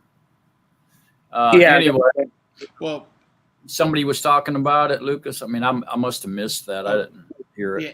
No, Amber mentioned just the. I'm sorry to disrupt up during the scene. Amber, you mentioned it. With the titset, and I thought it was awesome. Yeah. Oh, okay. Because they do a really good scene of both, like where like the girl with the problem, like where she fell and touched the titsits, and he's like, who touched me? And then they go and show the resurrection of the girl too. It was just fascinating the way they done it. And she wasn't resurrected. She was just woke up. Oh, woke up. Yeah. The resurrection, everlasting life is attached to resurrection. Sorry about that. Yeah, I stand corrected. Yeah, I mean, I don't have any problem with watching Christian shows unless they contain Trinity or Rapture. Then I have a problem with it. As long as they're sticking to Scripture, but the only thing that is kind of repulsive is when they use God and Lord, or Jesus. These type of things, it kind of hurts my ears when I hear them words. But other than that, I can stomach them if as long as they're not teaching rapture or Trinity or this kind of business. Yeah. Then that's false doctrine and you shouldn't watch it. Go ahead, Sandra. Well, I was just listening to what Brother Lucas was saying, and just the way he described it, it's mixing the word. It's got part truth mixed with dramatization of a lie. So, because it wasn't Gaius, as we can see, it was Yair's daughter. And it was because of the belief. So that's why I kind of don't watch those shows, because they are a mixture. They got a part of the truth mixed in, and what somebody is. Well, we know that Catholicism is the part of that, and Christianity, the combination of all of them are part of the harlot. I mean, is Mystery Babylon to me, and they're the ones that changed the Shabbat to the first day of the week through Constantine, and they have their Pope set up as being the Holy One in the place of Yahuwah. So all of that is just too much lies. That's like, to me, eating of the tree of knowledge of good and evil. And I just want to know the good and the truth. So that's why I watch those shows. Satan will tell you 999 truths to get you to believe one lie out of 1,000. Okay. And the other thing is when he betrayed Yahuwah and he went down into the Garden of Eden and beguiled Eve, he only used one word to cause her to be disobedient to Yahuwah. So it's not a joke. You know, when you watch these things, they're showing a cross, they're showing, speaking all these different words and names that you shouldn't be associating with, shouldn't be coming out of your mouth, like God, Jesus, teaching Trinity or teaching rapture and all this other kind of stuff. You should avoid it like the plague, because it only took one word for Satan to trick Eve, Kua. Okay? And Satan will tell you 999 lies to get you to believe, or truths to get you to believe one lie, which will trip you up and cause you a big trouble, maybe even get thrown in the lake of fire. So why you want to play with fire like that, you know? So you got to be careful with these Christian shows and movies. You know, they're usually littered with falsehood. It's not a good thing. Go ahead, Lucas. Sorry, just want to get clarification on that. Was it the Roman soldier? He did not. Wasn't it in the scripture where he had a child out of wedlock and the child was sick and Yahusha healed him, or healed the child? That's not. That Roman centurion, I think it was his servant who was sick, and he healed him. He just said, "You don't have to go to my house; just say the word, and he'll be healed." Right. That's what I was referring to. That. Yeah, it was his servant, not a child. But that's in scripture, right? I mean, that's he was a Roman centurion. That's not infactual. I mean, and that's what they had on the show. But, you know, I'm sure it was more elaborated, you know, for the show or whatever. But I'm not saying, you know, I agree with everything in the show. I'm just sensationalized. Usually, it's sensationalized is what they do with those movies. Well, sure. Well, he not to speak up, but Dallas Jenkins and all them, they even specifically state we are not here to. It's not 100% by scripture. We are just hoping to embellish, because they don't really talk about the lives of the disciples, and that it just opens up for people to read and learn for themselves. You know what I mean? It's like I don't ever pinpoint that show, but like he's a Protestant, he's not Catholic. Only Jonathan Rumi is. But like I love that show, but because it opens the eyes. I don't look at it as worship or doctrine, and I think a lot of people don't, but he specifically says, do not look at this as doctrine. Read it for yourself.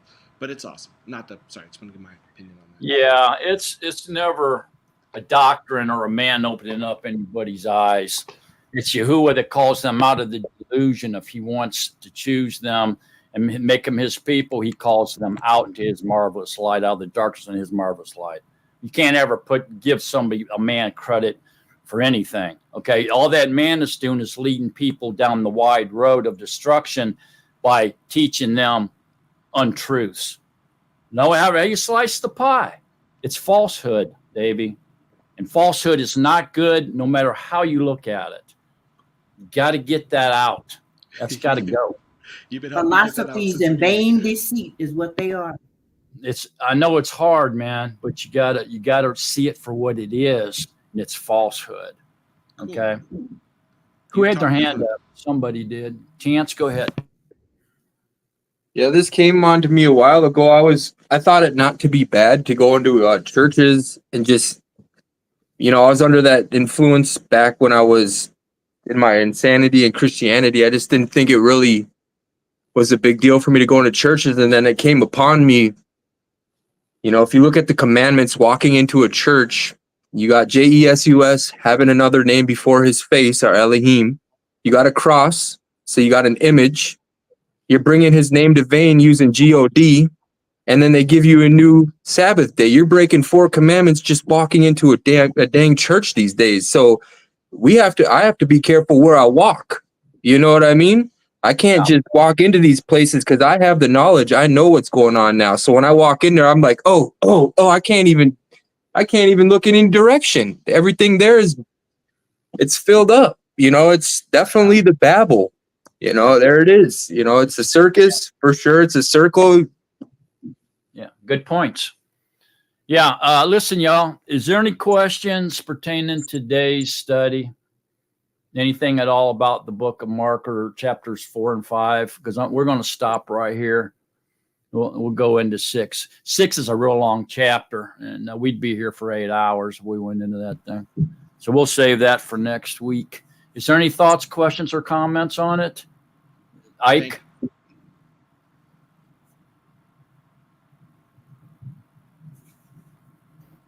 I mean, not that I wanted to do chapter 6, but we read ahead, and I hear this.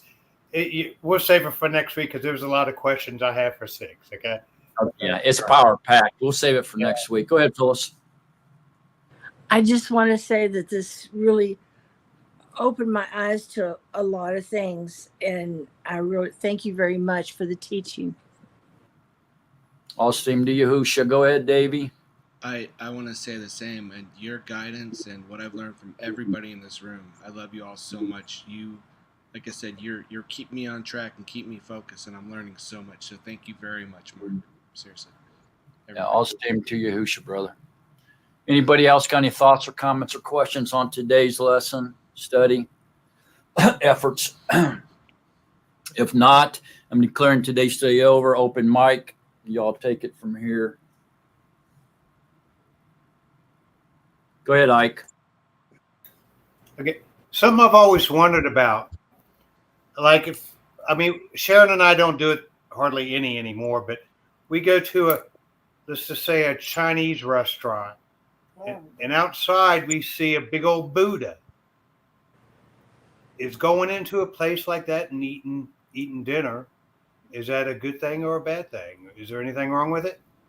I'd say it's a bad thing because most of them that have Buddhas in there and dragons and all this other stuff, is a temple. Yeah. And that temple is based after pagan gods. That's right. And I wouldn't go into that pagan temple if I was you.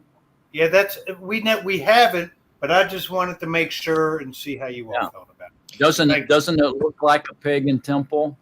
It does to me. I mean, I wouldn't go in there. I mean, if Peter or Paul or anybody would see that and come into our era and see that, they'd probably run as fast as they could the other way. I mean, there's no doubt they would see it as a pagan temple. But was it a Peter or was it a Paul that said food offered to idols or nothing because the idols are nothing? It's nothing, That's true. Well, and that's all a matter of, that's freedom of the Torah. And we've talked about that before, but we have a lot of new people watching us and we have beginners and we don't want to make them stumble. And so I'm going to stick with what I just said. But yeah, Phyllis. It's many wicked ruachs in there. That's a higher level, okay? What if your heart condemns you? I agree. What if you're condemned by your heart? So if you see the Buddha and you feel bad about it, you kind of feel condemned. Then it's a sin. Then it would be a sin for you to go in there. That's freedom of Torah. Just like Phyllis just said. To her, it's nothing. It's not real. Those demons, the gods, the mythology, the statues aren't real and they can't hurt her. She's not afraid to go in there and eat. Whereas if you feel convicted and you think that, you're worshiping a demon or a pagan or whatever, if you go in there, to her, it's not a sin to go in. But to you, it is a sin.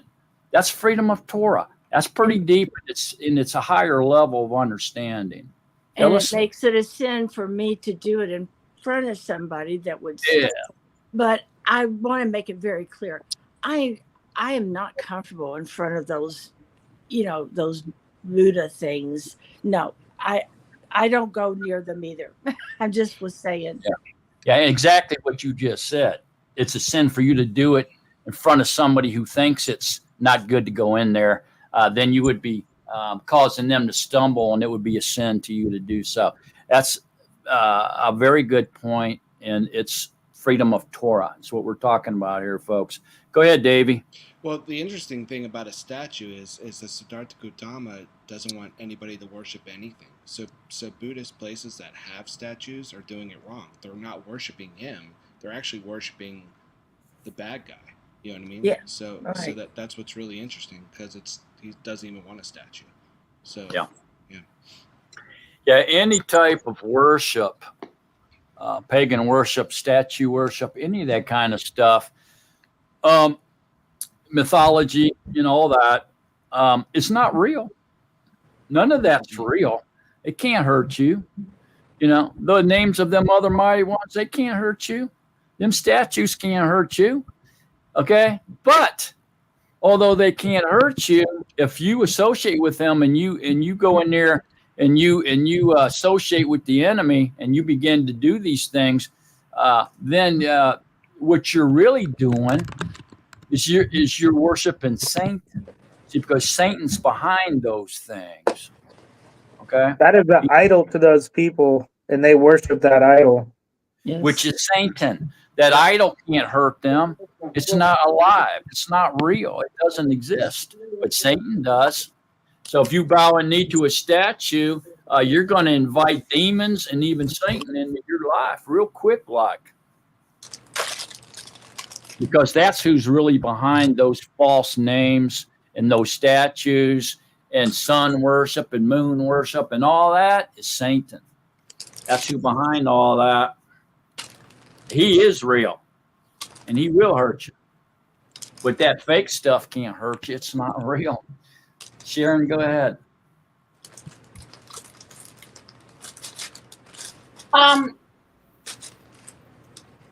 Some of these religions pray over this food, and they put it to their God. What does that? So, I mean, I think it's a conviction of your heart that says, would this be what I should be doing, knowing what the word is saying? But then I've heard people say that if someone's serving you something, and you don't ask what it is, or you don't, you eat it and it's not kosher or whatever, pork, whatever, then it's okay. Is that true? No, it's not. You do. Peter, I don't remember if it was Peter or Paul, but if it might have been Paul, said that if you go into someone's house, in other words, is someone that you trust well enough to eat with, then sit down and don't ask. Just eat it and accept it, and you will be held blameless for it. That's talking about meat sacrificed to idols, not unclean food. Here, I got it right here in Corinthians. It says, and if any of you unbelievers invites you and you wish to go and eat whatever is set before you, asking no question on account of the conscience. And if anyone says to you, this was offered to idols, do not eat it because of the one pointing it out to you, and on account of the conscience, for the eretz belongs to Yahuwah and all that fills it. So I guess if they tell you that it's been given to another God, then I guess it'll taint your conscience, and I would probably avoid it. Maybe, I don't know, because it's going to convict you at that point. But Yahuwah made all things. I mean, except the stuff that we're told not to eat, like crustaceans and pork. But you know what I mean? I think stick it to, like, if it convicts you and it condemns you, it's probably not, that's probably the Ruach in you giving you a little tap on your shoulder, telling you, hey, That goes back to the fact that we know these are false idols and they have no power, right? But if they tell you this was sacrificed to a false idol, you should not be eating it. All right. But as far as it's an idol, we know it has no power. So if they don't say anything, it doesn't matter, to us. But if they tell you strictly or factly that it was sacrificed to idols, then we don't eat it. What about those ones that they put food down right in front of them? They basically telling you, hey, the food, like you'll have something next to the idol with food on it. They're basically telling you the food is not right. What do you mean, Sharon? So if you go, I'll just use the what's this place, the Chinese or whatever, Mm-hmm. just some foreign food, and you'll see a statue and they got food right in front of it. So making it like this food is for this idol, and this food what you're going to get is also the food you're getting is also sacrificed to that idol. I guess is what I'm trying to say. So at That's that a good point. That's a so very good that's what I had to. Phyllis, I had to weigh because I do like that, but with all the things that Yah has told us not to eat, it was for our own health. And in these times, we realize that more so than ever. With the processed food and the mercury in the stuff and the nanos in the food, he was preparing us way back then to this day. So I just love that he loved us so much to get that into our spirit, not to eat that stuff.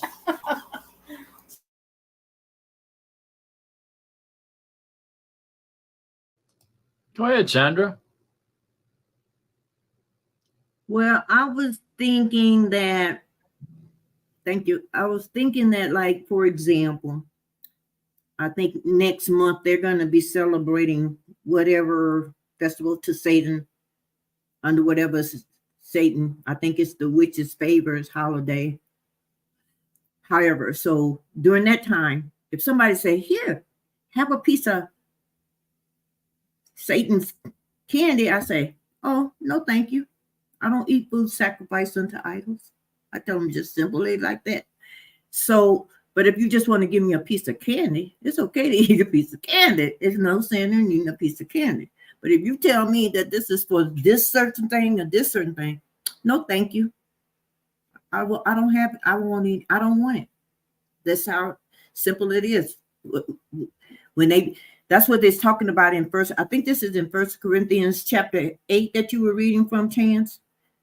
They were talking about, I think the main thing here they were talking about is that was fasting, because some people were fasting from meat, physical meat, and some people were fasting just eating vegetable. And they were saying, like, if you read the whole chapter, you have to look at, it says, and concerning food offered to idols, we all know that have knowledge. Knowledge puffs up, but love builds up. If anyone thinks he knows somewhat, he does not yet know as he should know. But if anyone loves Yahuwah, this one is known by him. So then, concerning the eating of food offered to idols, we know that an idol is no thing at all in the world, and that there is no other Yahuwah but one. For even if there are so-called mighty ones, whether in heaven or on earth, as there are mighty ones and many masters, for us there is one Yahuwah, the Father, from whom all come, and for whom we live, and one Master, Yahushua HaMashiach, through whom all came and through whom we live. However, not all have this knowledge. Lacking knowledge, they are weak. But some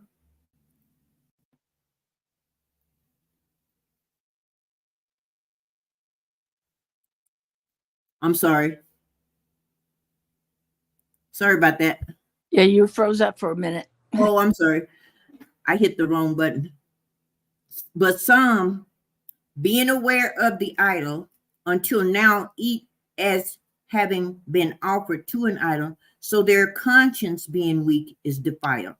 But food does not commend us to Yahuwah, for we are none the better if we eat, nor any worse for not eating. But look to it, lest somehow this right of yours become a stumbling block to those who are weak without knowledge. This is what Sister Phyllis was talking about. For if anyone sees you who have knowledge eating in an idol's place, shall not his conscience, if he is weak, be built up to eat food offered to idols? So this weak brother, for whom Mashiach died, shall perish through your knowledge. Now sinning in this way against the brothers and wounding their weak conscience, you sin against Mashiach. Therefore, if foods make my brother stumble, I am never again going to eat meat, lest I make my brother stumble. So that's basically, it's like, we know that they don't mean anything. They don't have any power because Yahuwah is the power. But if you're talking to somebody and somebody say, well, this is for that purpose or that purpose for their idol's purpose, then I'm not going to eat it. No, thank you. That's all, as simple as that. And now the more truth you look, okay, that's why I haven't watched TV since I come into the knowledge of truth, because now that I have this knowledge of the truth, it's just hard to just sit and listen to anything said or done, because it's all of a lie.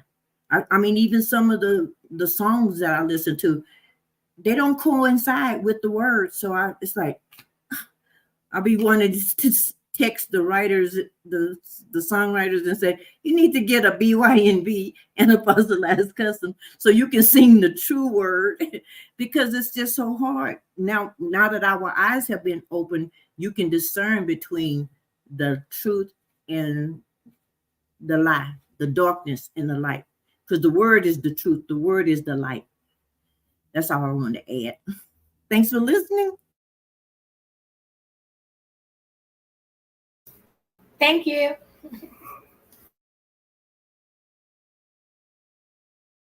All esteem to Yahusha.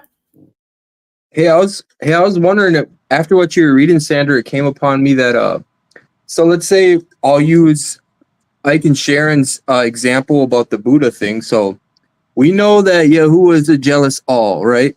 Mm-hmm. And if we go into the presence of another statue or idol knowingly and we eat food in the presence of that statue, is that a form of idolatry and worship? You know what I mean? Because you see the statue, you eat in front of it, you know? So I'm not going in there because they got that high place, but I'm not going to give my blessing, look, 2 cents to an idol that Yahuwah gave me. I'm not going to. If I know that's what it's for, then you don't get my money. That's why I won't eat there. And I know it's wicked ruachs everywhere.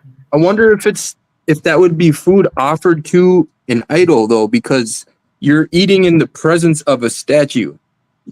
But have it Shane, delivered. do you know what you said earlier? You said he's a jealous.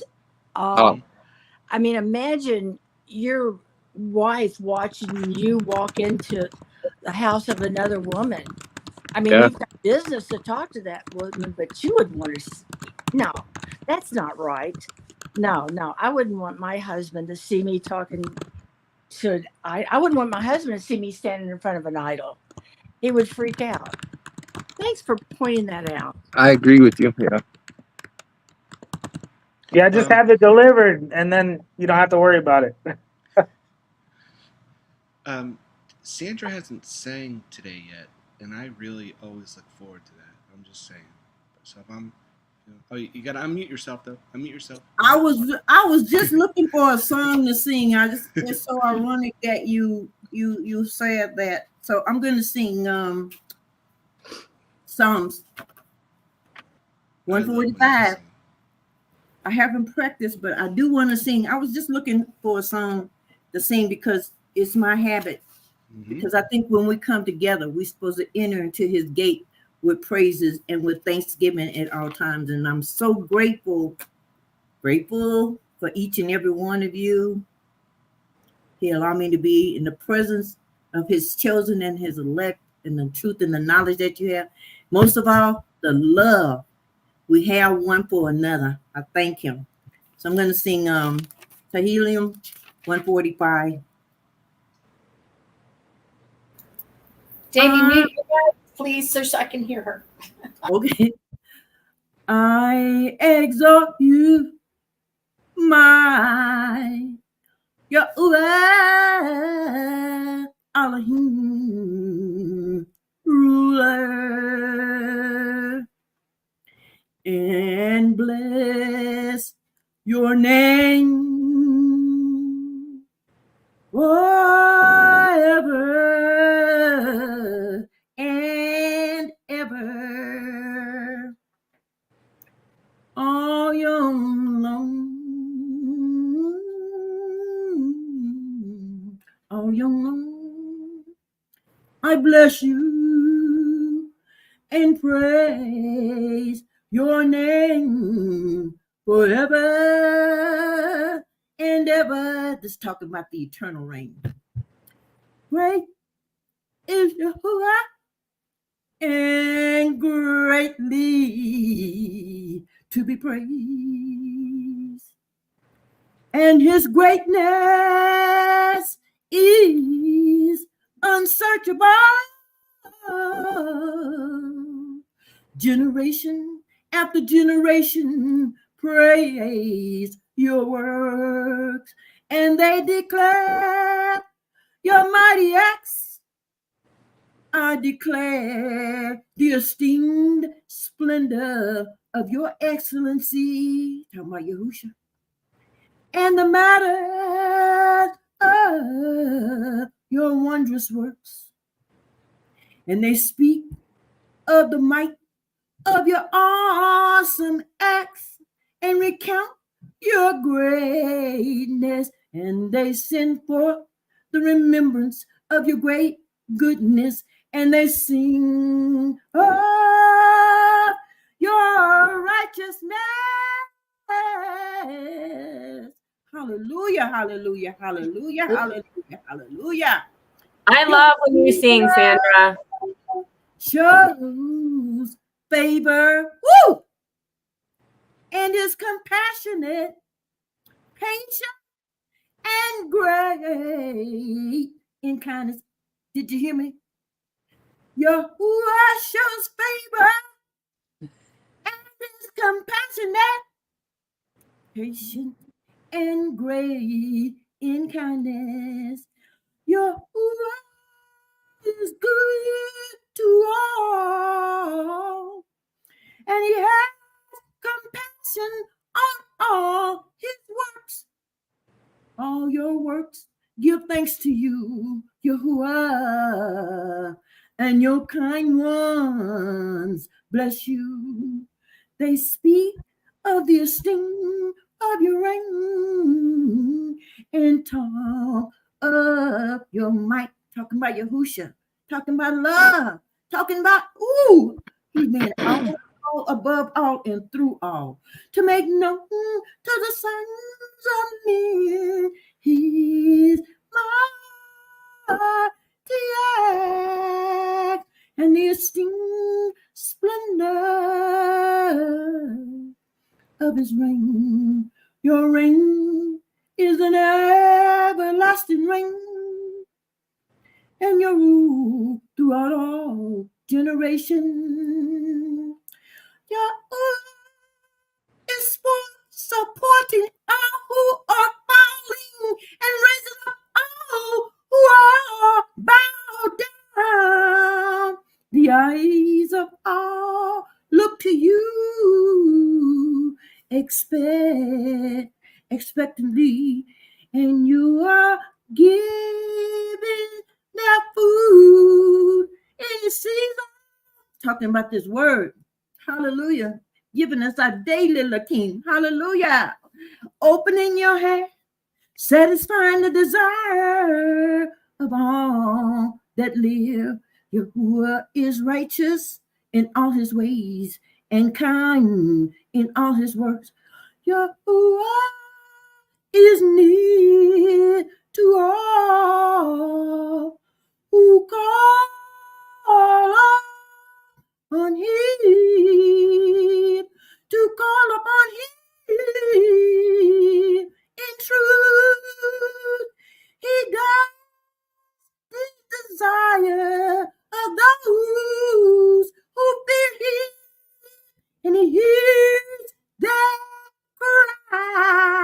and saves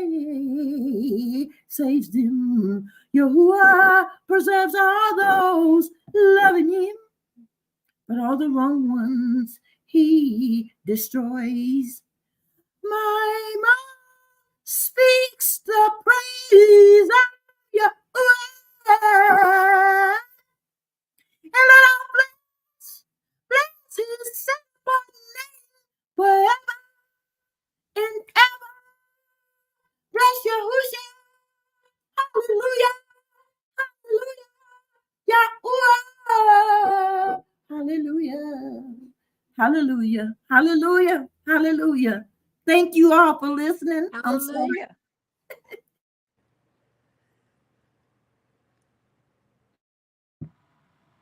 That's awesome.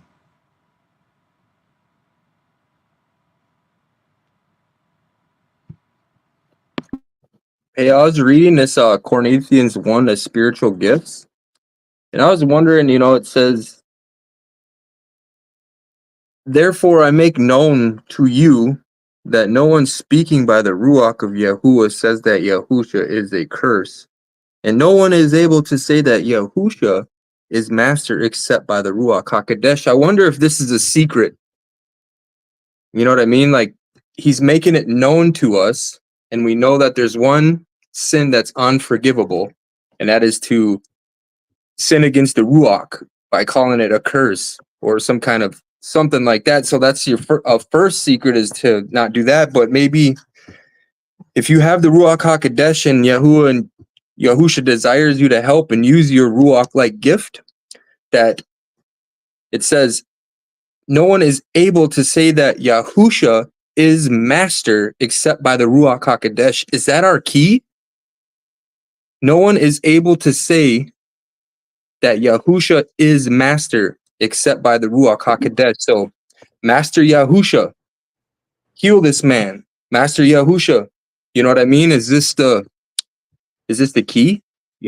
Well, first of all, Chance, we Yeah. don't say, Yahusha, do this. We No. say, if it be your will, would please Yahusha. Yeah, I get that, Phil. I But got that part. Yeah. I'm saying if Yahusha desires it and you're compelled, do we say Master Yahusha? You know what I mean? That's what I'm trying to say here, is like, is that the key? Because it says no one is able to say that Yahusha is master except by the Ruach HaKodesh. And it's Paul making it known to us. So that's a huge scripture, brother. And what I was given by the Spirit is that what it's telling you is that nobody can say that Yahuwah is, or that Yahusha is Yahuwah except through the Spirit. Right? So you have to have the indwelling spirit of him to be able to understand that that Yahusha is Yahuwah. Yeah, but what I'm trying to say is, it says verse 12 in Corinthians says concerning the Ruach like gifts. So in this verse, it's pertaining to Ruach like gifts. So under Ruach like gifts, it says, therefore I make known to you. So it's telling us he's making known to us the Ruach like gifts. And then under that, it's saying, therefore I make it known to you that no one is able to speak by the Ruach of Yahuwah says Yahusha is a curse, and no one is able to say Yahusha is master except by the Ruach HaKodesh. I already know what you're saying, but I'm saying, let's say you're in front of somebody that needs Ruach like healing and Yahusha desires it. Do we enact that Ruach like gift by saying Yahusha is master? That's what I'm trying to say. there was no example of that. That's where I'm stuck. Because I think I've been in front of people that need, I feel like I'm lacking. I think if you already understand that in your heart, bro, that Yahuwah, if he wants that work to be done, it'll be done through you. You know what I mean? He will give you the gift in that moment, and the work will be done. Whatever gift, you could have many gifts. It depends on what Yahuwah wants to do in that moment. Do any of you feel like you're lacking in that department? Like, do you feel like you should be seeking more or giving prayer to the Ruach like gifts, or understanding searching for it and asking and trying to build on that ruach to be able to serve for profiting and to the esteem of Yahusha, trying to fulfill his desires and be led on the path of using ruach-like gifts? Can you Do you feel restate? like you're lacking? Like, I feel like I'm lacking. It's nothing I've really thought about. Yeah. Repeat the question again, just to make sure, because it was All right, I'll try Can to you not speak so fast, but I feel like turn your You're on. volume up, Davey. I feel like I'm lacking. Let's say, you know, I've been placed, like it says up here too, to seek more ruach-like gifts too. So it's telling us to, do all have gifts of healing? Do all speak with tongues? Do all interpret, but earnestly seek better gifts? So, you know, we want to seek better gifts. It's saying up here, you know what I mean? And trying to build on your relationship with Yahusha through the Ruach HaKodesh. You want to be able to profit and serve and help people out of love. And it says up here, pursue love. So by us loving, we want to help and serve, but we have to better understand our master Yahusha to be able to use and understand the desires of the Ruach, to be able to use the Ruach-like gifts. Does that make sense? Do any of you feel like you're lacking there? Chance, I think in a sense we all feel like we haven't hit the mark yet because our relationship is growing daily with Yah. But with that, you answered your own question through your question. I know that happens to me a lot. And I believe what he's trying to tell you to do is gain more of a relation with him, because if you have more of a relationship with him, you will fully believe that the gifts will go through you, you know? So, I mean, that's I've been my thought. firmly placed in front of people that clearly need help. You know, and I've had a deep compassion for them, and it just hurts my being to the innermost parts of my body. And I feel like there's something there to help. Like right now, I got some electricity on me right now, and I feel like there is something there that I could do to help. And I'm over here stuck, and I feel like I'm lacking thereof. So I continuously pursue it. And I'm like, if you desire it, Yahusha, I'm your vessel. Here I am. Use me. Esteem yourself through me. I offer myself to you as a sweet savoring smell, a fragrance, a praise. Use my vessel, because I feel bad for this person, and if it's your desire, do it. You know, here I am. Well, maybe he's doing that because he's wanting you to calm down and learn more and gather more knowledge and a better relationship. I don't know. These are just my thoughts. You know? Can you all hear me? Or can you guys hear me? Yeah. Now we can. Okay.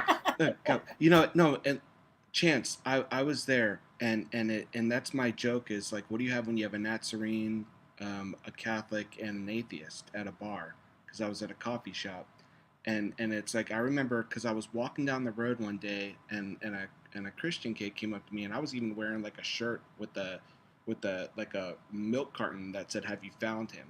You know, with you know, the J-man on it, and it was interesting because I'm like, well, you can't even see that I already know about him. You know what I mean? Because a lot of people don't know what's saved. So that's when I started on this quest of just reading and reading and reading. And then I was overwhelmed because it's so much information. But as soon as I just literally just said, you know what, please fill me, you know, with what to say and what to learn. Like I grabbed all of Lou's books and I'm almost done all of them. But like, and because I realized it's I started like allowing myself to absorb the information instead of trying to memorize it. You know what I mean? Like even reading the word. And I find myself even more comfortable because I trust in him to give me the words to talk to people. I had to get out of my own way. You know what I mean? As far as like, instead of worrying about what I'm going to say, it's like people will mention stuff, and then I'll start thinking about, oh yeah, that happened at the Council of Nicaea, or people will mention this, and I'm like, oh, you mean this, and it was like, but he gave me the words, and it was pure faith that he did, and it's allowing me, and I'm not saying I'm anybody important because I'm definitely learning. I mean, you guys have been in this longer than I have. It's just it's fascinating, like the passion and just Healthy. yeah, following it with love. I mean, I just like with that. Anytime I see somebody in the chat that goes against it, I'm like, well, here's a bunch of love. You know what I mean? And it's like, because I'm so excited about this to finally find truth. Because I used to sit at church and question everything. You know, why are they saying this? Why are they doing this? And everybody else is doing it. Like the guy, like I was saying, I was putting in the chat, the guy who came over to fix my cable today or internet. I say cable because I'm 47, but like it's like he was just, you know what I mean? He saw, my flag, my Natsarim flag and stuff like that. And he goes, yeah, he goes, I used to be a believer, but there's so much whatever in the church. And I saw the scriptures tattooed on his arm. And it opened up a conversation about like truth and everything. And it's amazing that like I said, I'm repeating myself, that he gives me, like, it seems like he gives me the correct words to say as soon as I stopped worrying about it. And it's like I just go on autopilot and let him fly. You know what I mean? But I like agree with I agree with you, Davey. I get what you're saying. I catch your drift. I'll give you a quick rundown. So I've been praying on Ruach like gifts and earnestly seeking Ruach like gifts to profit and better serve and upbuilding of assembly and these sorts of things. I'm building my relationship and strengthening my relationship with Yahusha. I actually asked to cleave to the Ruach HaKodesh and stuff. So I prayed on these kind of things, and then lo and behold, Mark has a Ruach-like assembly teaching last night. Okay, and now here I am in Corinthians 1 reading Ruach-like gifts, awesome. And now I'm asking, you know what I mean, like, do any of us feel like they're lacking, like we could be doing more into trying to understand? Because Yahusha is my teacher, and I'm being directed to this, but I was asking, like, there are different kinds of gifts, but the same Ruach. There are different kinds of services, but the same master. And then it says, Paul makes it known to you. No one is able to say that Yahusha is master except by the Ruach HaKodesh. Does that make sense to you? Like, is this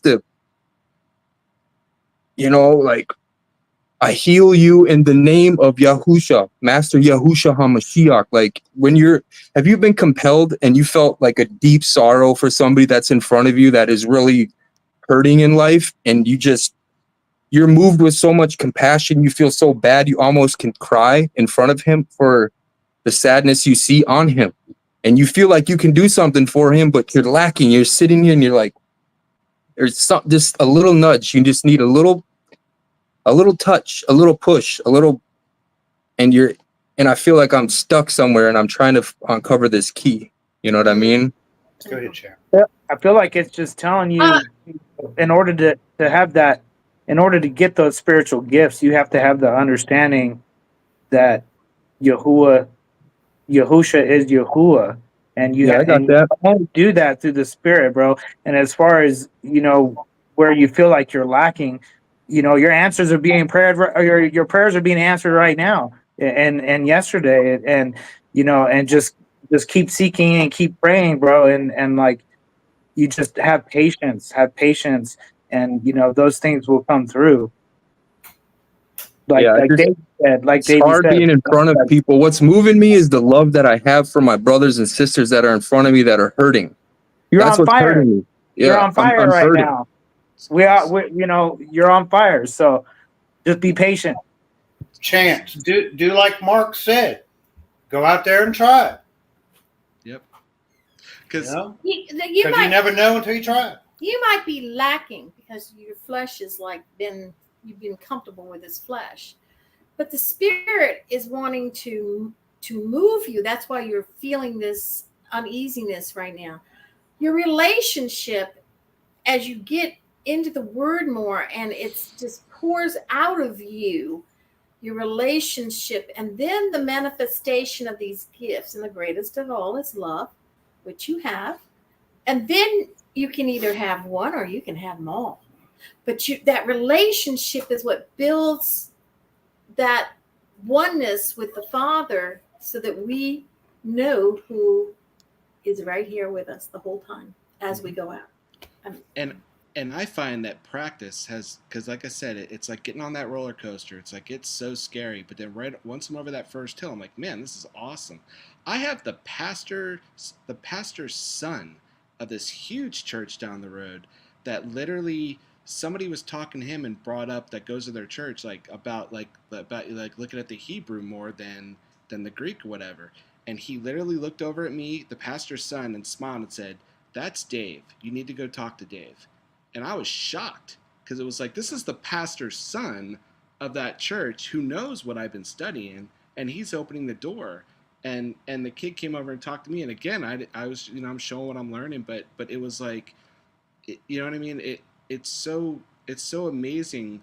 That's why I make myself go to that coffee shop. I tell people, because I have ADD and I'm an audio person. So to sit there and read with everybody talking around me, it's just practice. You know what I mean? It's practice to deal with it. And You're a beacon of light.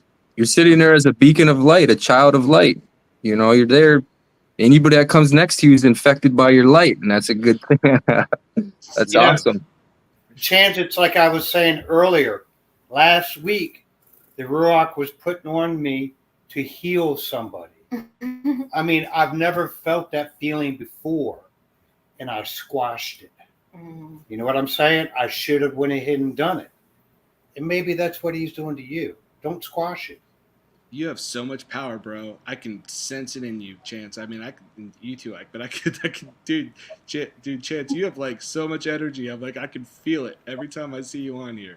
You know what I mean? It's awesome, bro. Brother, I almost hop out of my skin, man. I'm over here like I can barely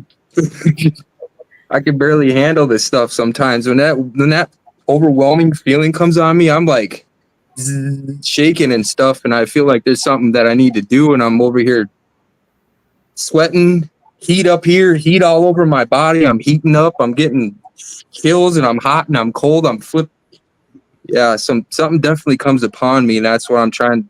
And I keep coming back to Corinthians 1 because it's really, yeah, I don't know. Ask him to enable you to surrender. Yes. And how to believe and not doubt. It's gonna be Yahushua working in you. It's never gonna be you doing anything but surrendering and being a vessel to let him work. So when that comes, like what Brother Ike was saying, when Yahushua was up on him, telling him to do it, what he say, do it. Yeah. Trust you. He won't tell you to do something that he will not honor. He never gonna leave. Gotta trust him. Trust him. That's right there. Sandra, I'm getting moved in the Ruach all the time. I'm moving in the Ruach heavy, especially I work at an urgent care. Well, so this place is filled up with.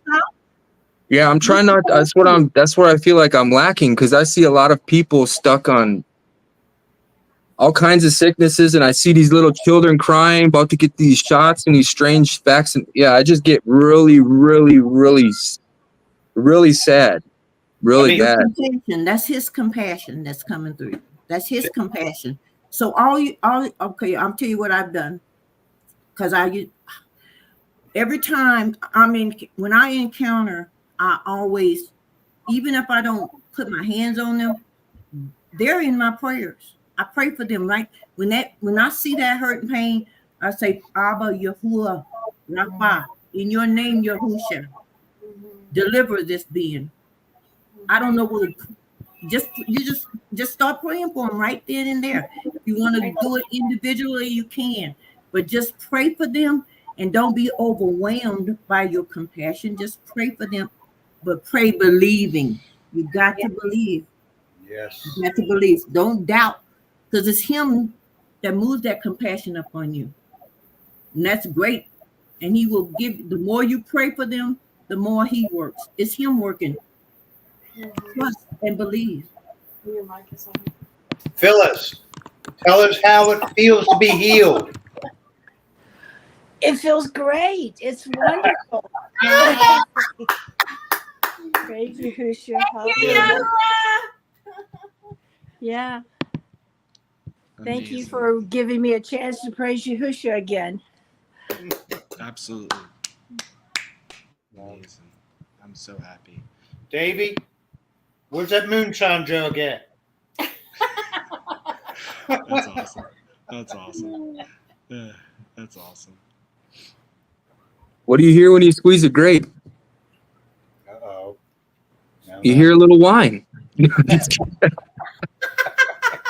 Cute. Cute. That's awesome. I'm going to start calling you Moonshine Dave, okay? Just because I seen that jug at one time. That's awesome. Well, Yance, what is it? What is it when you squeeze a lot of grapes? Get a wineskin. I guess. I don't have an answer. I was just wanted to. I don't either. I didn't either. That just came off. That was pretty good.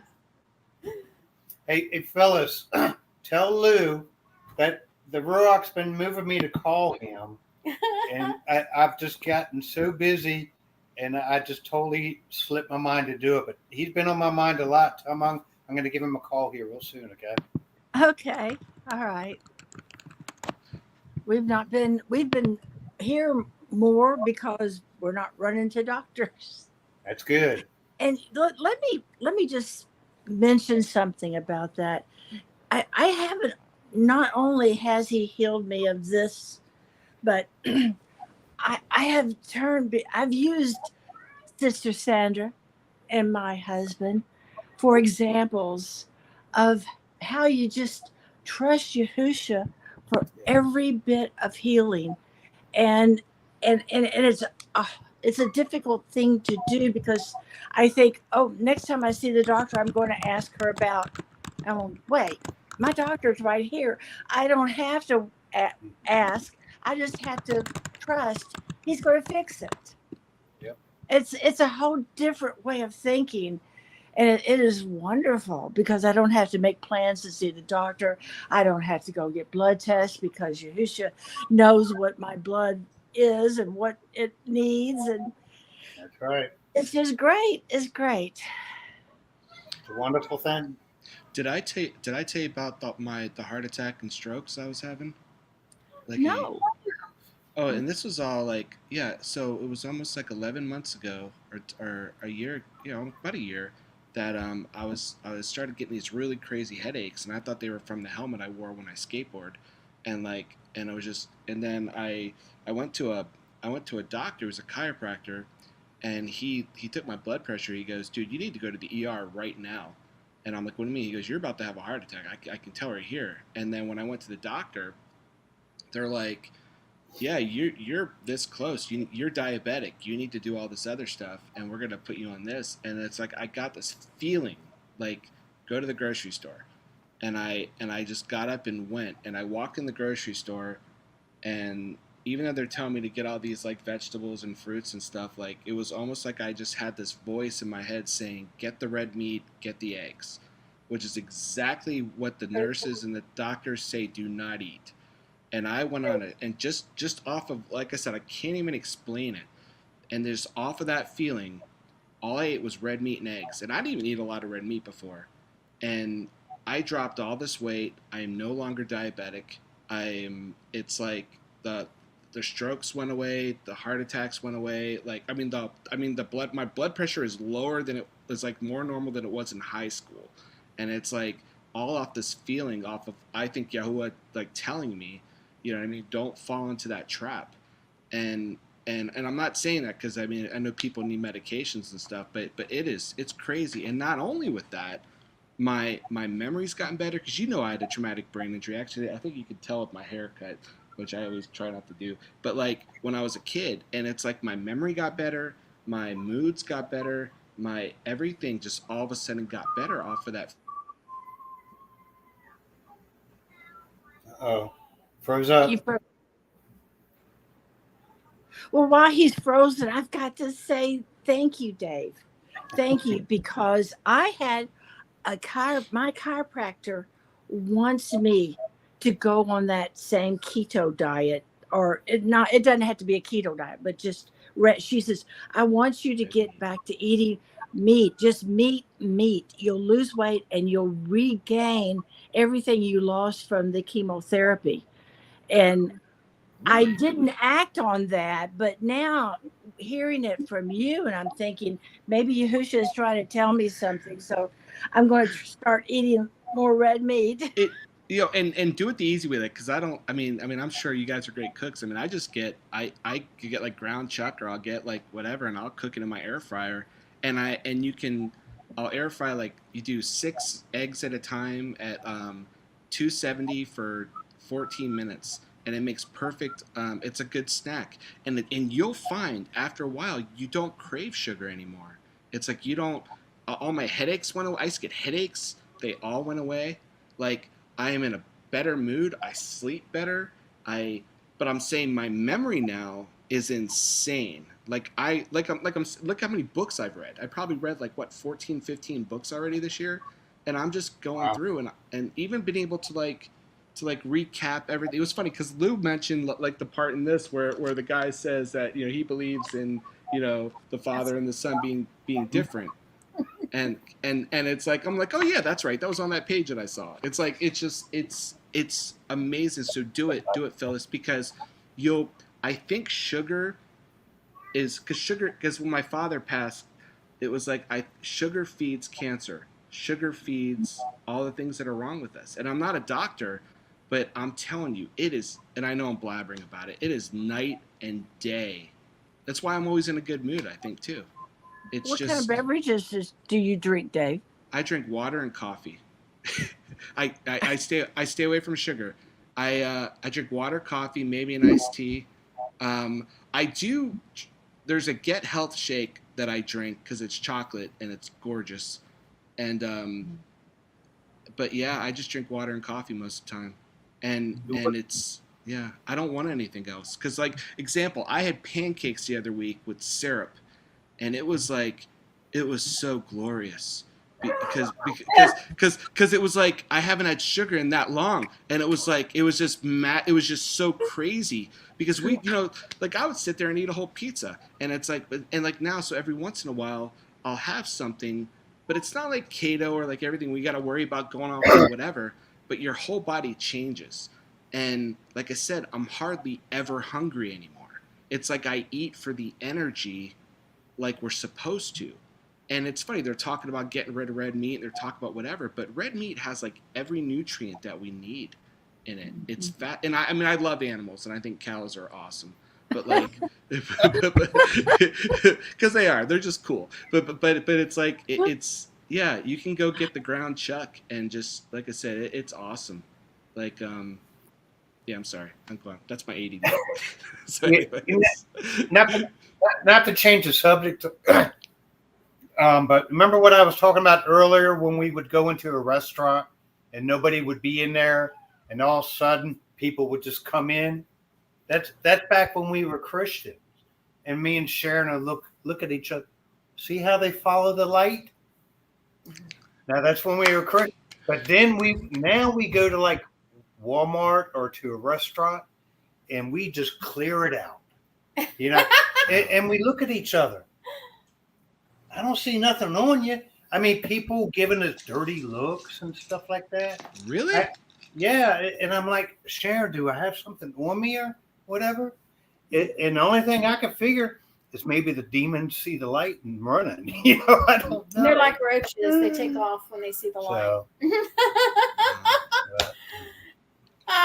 Boy, so it's an amazing walk, and I think when they said the prophets wish they'd be in our time, I think I see that more now because of what's, we were talking about earlier how we're walking through this journey, and you said 6,000 years, but just our walk alone is showing us, to us, his chosen, how much we need him.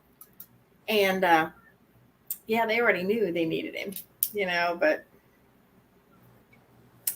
thank you, Yahusha, coming.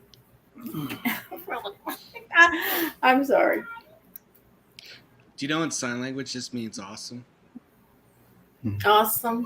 Yep. So it's like we're doing that. I love it. Thank you.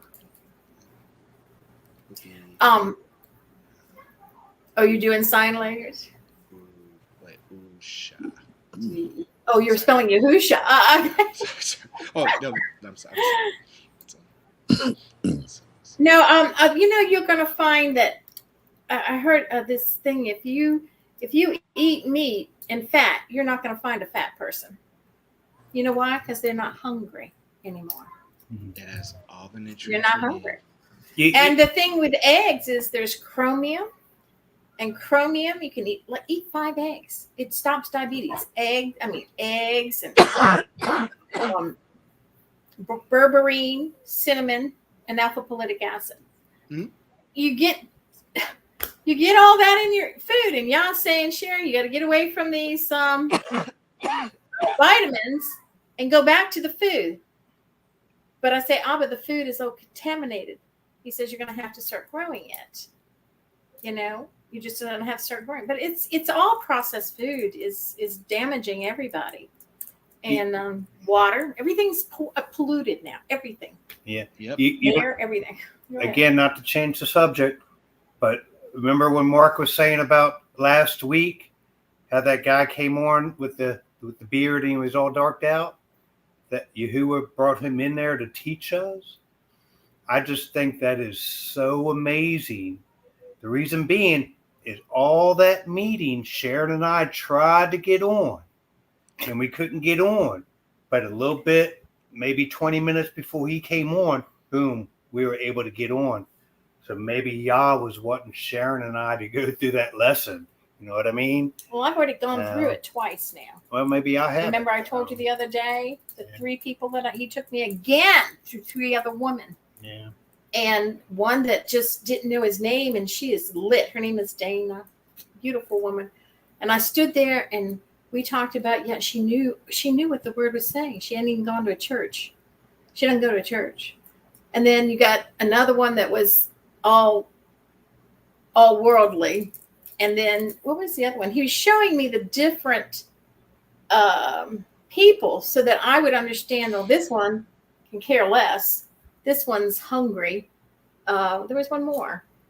Who was one more there was, but it's been in 3s, and it's been twice already within Shabbat last week. So, and Shabbat this week. So yeah. Teaching me who's who. That's awesome. It's also kind of amazing. Like this morning, when the meeting started, we were like, I just want to lay in bed. We'll listen to them on our phone. And it's like, Yahuwah's like, no, you're going to get your butt up and go on. I was like, okay, Father. So. Well, it was Lou. I think I heard Lou or somebody say, no, maybe it was Mark. Said, come on. And we shouldn't be lazy like that. It wasn't lazy. It was just. Well, I was being lazy. I was on bed. Anytime I can get into the word, I'm there. I am so want to eat the word. Mark inspires me. He does. Mm-hmm. Yeah. He's got a lot of information you won't find that in a church. None of what Mark's teaching as far as the detail of that sea, and how far it was. Church. You're not going to find it. Have you ever watched the video of him talking to Lou about going to see the stone, the Los Lunas stone? Yes. Yes, we did. Yes, we did. Like the light, like the picture. I'm like, oh my gosh. That's you know what I thought was I thought was funny about that is Mark was too busy looking for treasure. Yeah. I was like, really? I laughed. Yeah, that was funny. I'm like, Mark, that's me too. You know? Yeah, I can't believe short. Like that picture, like I emailed him, I probably haven't heard anything back. Like I want that picture just to print out. Like you can see the tree, like away from it with the light. I'm like, I was so, because it's funny because I have that USB and I'm like, okay, that's sort of long, and I didn't really watch the whole thing, and then something told me to watch the whole thing. I think it was last week, and I just sat there and I'm just like, wow. But the one thing about him is I'm fascinated how quick he can say, oh, that was over in Deuteronomy 30, and like he can just like pull these references, and I just find that, it's fascinating. See, It's I don't have. Yeah. Go ahead. I'm sorry. Oh no, no. Go on. Well, I was going to say, I don't have a mind like that. I mean, it's hard for me to memorize things. Sometimes I even forget my own phone number, but I've never been a book person. So, but anyway, but yeah, I'm with you there. It just amazes me that people can do that in general, Well, I'm definitely not a book person, and the Ruach just brings me the verses because it's like whenever you're willing to serve him and do what he tells you, those verses are going to just come like that. And that's what happened with Dana the other day. It was so cool. I'm sorry, Phyllis, go ahead. Phyllis, you have dibs. I just wanted to. I just wanted to tell you, Dave, that I'm sure Mark will be glad to send you pictures. Oh, I gotta ask you. There's a present that I want to buy him and Lou because of that video. But I don't want to ask him for his address. But I'm thinking if I send it to you, could you send it to him? Because I just saw something because of that video that I want to get them both. That I just think is awesome. But I won't tell you what it is because this is public. But but I'll send them both to you, and then maybe you can send it to him because I don't want to dig into his personal stuff. But like Okay. cool. It's awesome. So, Hey, Phyllis, in the tour zone, do you all? Forgive me for not really researching it, but do you all sell a 10 Commandment or 10 to bar picture or I'm a buying photo it or for something huge? Yeah. What- We'd like to hang it right here where the picture is. Okay, I'm sorry. I'm gonna get him the one. I'm gonna buy him one, and I want you to try. So I also gonna get Chance that one book, but let's get him the poster with the stone on it that has the 10. that's what we have, Ike. We have the poster with the 10 Commandments. Okay. Sorry. I'm sorry. I got excited. Sorry. I don't. I love it. Thank you. That's awesome. Gladys, say hi. I've had a girlfriend in almost a year, so I have extra money. Sorry. Lottie said this. She was listening to the tablet, right? We were looking at the tablet, and we were what do you call it? FaceTime. And we were listening to him last 6th day last week, and she said, I want to hear Mark. I want to hear him. And I said, you can't because you're on your tablet at your house. We're here. But she listens all the time. It's like, yeah. Uh-oh, Davey just dropped. Mm-hmm. So she listens all the time. And she's learned the difference between G-O-D and Yahuwah. Yeah. Yeah. Boy, we thought we got rid of you. No. Well, I was gonna say I hit the wrong thing. I was gonna go and just order it and tell you to send it to her, but then again, today's Saturday. I gotta wait till tomorrow. So There you go. That's awesome. If you're talking about sending Mark that poster, I think he has one. Because that photo. Because remember, on the video, he doesn't zoom in on it, but he shows all the photos, right? And then you can see the little tab, and then there's that one that I'm just like, that's crazy. Because Mark doesn't have any storefront or anything, right? He doesn't. There's no way to, yeah. Because I just like to get that blown up and say, here's a picture of Yahusha right there. I'm like, oh my gosh, that's amazing. I'm not a picture of him, but I mean that's so inspiring to see that light. I don't know, because you could see the tree. You know what I mean? You could see it. I was just, oh my gosh, that was amazing. Now, Dave, I'm confused about what it is that you want. Oh no, I'm gonna pay for. No, that's different. For Sharon, I want to get her, and we're not supposed to let her know, so don't tell her. Plug your earmuffs, both of you guys. Okay. It's the one with the stone on it, and then it has the 10 below it, okay. like that post. Yeah. Because actually, I meant to get one for me too, so I'm gonna order 2 of them, and you can send one to her. And we'll send them both. Thanks for sure. Cool. Thank you, Davey. Thank you. Thank you, Husha. No. That's awesome. Praise you, Husha. I let you guys, all of you, especially you in this room. You all have inspired me so much this past year. It's been amazing. You know what's yeah. I'm sorry. I'm just in such a good mood. I'm watching upstairs. Is that Lou? Hey, Lou. Good. He heard your voice. Come on, you can't hide. Hi, Lou. Hey, brother. How you doing? How you doing? Awesome. All right. Definitely. I just came down for some pomegranate juice and coconut water. That's awesome. Yeah, let your light so shine, Lou. Yes. Yeah, here's the light. Yeah, we were just talking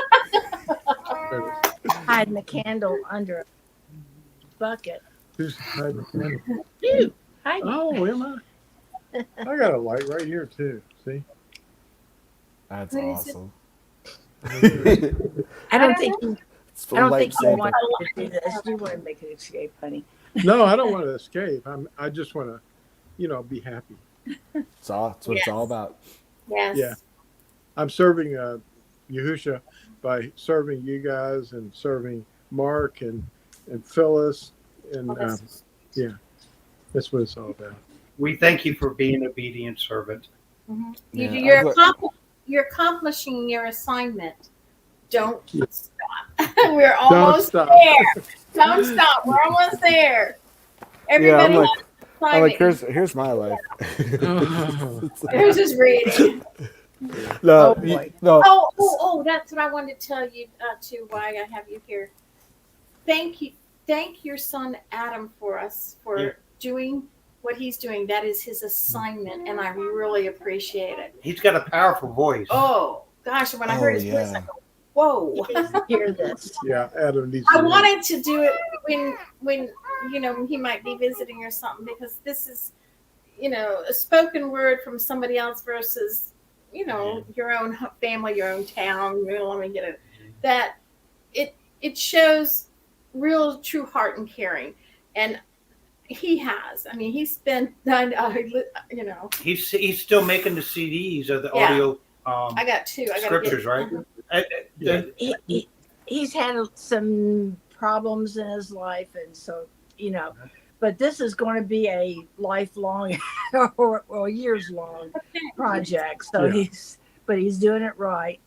Yeah, because we'd love to get the whole scriptures of them. Yeah. Do you get his the videos he puts up on YouTube or no Torah Institute?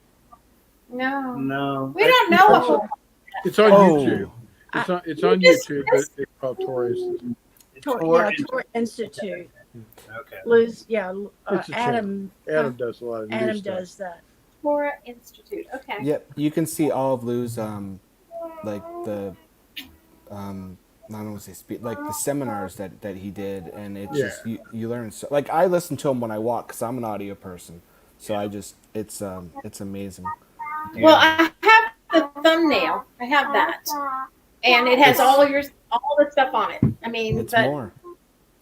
One thing I'm going to tell you about those things you're putting in your ears: be very careful, because they can nail you with that Y part in front of it. Okay. Are these? They send a frequency through, and it hurts. It really hurts. Okay. I've been hit twice with it, so I'm like, you better be careful with anything that goes into a Y thing. Yeah. Headphones, earplugs. What's that other one you just stick in your ear? Those things are so bad. Earbuds. Yeah, that's it. She's talking about the Y thing because the wire No, coming it's down. all of it. They can send that frequencies, and I'm telling you, it sent my heart racing on I think twice. It did it twice on me, so I don't wear them. Yeah, they can angle that. They can angle right to it. Hey Lou, is there a particular time you like to be called? On the phone? During the week, we don't answer the phone on Shabbat, but when when we're here during the week, in the mornings. And the afternoons, we're usually really speeding things up, and we're trying to get done. Okay. How early in the morning? Oh, it's you're at Eastern Standard Time, so it would be around 9:30, 10. Yeah, 9:30 at 10 o'clock till about noon. Yeah. So, okay, cool. You don't mind if I call you, do you? No, I don't. Not at all. I talk to 2 or 3 people a day in the Oh, morning, well, what a blessing. and then I rush them off the phone because I'm doing stuff. He's in orders. Oh yeah, I'm usually doing 2 or 3 things at once. Yeah. Yeah. Cool. Okay. Okay. Lou, seriously, thank you. Yeah. Oh, you're Seriously. welcome. Appreciate All praise goes to you. I'm just Yes. doing what he told me to do. Yeah. That's awesome. And you know what? That's what gives us more joy than anything. I mean, we're laughing. This is like a I don't know. The ruach is just like it's like being drunk because we're so happy because we're doing what he wants us to do. I don't And think we I do it remember out being loud. drunk. What's that like? I don't know. I don't drink, but No, yeah. I do remember. I remember an Air He's Force teasing episode. you. I was really drunk in the Air Force one time, and I smashed my guitar. Ah. Yeah. No. Oh boy. Never So again. That'll teach you. Yeah. that'll teach you, huh? Look where he brought you from. That's right. To your knees you will go and Brought praise. you out of darkness into his marvelous light. Look where he brought you from. All of us. Hallelujah. Say, my Yeah, we need yesterday more. life is all over now. I have a new journey, and it's on a straight and narrow pathway. Man, you got a voice there, Sandra. All praise and honor to Yahushua. All esteem and honor to you, Husha. I've been praying and praying, but I love you all, and I love your insight. But I want to share this with you. Mm. You know, I like those gifts that Paul talks about. But let me tell you something about this. This is what Yahuwah has been dealing with me last week. Talking about, say, I'm going to look at you, Chance, and call you the Thessalonians of Achaia. Paul said they were ready a year ago to go. But he said, I'm going to send this one unto you. I'm just summarizing it, paraphrase. I'm going to send this one unto you to make sure that the love that we receive from you is still there. And he said, he told the Thessalonians when the visitors came back and gave their report of their memory and their love, that they were still rejoicing and growing in love and abounding more and more in him. But I want to read to you, this is from 2 Corinthians, and I'll tell you in a minute while I'm reading this, talking about the gifts. Paul was talking to the Thessalonian church. This was in his second letter. So in that chapter 11, verse 22, he saying, are they Hebrews? So am I. Yeah. Are they Israelites? So am I. Are they the seed of Abraham? So am I. Are they the servants of Mashiach? I speak as behind myself. I am more in labors, much more in stripes, above measure in prison, more frequently in death, in many times. 5 times I received from the Yahudim 40 stripes, less one. 3 times I was beaten with rods. Once I was stoned. 3 times I was shipwrecked. A Lila and a young. I've been in the deep, in many travels, in dangers of mine, in dangers of robbers, in dangers from my own race, in dangers from the nation, in dangers in the city, in dangers in the desert, in dangers in the sea, in dangers among false brothers, in toil, in hardship, in watchings often, in hunger and thirst, in fastings often, in cold and nakedness. Besides these things from outside will come upon me daily, the anxiety of all the assemblies. Who is weak? And I'm not weak. Who is made to stumble? And I do not burn inwardly. If I have to boast, I shall boast of the things that show my weaknesses.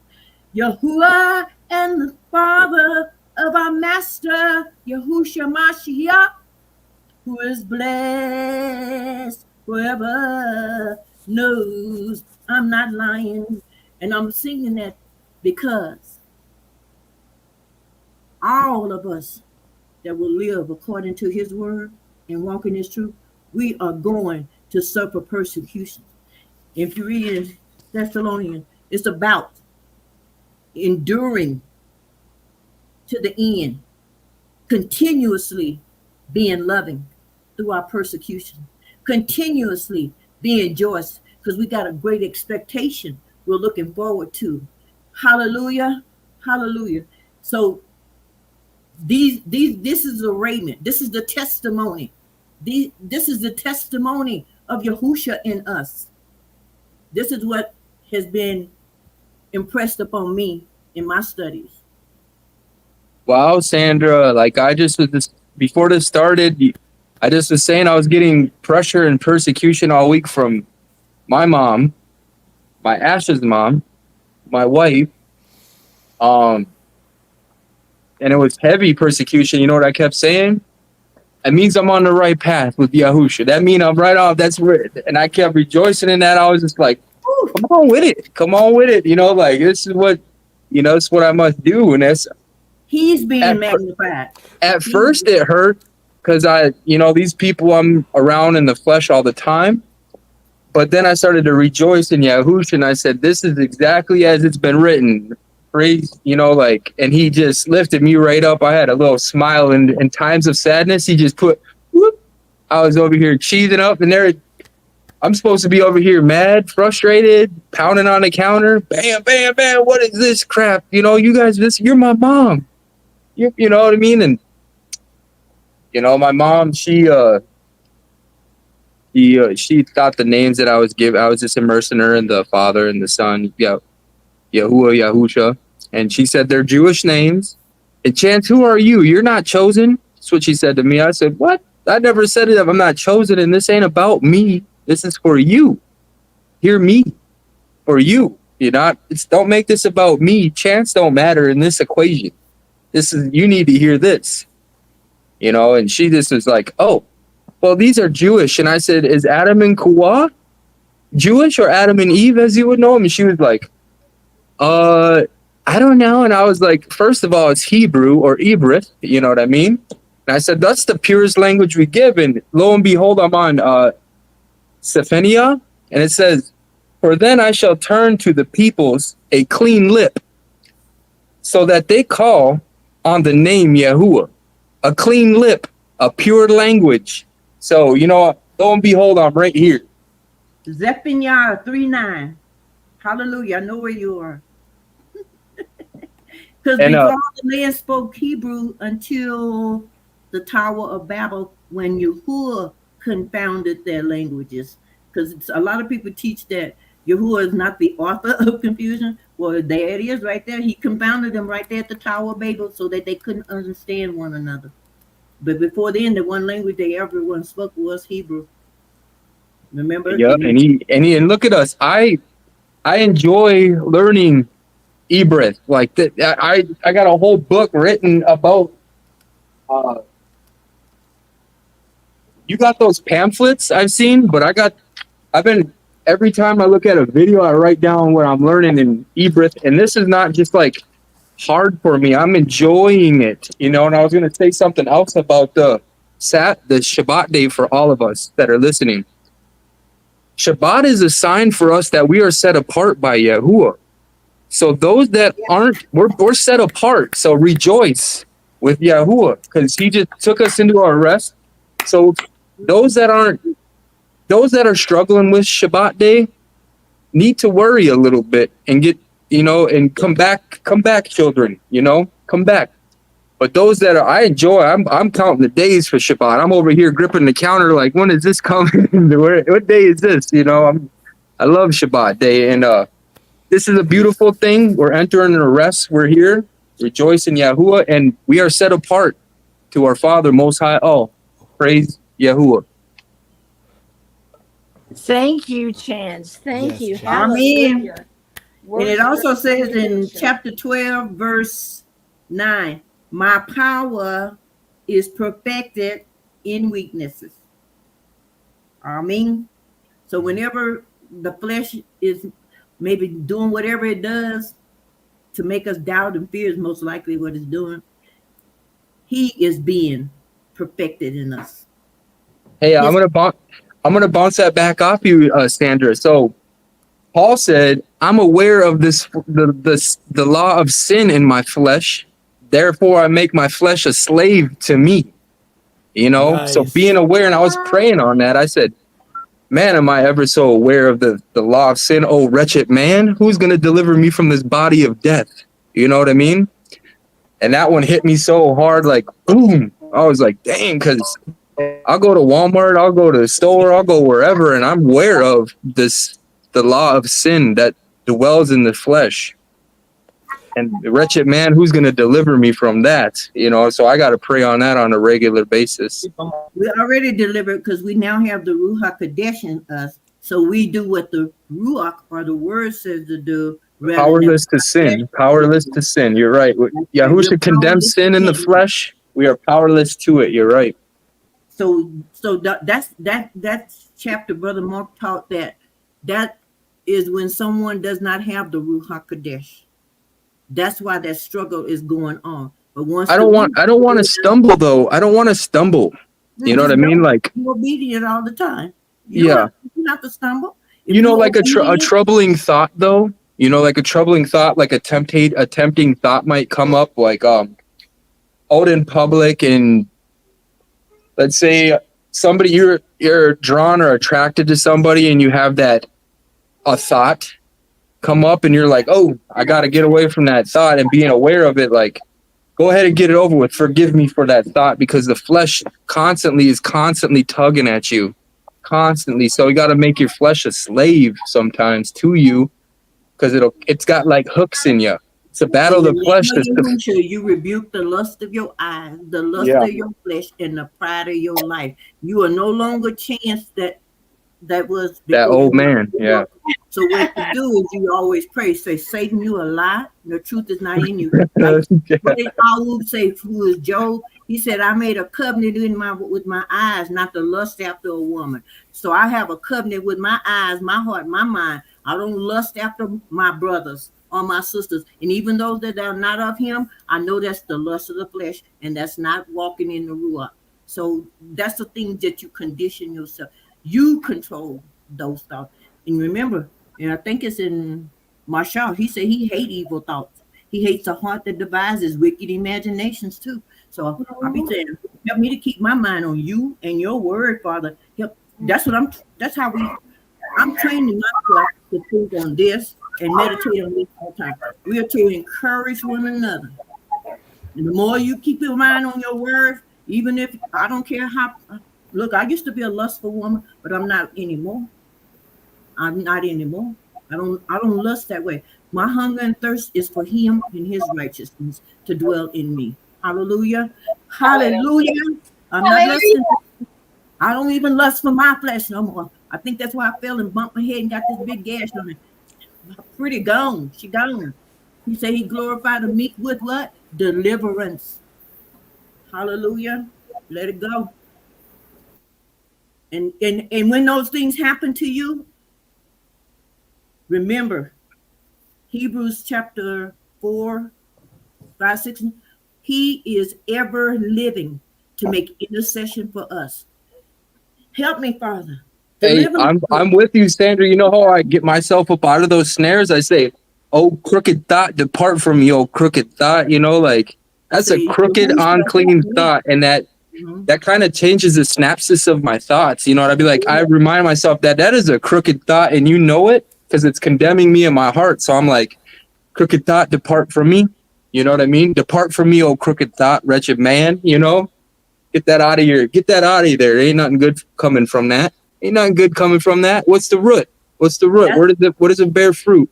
Brother Mark, oh, sorry, Dave. Brother Mark has a lesson about set apartness and walking in the Ruach. That's where it's give you much scriptures about that, because our worst enemy is our flesh, the world, and the devil. Those are our enemies. Not what other people's flesh does, but our flesh. That's how come that's why Paul say I die daily. That's awesome. I die daily. Okay, sorry, Davey, your turn. No, it's I'm listening. It's awesome. I've been single for a year this month. Right now, okay? You broke. Are you there? Something froze you, brother. Can you hear me? Well, yeah. So yeah, and that's a guy who was over to fix it today. No, I've been single for a year because I figured I literally sat back and said, what is pulling me away? What has caused me to do whatever? And like I said, the giving up sugar definitely helped everything. But staying away from that, and even now, like I'll go to that coffee shop and I'll notice and I'll smile, but it's not for the, I call it the like the endorphins or the what is the word? Yeah, like and now, like honestly, like I started going line dancing, and I'm around, you know, like because I'm learning how to line dance, and it's funny. I always wear like a Yahusha shirt. I always wear something to cause like a conversation, and it's like I'm not really interested. It's the same thing as like sugar. Like you could put cookies and you can put everything in front of me, and I'm just not interested anymore in it. And it's not that I'm not interested. I mean, you know, of course, be interested, but it's like it doesn't control me.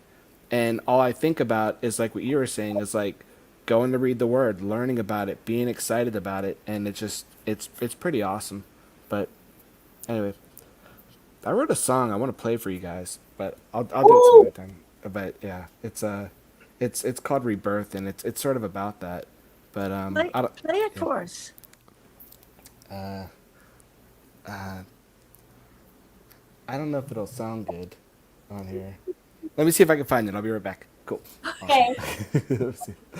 Awesome. It's like it keeps playing in my head, and I'll be right back. I was outside praising Yah one day, and he brought me into singing because of Sandra's singing out of the Psalms. He says, go to the Psalms, Sharon, and sing out of the Psalms. And so I didn't know what to do, so I went and sang Psalm 100. But it's like with me, I have to learn the words and how to put the music and the words together. So hopefully one day I'll be able to sing it to you. Do you know Grandpa's outside? Mm-hmm. Oh, I thought you were telling the questions to him. I'm talking to them. Hey Sharon, I heard it was like don't quote me, I'm not a musician whatsoever, not at all, not even a little bit. But What? every three, like 1, 2, 3, 1, 2, 3, I heard like from somebody that's pretty skilled in musical. Every number 3, every time you go 1, 2, 3, 1, 2, 3, that's like how you hit your musical notes, I guess is what he was saying. But I don't know anything about it, but maybe that might touch a string for you. I guess I just sometimes I get like, do I know it? You get what I'm saying? Raise a shout for Yahuwah, all the earths, sing to Yahuwah. No, see, it's not sing, the word is serve. Serve Sounded good. You did good. Gladness, come before his presence with singing. And see, that's not the same one I was singing to him. Know that Yahuwah is Elohim. No, it's just not there. Yahusha's giving you a beautiful voice. It's with thanksgiving and into his courts with praise. Give thanks to him, bless his name, for Yahuwah is good, and his kindness is everlasting, and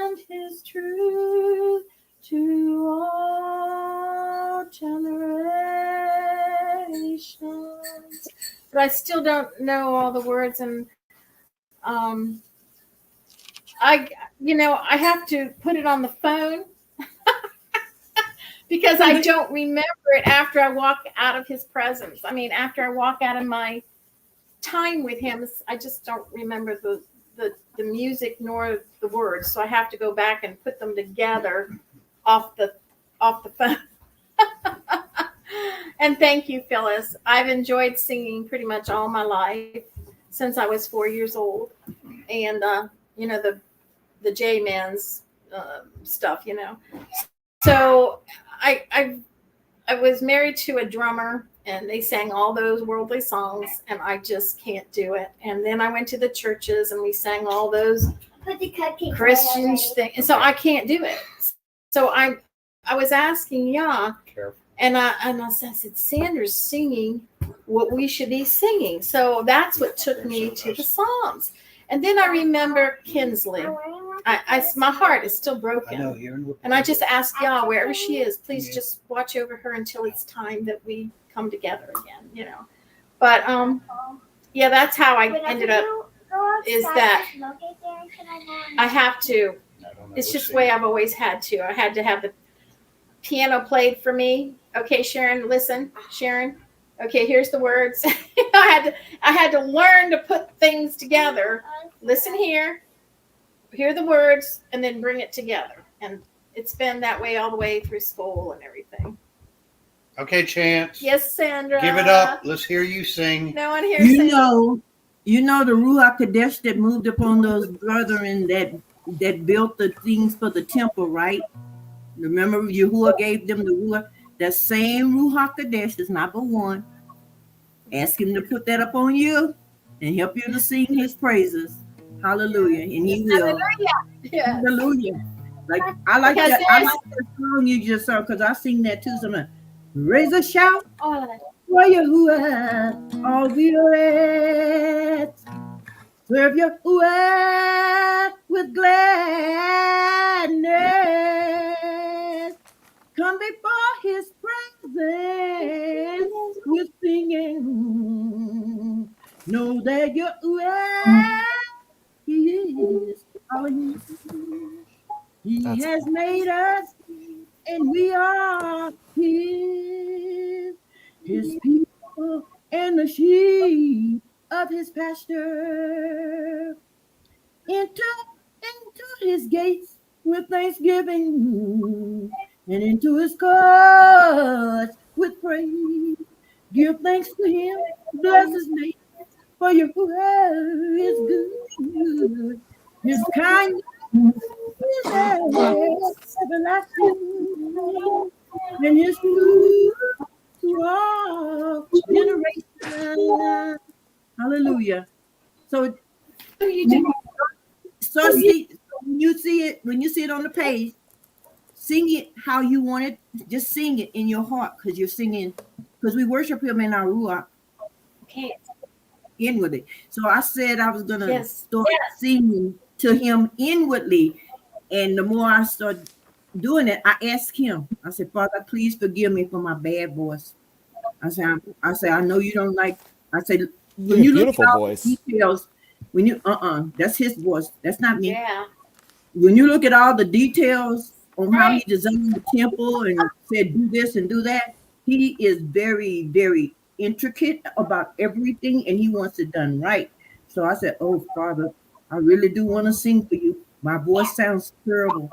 Teach me, help me to learn. And so I found a scripture, I'm not sure what chapter it's in, about singing to him inwardly. So I started singing them inwardly, and Yahuwah is bringing them out. And lately, with that prayer, Yahusha has enabled and made me sound a little better. I still got work to do, but it made me sound a little better. But thank you. Dave, come on, give it up.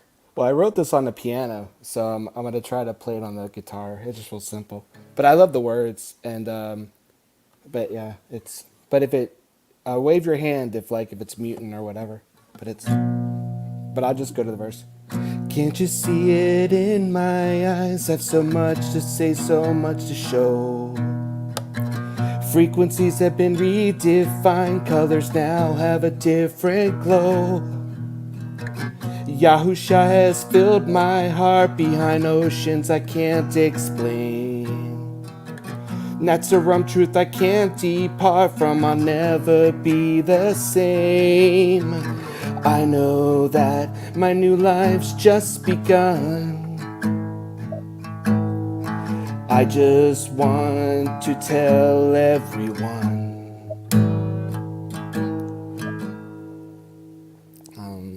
Okay. Reading his words from cover to cover defines salvation to me. Understanding the depth of his truth confronted my sin for me. Oh, sorry. Now I know. Oh, I don't want to be too loud. Now I know what I'm doing wrong means that I must repent. What's the point of his forgiveness if I don't appreciate it? I know that my new life's just begun. I know that my new life's just begun. I know that my new life's just begun. I want to go and tell everyone. And then it keeps going. That is so good. You old moonshine rock star, you. That gave me chills. Really, that's awesome. Beautiful, beautiful. Thank you. I appreciate y'all. Cool. I love the story and the message. Yeah, good job, Davey. That sounded really well. I appreciate y'all. It's all Yahusha. All Yahusha. Hallelujah. Thank you. That's awesome. Can you imagine the sound that's going to come out of thousands and thousands of people's voices when we all come together to sing? I mean, I just can imagine that sound. Will it sound like one sound or will it sound like many sounds? You know, it's like, wow. You know, that reminds me of a question I had earlier. During the millennial, we're going to be priests and kings, right? Okay. Now, the gift of the bridegroom are the people that we petition Yahusha to bring in, like the people we're praying for. Do you think that will be the start of the clan that we will be a priest and king of? Wow. Say that again. Will that be the what? Would that be the clan, the tribe that the start of the tribe that we will be a king and priest of? Our family. It's amazing. I would have to say, go ahead. I'm not sure if he meant that we'll be actually ruling over particular people. I think it's just we'll all be priests and kings. Well, I thought we would be the ones going out to the nations and teaching the nations about Yah. And well, yeah, we'll be doing that when during the tribulation too. Yeah. But I'm talking about during the 1,000-year millennial reign. That's you know what, you might be onto something there, Ike. I don't know. I don't know neither. But it was just a thought. I'd love to hear what Mark has to say about it, but maybe next time I'll ask him. I wonder what the 144,000, what that new song's gonna be like. Yeah. Yeah. They're gonna learn a new song that no one's ever heard. Yeah, it's gonna be amazing. You might be the lead star. I've been redeemed to my King. I think that's what it's gonna sound like. I'm so glad He redeemed me. Ooh. It's gonna be something like that. Because we're gonna get deliverance. We're gonna get to multiple parties. I'm gonna be too busy jumping up and down and shouting. Well, we'll be the ones that'll be protected when all the craziness happens. You know Yeah. what I mean? We're gonna see a lot of, and it's just being prepared for it. And it's like I can just feel that that's true. You know what I mean? And like I said, I'm still learning, but yeah, it's awesome. I wish I could play along with Sandra. Sandra's So, beautiful. so here's a question. We're in training right now. We know what we need to learn and what we need to know and who's doing it all. What are each one of you doing as you're starting to realize we don't belong here? And in your lives, I mean, or things you might be changing, or what are you investing in as far as the time we have left?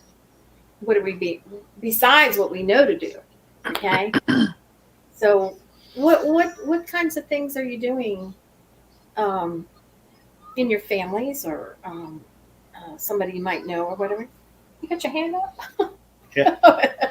Okay, this might answer her question, but Good. for me, it just blows my mind that Yah has chosen me and He has chosen the life I live.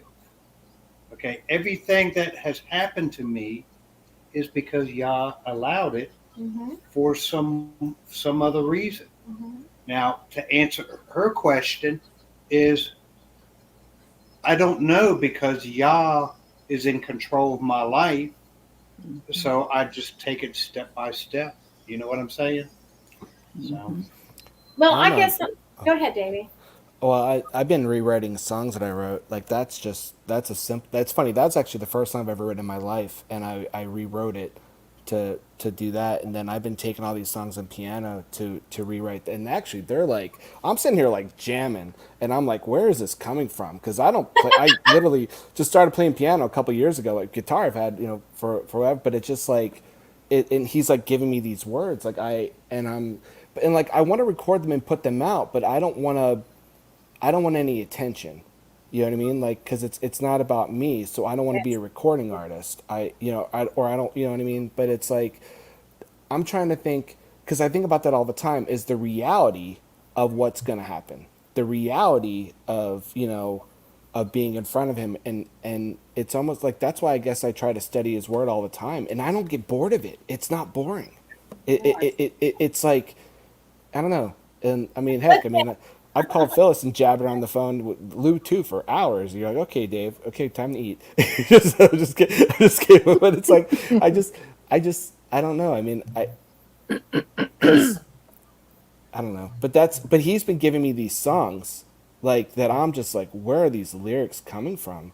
Because I'm not writing them. He's writing them, and it's just pretty neat. So I don't know. That's all. Sorry. I have an answer, Sharon. I think the answer you might be looking for, and it just slipped my mind. I wasn't supposed to say it, I guess. I'm sorry. No, I talked too long. I'm sorry. It's my bad. Oh no, it just came to me. What was I going to say? I'll think of it a minute. Phyllis will remember what she was thinking of. Phyllis will remember. In a little while. Oh, in a little while. That's what I was going to say. We're doing what we're supposed to be doing, knowing we're preparing. Dave is teaching us joy, Wow. and Sandra's teaching us joy, Yosh. and we are all giving each other tools and hindsights and forethoughts of how to go on with our life. I think you were asking who we're going to be in charge of. I think we're going to be in charge of ourselves. I think we're going to be a unit, and Yahusha's going to be in charge, and he's going to just have us as a unit. I just feel it. Yeah. I'm gonna call Ike Thunder from now on. That's awesome. like the Sons of Thunder. Like we're gonna be right on the side. And no, I'm just kidding. I'm just kidding. That's awesome. It's awesome. I guess what I was trying to find out what individually you're doing as crazy, far David. as Yeah, probably. this world stop this world's whatever. Okay. What are you doing with your life? I guess what I'm trying to say, we know we're growing in Yahusha, and we're having a more abundant relationship than I've ever had, and I continue to want more. Yes. But what are you doing with all this? What you have, I guess you should say, what the world has dumped on you is the way I look at it sometimes. What are you doing with all that? Example? Sharon, go ahead. Oh no, go on. Let's ask for an example. What you I was gonna say, Sharon, that is such a loaded question. I don't even know where to begin. My whole life has been flipped upside down, turned around, and flipped backwards. I'm just trying to be the. Oh man, he's done so much. I can't even put my finger on so much. Everything I used to do don't matter no more. You know what I mean? Like, let's say if I wanted to watch NFL or something, I don't even know who's winning right now. I don't know who's going to the Super Bowl. Doesn't matter. You know what I mean? Like, certain foods, not good to me anymore. As far as learn, he just blew up everywhere. What? Quit bouncing him around so much. But with the group here, I mean, Sharon and I, y'all has worked through our life for a long time. In the group, the other fellowships that we would get into, we thought we were there because we're seeking Yah with all our heart. And we felt, and we never felt loved or fed. So we always felt like we were set apart. But when we came here, it's like Yahusha opened that door. I don't know if I'm making sense or not, but it's like we're here where we're supposed to be, So. I totally agree with you. Like, I was turned into a baby again. Yeah. I'm a child again. I wake up every day and I'm looking at the sun in the sky. I'm like, wow, this is like a whole new lens to look at the world. Everything's changed. That's why I said this is such a loaded question, Sharon. And so much has happened. I can't even put my finger on one identical thing. Like, better father, better husband, better.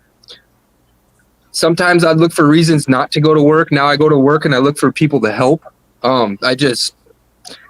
Everything's changed. I'm a little baby again, and I'm in scripture. I pray multiple times a day, searching, trying to hear from him, everything's different and it's enjoyable. You know what I mean? There's times when pressure and persecution come, but it's still like, if you can just remind yourself that you're not of the world anymore. You're set apart. You were of the world, but now you have that Ruach Hadesh on you, and you're not part of this world anymore. The world loves its own. We're not of the world no more. This world's soon going to perish, and we're going on to other places, and it's lead me where I need to be. That's it. I tell you, through our relationship here, the past, what have we been here, about 6 months, 5-6 months? Sharon and I, the Ruach has just really, really moved in our lives. And plus, at least I have, a lot of temptation has come my way too. You know what I mean? A lot of spiritual battles, a lot of physical battles.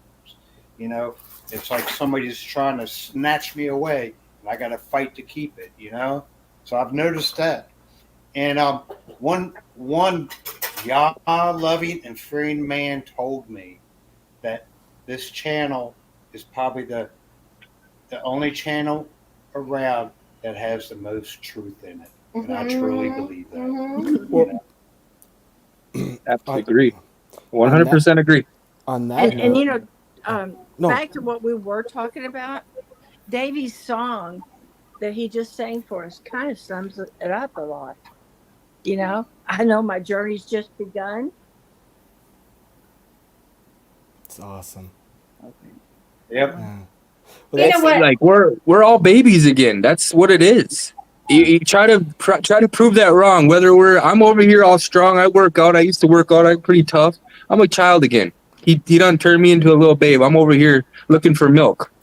You know. You know, this is so funny, and I wish the man was here. I've been wanting to say this for the longest time, but somebody that we know and love very much was being real prideful and said he's ready for battle anytime. Just call him. And then the very next meeting, he couldn't do what he wanted to do because he hurt his finger. And it's like, it's like Yah showed me through that you got to be humble. You know what I don't know if I can explain it right. And it's like, because he hurt his finger, he couldn't do nothing, you know? Yeah, I just thought that was so cool. You can do nothing without Yahusha. That's right. That's right. I know my journey has just begun. Yahusha is the one. That's the rewrite. That's awesome. He's rapping. He's rapping his song. Oh, I have raps in it. Actually, it's funny, but because but I didn't sing that part. Do you want to hear that? No, if we were getting ready, I guess I should have said we were getting ready to go on a long trip. We know what we're. Well, Sandra, one of the things you said was just get rid of your stuff. Yeah. I want to, because I don't go to yoga, football. I don't. The world is like way over here. I don't even know what it is anymore. I don't even want it. But in that, I'm still trying to walk in this world that has no hold on me. Okay, and yet I want to know what everybody else is doing on their particular journey, because everybody's journey is their own. Okay. Yeah, go ahead, Davey. The one thing is, because I DJ'd weddings and I DJ'd clubs and stuff before, and the money was good, right? But I always prayed. I said, when I get a job where I can afford not to do it anymore, right? Which is very difficult nowadays. And all of a sudden, it's the same thing with getting today off. You know what I mean? Because you don't get today off. But I gave it all to him. And I believed, and I said, if it's in your will. And then all of a sudden, I get a promotion and a raise, and then I get to have Sundays off. Or I mean, Saturday, the true Sabbath off. And sorry. Go ahead. I think I did that last week or the week before. But it's I to finally get it off. So it's like, I still got to push my Fridays, or saying it the right way. But it's like, because I gave it all to him, and I'm nobody special because I'm still new, like with all this. But it's just like, it's fascinating how even I got to get the weekends off, because you have to. I mean, I've been at my job for 7 years, but you got to be there longer to even do that. So look, it was almost right away, right? We were talking about it, and then it's like, it's fascinating, and then I don't have to DJ anymore. Like, I literally did my last wedding. Whatever. I am helping. For autism awareness, I'm going to do a thing for them. But like, it's like, I don't have to play the pagan music anymore. I don't have to be a part of that. And he makes the way. And that's why I appreciate you all so much. And even on the Sabbath, because in the beginning, it was almost like I had to get demons out of me. You know what I mean? Like, that was trying to give me reasons to get upset at stupid little things. I mean, there's probably a couple emails I sent, or just like, or you're reacting to different things. And it's like, it was almost like an exorcism. And then all of a sudden, it's just like this peace that I'm sure you all have felt. But I think that's just been preparing me. And that's why in my time, all I want to do is read about him, or write about him, or talk about him. Because I think that's what we're supposed to do, right? I think. And sing about him. Yes. Yeah. That's the first commandment, is it? Love him with all our heart, all our soul, and all our strength. And I say it backwards. You know why that happened, Davey? With the Sabbath? Is who are you? Natsarim. What do you want for the Natsarim? Love. Obedience. Obedience. Yep. Yep. He's going to see to it. Yep. And he makes it to where it can happen. Yeah. Like I tell people like, and I'll get you that poster to put on your wall. I mean, it's just they're so easy to follow. Like anytime, like I was talking to this pastor in training, he goes, "Well, we can't do it without him." I'm like, "Do what?" He goes, Honey. "Well, nobody can break the commandment." You know, I'm like, "Dude, read them. They're not that difficult. They really aren't." It's Play with her. yeah. Anyway, sorry, I get excited. I wrote a song about that too. You did? You have it? Yeah, but I have everything on my piano because I literally used to write everything on guitar, so I'm going to do piano, and I've written about 7 songs on the piano now. Like, and it's funny. I actually rap in a couple of them because he just gave me these lyrics to say, you know, like even it's crazy, like how it's been coming out, like Rebirth was one, and then I have one, and of course there's one called Please Resurrect Me. You know what I mean? Where like, you know, giving my life fully to him, and it's just I don't know, but it's like I'm not sitting here going, oh, I'm gonna write a song. It's like I'll be walking, and then all of a sudden it's like he'll sing the chorus in my ear, or like, and then I'll sit down and just write, and it's fascinating. Yeah. So you know, I just got to find a way to release them without any. I think I'm gonna just create. I was gonna create a band called Repent, and just like make that the name of it, but it's just me. You know what I mean? And like nobody know that it's me. So anybody watching this, prank caller. No, I was kidding. So, but I don't know. We'll see. But I love you. It's not about me. So back to the conversation. It's cool. I realized too with this change too is like Paul said something about, you know, we've been all came out the womb and given an earthly name, but soon as you receive that ruach, that old man or that old woman is gone. So it's like you have a Yahuwah like mind, you know. So when you're going through life and if you're absorbing everything, it's like a new experience because you're viewing things through the eyes of Yahusha, and it's slowly dwelling in you with that ruach. That's why all these old habits, same patterns, same routines seem to feel like, nah, that's not right. That ain't a good thing to do anymore. That ain't what I want to do. That, and it condemns me. It makes me like some of the old patterns that I had condemn me in my heart. And I feel it. I listen to my heart completely now because we've been circumcised. That old heart of stone was taken out of our chest. We're given a new heart full of light, children of light. And as Chance died, Chance is no more. He died. And I'm just coming into that realization. That's why I say I'm a baby, coming into the realization that Chance, that flesh, he's dead. You got to get over that. Let Chance go. He's gone. This is what it is now, you know. And it's that was kind of scary for me, but that hit when I read that about Paul. He said, you know, when you're immersed with that Ruach HaKodesh and Yahusha comes for you, that old man is dead.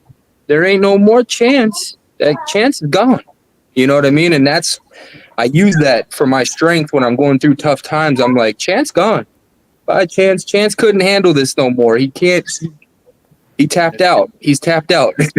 He tapped out now. He's gone. It's okay. You know? Kind of scary to think about, but. You are a reflection of Yahusha. Yeah. That's what he looks like. Yeah, you're right there. And see the joy? Yeah.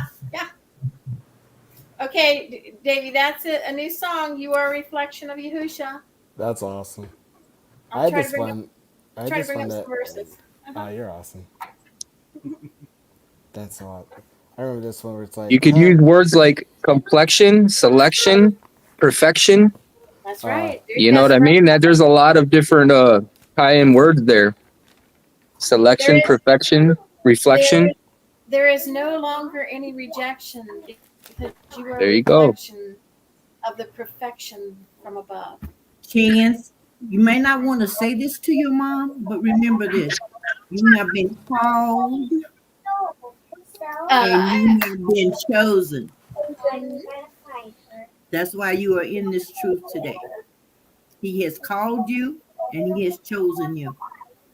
When you received his word and believed in his word and turned from the old man to the Yahusha in you, you called chosen, and you were predestined before the foundation of the world. It is written. Yeah, he called. I picked up the phone. That's it. You know, he called and I answered. You don't You have know. to tell him that. You just know in your heart. Just Oh know yeah, I know. Yeah, he's upon me heavy. it is Actually- written that you are called and you are chosen. But I was afraid to do that for her because I don't want her to. I don't want to become boastful. So I just kind of left it at that. I just said, hey, this ain't about me. Don't make this about Chance. Chance died. You don't understand that yet, but Chance gone. There ain't no more Chance here. You Okay. did right. You know. You know what's really funny? I'm reading the song that I wrote called "Please Resurrect Me," and you're talking about how you died and you were changed, and it's like, I wrote the song. I wrote this on piano, but you're right. It's all about that. It's because the old one of us died, and I don't know. It's a good one, Davey, because that when you start to absorb that's strength for you. Those words are like, Davey died, Chance died. You know, that old flesh, that old pride, that ego, that all that fleshy strength and all these things that you held on to so secretly and dearly. All of a sudden, you get that stone of hearts ripped out of your chest, and you're given the heart of light. You know, you're the son of light now, and you're just so compassionate and loving and caring and kind. You care about others, and that's clearly we've died. It's awesome. like it's like the chorus, like Yahusha, wrap your arms around me, and please just reassure me. There's nothing to be afraid of. I know I'm lying when I'm sinning. I'm begging you, Father, to forgive me and resurrect me in your love. And it just goes on like that. It's like that. It's pretty awesome. Okay, I'm done. So this is in Hebrews chapter 3, verse 1. Therefore, Kodesh brothers, partakers of the heavenly calling, closely consider the emissary and high priest of our confession, Mashiach Yahushua, who was trustworthy to him who appointed him, as also Musha and all his house. We are all partakers of the heavenly calling. Hallelujah. That's what stood out to me when I read. So this is what I do. Awesome. I pray day and night that he write this word and implant it upon my heart. That I be able to share it with others and to share it with them in love and in meekness and in kindness. And I pray for each and every one of us that we are one in his name. Thank you. I threw away a lot of things that had idols on them, clothing, shoes. I let all that go. I don't seek after greed or gain. I stopped covet. I was a greedy, covetous person. I don't do that anymore. I have, as a matter of fact, I think I have too much and I want to get rid of more than what I have. Because I'm not seeking the things of the world. And I pray every day, lead me where to go. Whenever I have to go out, lead me where you want. Let me know who you want to write your name to, who you want to give this word to. And when I'm out and about, people are asking me things, and I said, that must be the one. Or one day I met a lady that showed kindness. I say, you sure are showing a lot of kindness. Did you know his true name? She didn't even want to, because I make photocopies of the pamphlets that Brother Lou writes and stuff, and I pass those out to introduce his name and stuff. But she didn't want it. I said, that's okay. I didn't miss a beat. I didn't stop loving her, and I didn't stop showing her the kindness of Yahusha. I just kept on going. I said, well, there, she's not the one. And then I meet another one. And they want to know. And I say, well, I have a BYNB, and I have a last custom. Because I know if they read that, the scales of darkness, the truth removes that.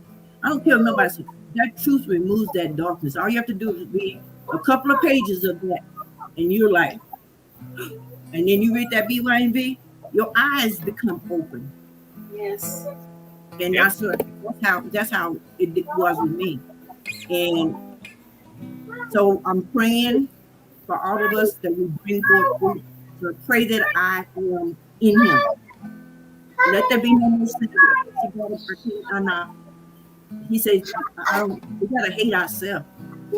Like cancer, one of us was saying, you gotta deny yourself every day, every day. I don't want my own thoughts. I don't want my own desires. So my hunger and my thirst is for him and to do his will. That's what I do. I ask him, give me the power to do your will. Give me the good sense to recognize your truth and to obey your truth. And he does. Help me to discern between good and evil. What's good, what's evil, right and wrong. And you learn that by learning the word. What's good in the word. So I try to read at least 10 chapters a day of scriptures. I don't always get the ruach of it all, but as long as I'm trying, the reason I do that is to heal my being with the word. The ruach kadesh brings it out. Yes. So this is my war to hold, I guess you could say. Wow, Sharon, that was beautifully said. That was beautifully said, Sharon. You jostle my mind all the time because I tell Yahusha, I said, I come to you, I hop on my knees and I tell him, I offer myself to you as the sweet savoring smell of fragrance. Lead me by your hand. Take my hand. I praise you. I lay myself down before you. Come. Give me open my mind. Allow me to, before I start reading my scripture, I ask my mind to be open. Come to me. Let me eat this up. Put it in my body. Let me digest it. Let me take it in. I want to be a walking Torah. You know what I mean? And boy, does he come. And every time I'll read Yehukanan and I'll read it all. Right? And then I'll go back a week later and I'll read Yehukanan again and something new comes up. I'll read Yehukanan again and something new comes up. I'll read Yehukanan again and I'll keep reading the chapter over and I never get it all the way. There's always something new. Every time. Yep. That's great. Wonderful. Chance. Oh, sorry. I listened to on Brother Sparky News Station, I listened to his lessons over and over again. Like Revelations, and he taught Yehukanan, listen to those over and over again, because it's to me like the more I learn, the more I need to learn. Is what I really, and the essence of all of what we need to learn is that learning how to really love. That's the. If we learn how to really love, like Father loves every day. I mean, I don't like to go on because, but anyway. I'll shut up because but go. Love is always kind and always patient. It don't reckons wrong. It forgets about it. As soon as somebody offends you, forgive them. So sometimes you have to pray, and you have to pray when you forgive someone that you are healed, because it's an injury to your being. When someone injures you, you need that healed. So not only do you need to forgive, you need to be able to be healed of that, so that you don't think about that or you don't remember that you don't. And then it's like, and I don't always blame it's not what the other person is doing. It's how I react to what they're doing. Did I react according to the word? If they curse me, did I bless them? If they hate me, did I love them? So that's what I'm busily asking the Father to condition me to become this word, because that's the only way to do it. That's the only victory, because he encompasses us. We need him to encompass us. But that's all I wanted to share. But you all don't know how beautiful you are and how loving and kind and the light that he has in each and every one of you. But don't worry about that. It's the Yahushua. Don't worry about what other people say or how they feel about you. Do you love them? No matter what. Do you care about them? No matter what. That's the most important thing. Because that's how we please him. Because how can we love him whom we never seen and not love others? I say others. But most of all, you all are my loves. Because you are of him. You're of the body. and we are to love one another as He has loved us. Well said, Sharon. I also, in case that's well said. I even worry about when. Oh, sorry. Go ahead.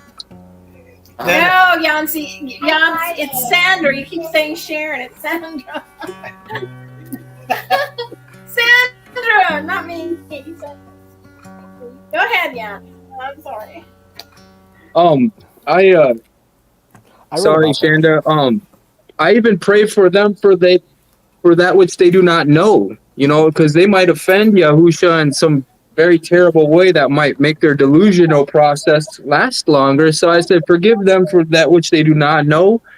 I forgive them as well, but I can feel it when they condemn themselves in me. You know, like refusing the names or just, it's just a book. I got told that the other day. It's just a book, and I was like, oh. I didn't even know how to respond to the man. I just said, I'm gonna pray for you, my friend. You know, it's the word. In the beginning was the word, and the word was with Elohim, and the word is Elohim. You know, it's like, it's just a book, though. No, you know, but I had to go ahead and give a prayer up to, like, they do not know which they know, Father. You know, because the stuff seems foolish to them, but to us, it's power. Yeah. It's of the utmost power. You know, it's the most important thing. And we have to, be careful with, because that really scared me. It opened my eyes. I probably look like, my eyes were so wide, I probably look like a raccoon caught in headlights, What? I could see that. What you said? What came out your mouth? Oh, I'm going to go pray I got to go. Hey, I'll pray. Forgive you. It's amazing how Yah has put us in a world of hate to learn how to love. So amazing, ain't it? I wrote a song about that. That's powerful, Brother Ike. Hey, we didn't choose him. He chose us.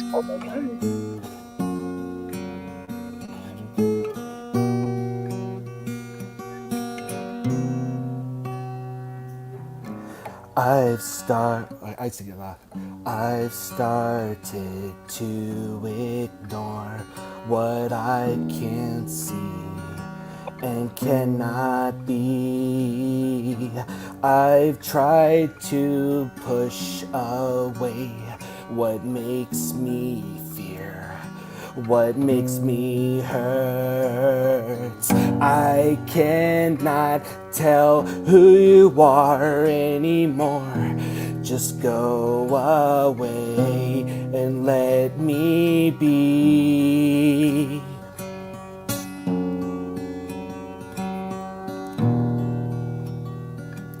Yahuwah, please save me. Please love me. Yahusha, love me.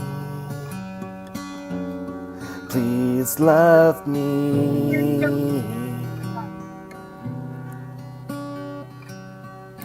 As time goes on, it's hard to listen, it's hard to guess. So tell me the truth, don't waste my life, and listen closely to what you say. I can't explain how they make me feel. They're only friends, they're only disguise, all of their lies.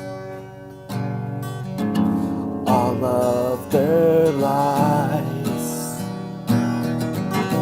Please forgive me. Please forgive me. Please forgive me.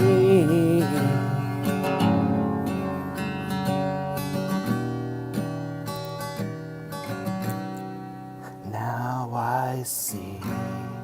Oh, sorry, that's not all. But very good. Thank you. Lottie's saying thumbs up on that. Sorry. Thank you, Davey.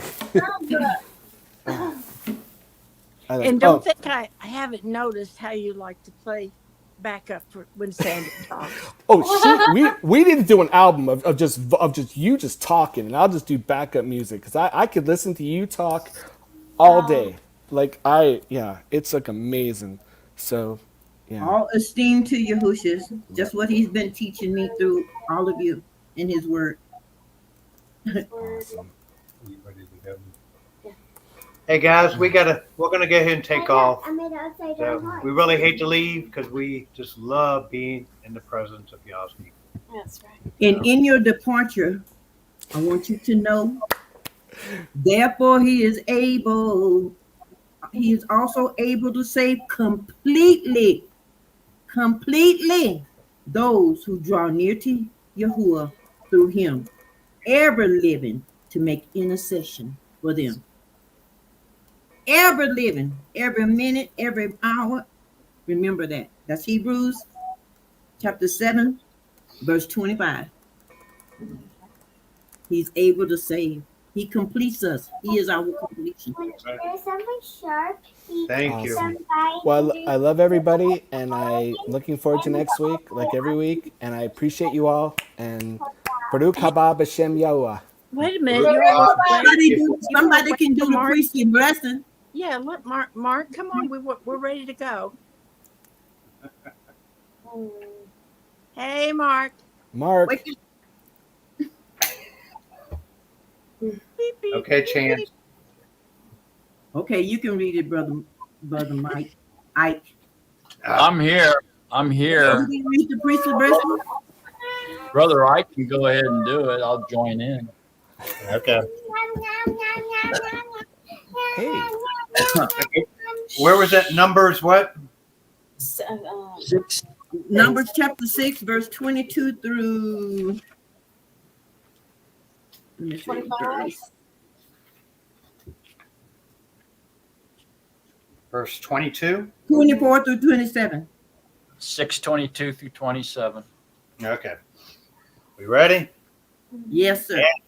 And Yahuwah spoke to Moshe, saying, Speak to Aaron and his sons, saying, This is how you bless the children of Israel. Say to them, Yahuwah bless you and guard you. Yahuwah make his face shine upon you and show favor to you. Lift up his face upon you and give you shalom. Thus they shall put my name on the children of Israel, and I myself shall bless them. Man, that's so powerful. Thank you. Baruch haba b'shem Yahuwah. Thanks, Mark. Everybody. Love you guys. Beautiful. Thank you, Mark. Thank you, Mark. Thank you, Mark. Chance. Hey, Chance. Love you. Chance. Yeah. Stay on. Don't Okay. click off. All right. Bye, everybody. Love you. Cool. Bye. Shalom. Love you. Bye-bye.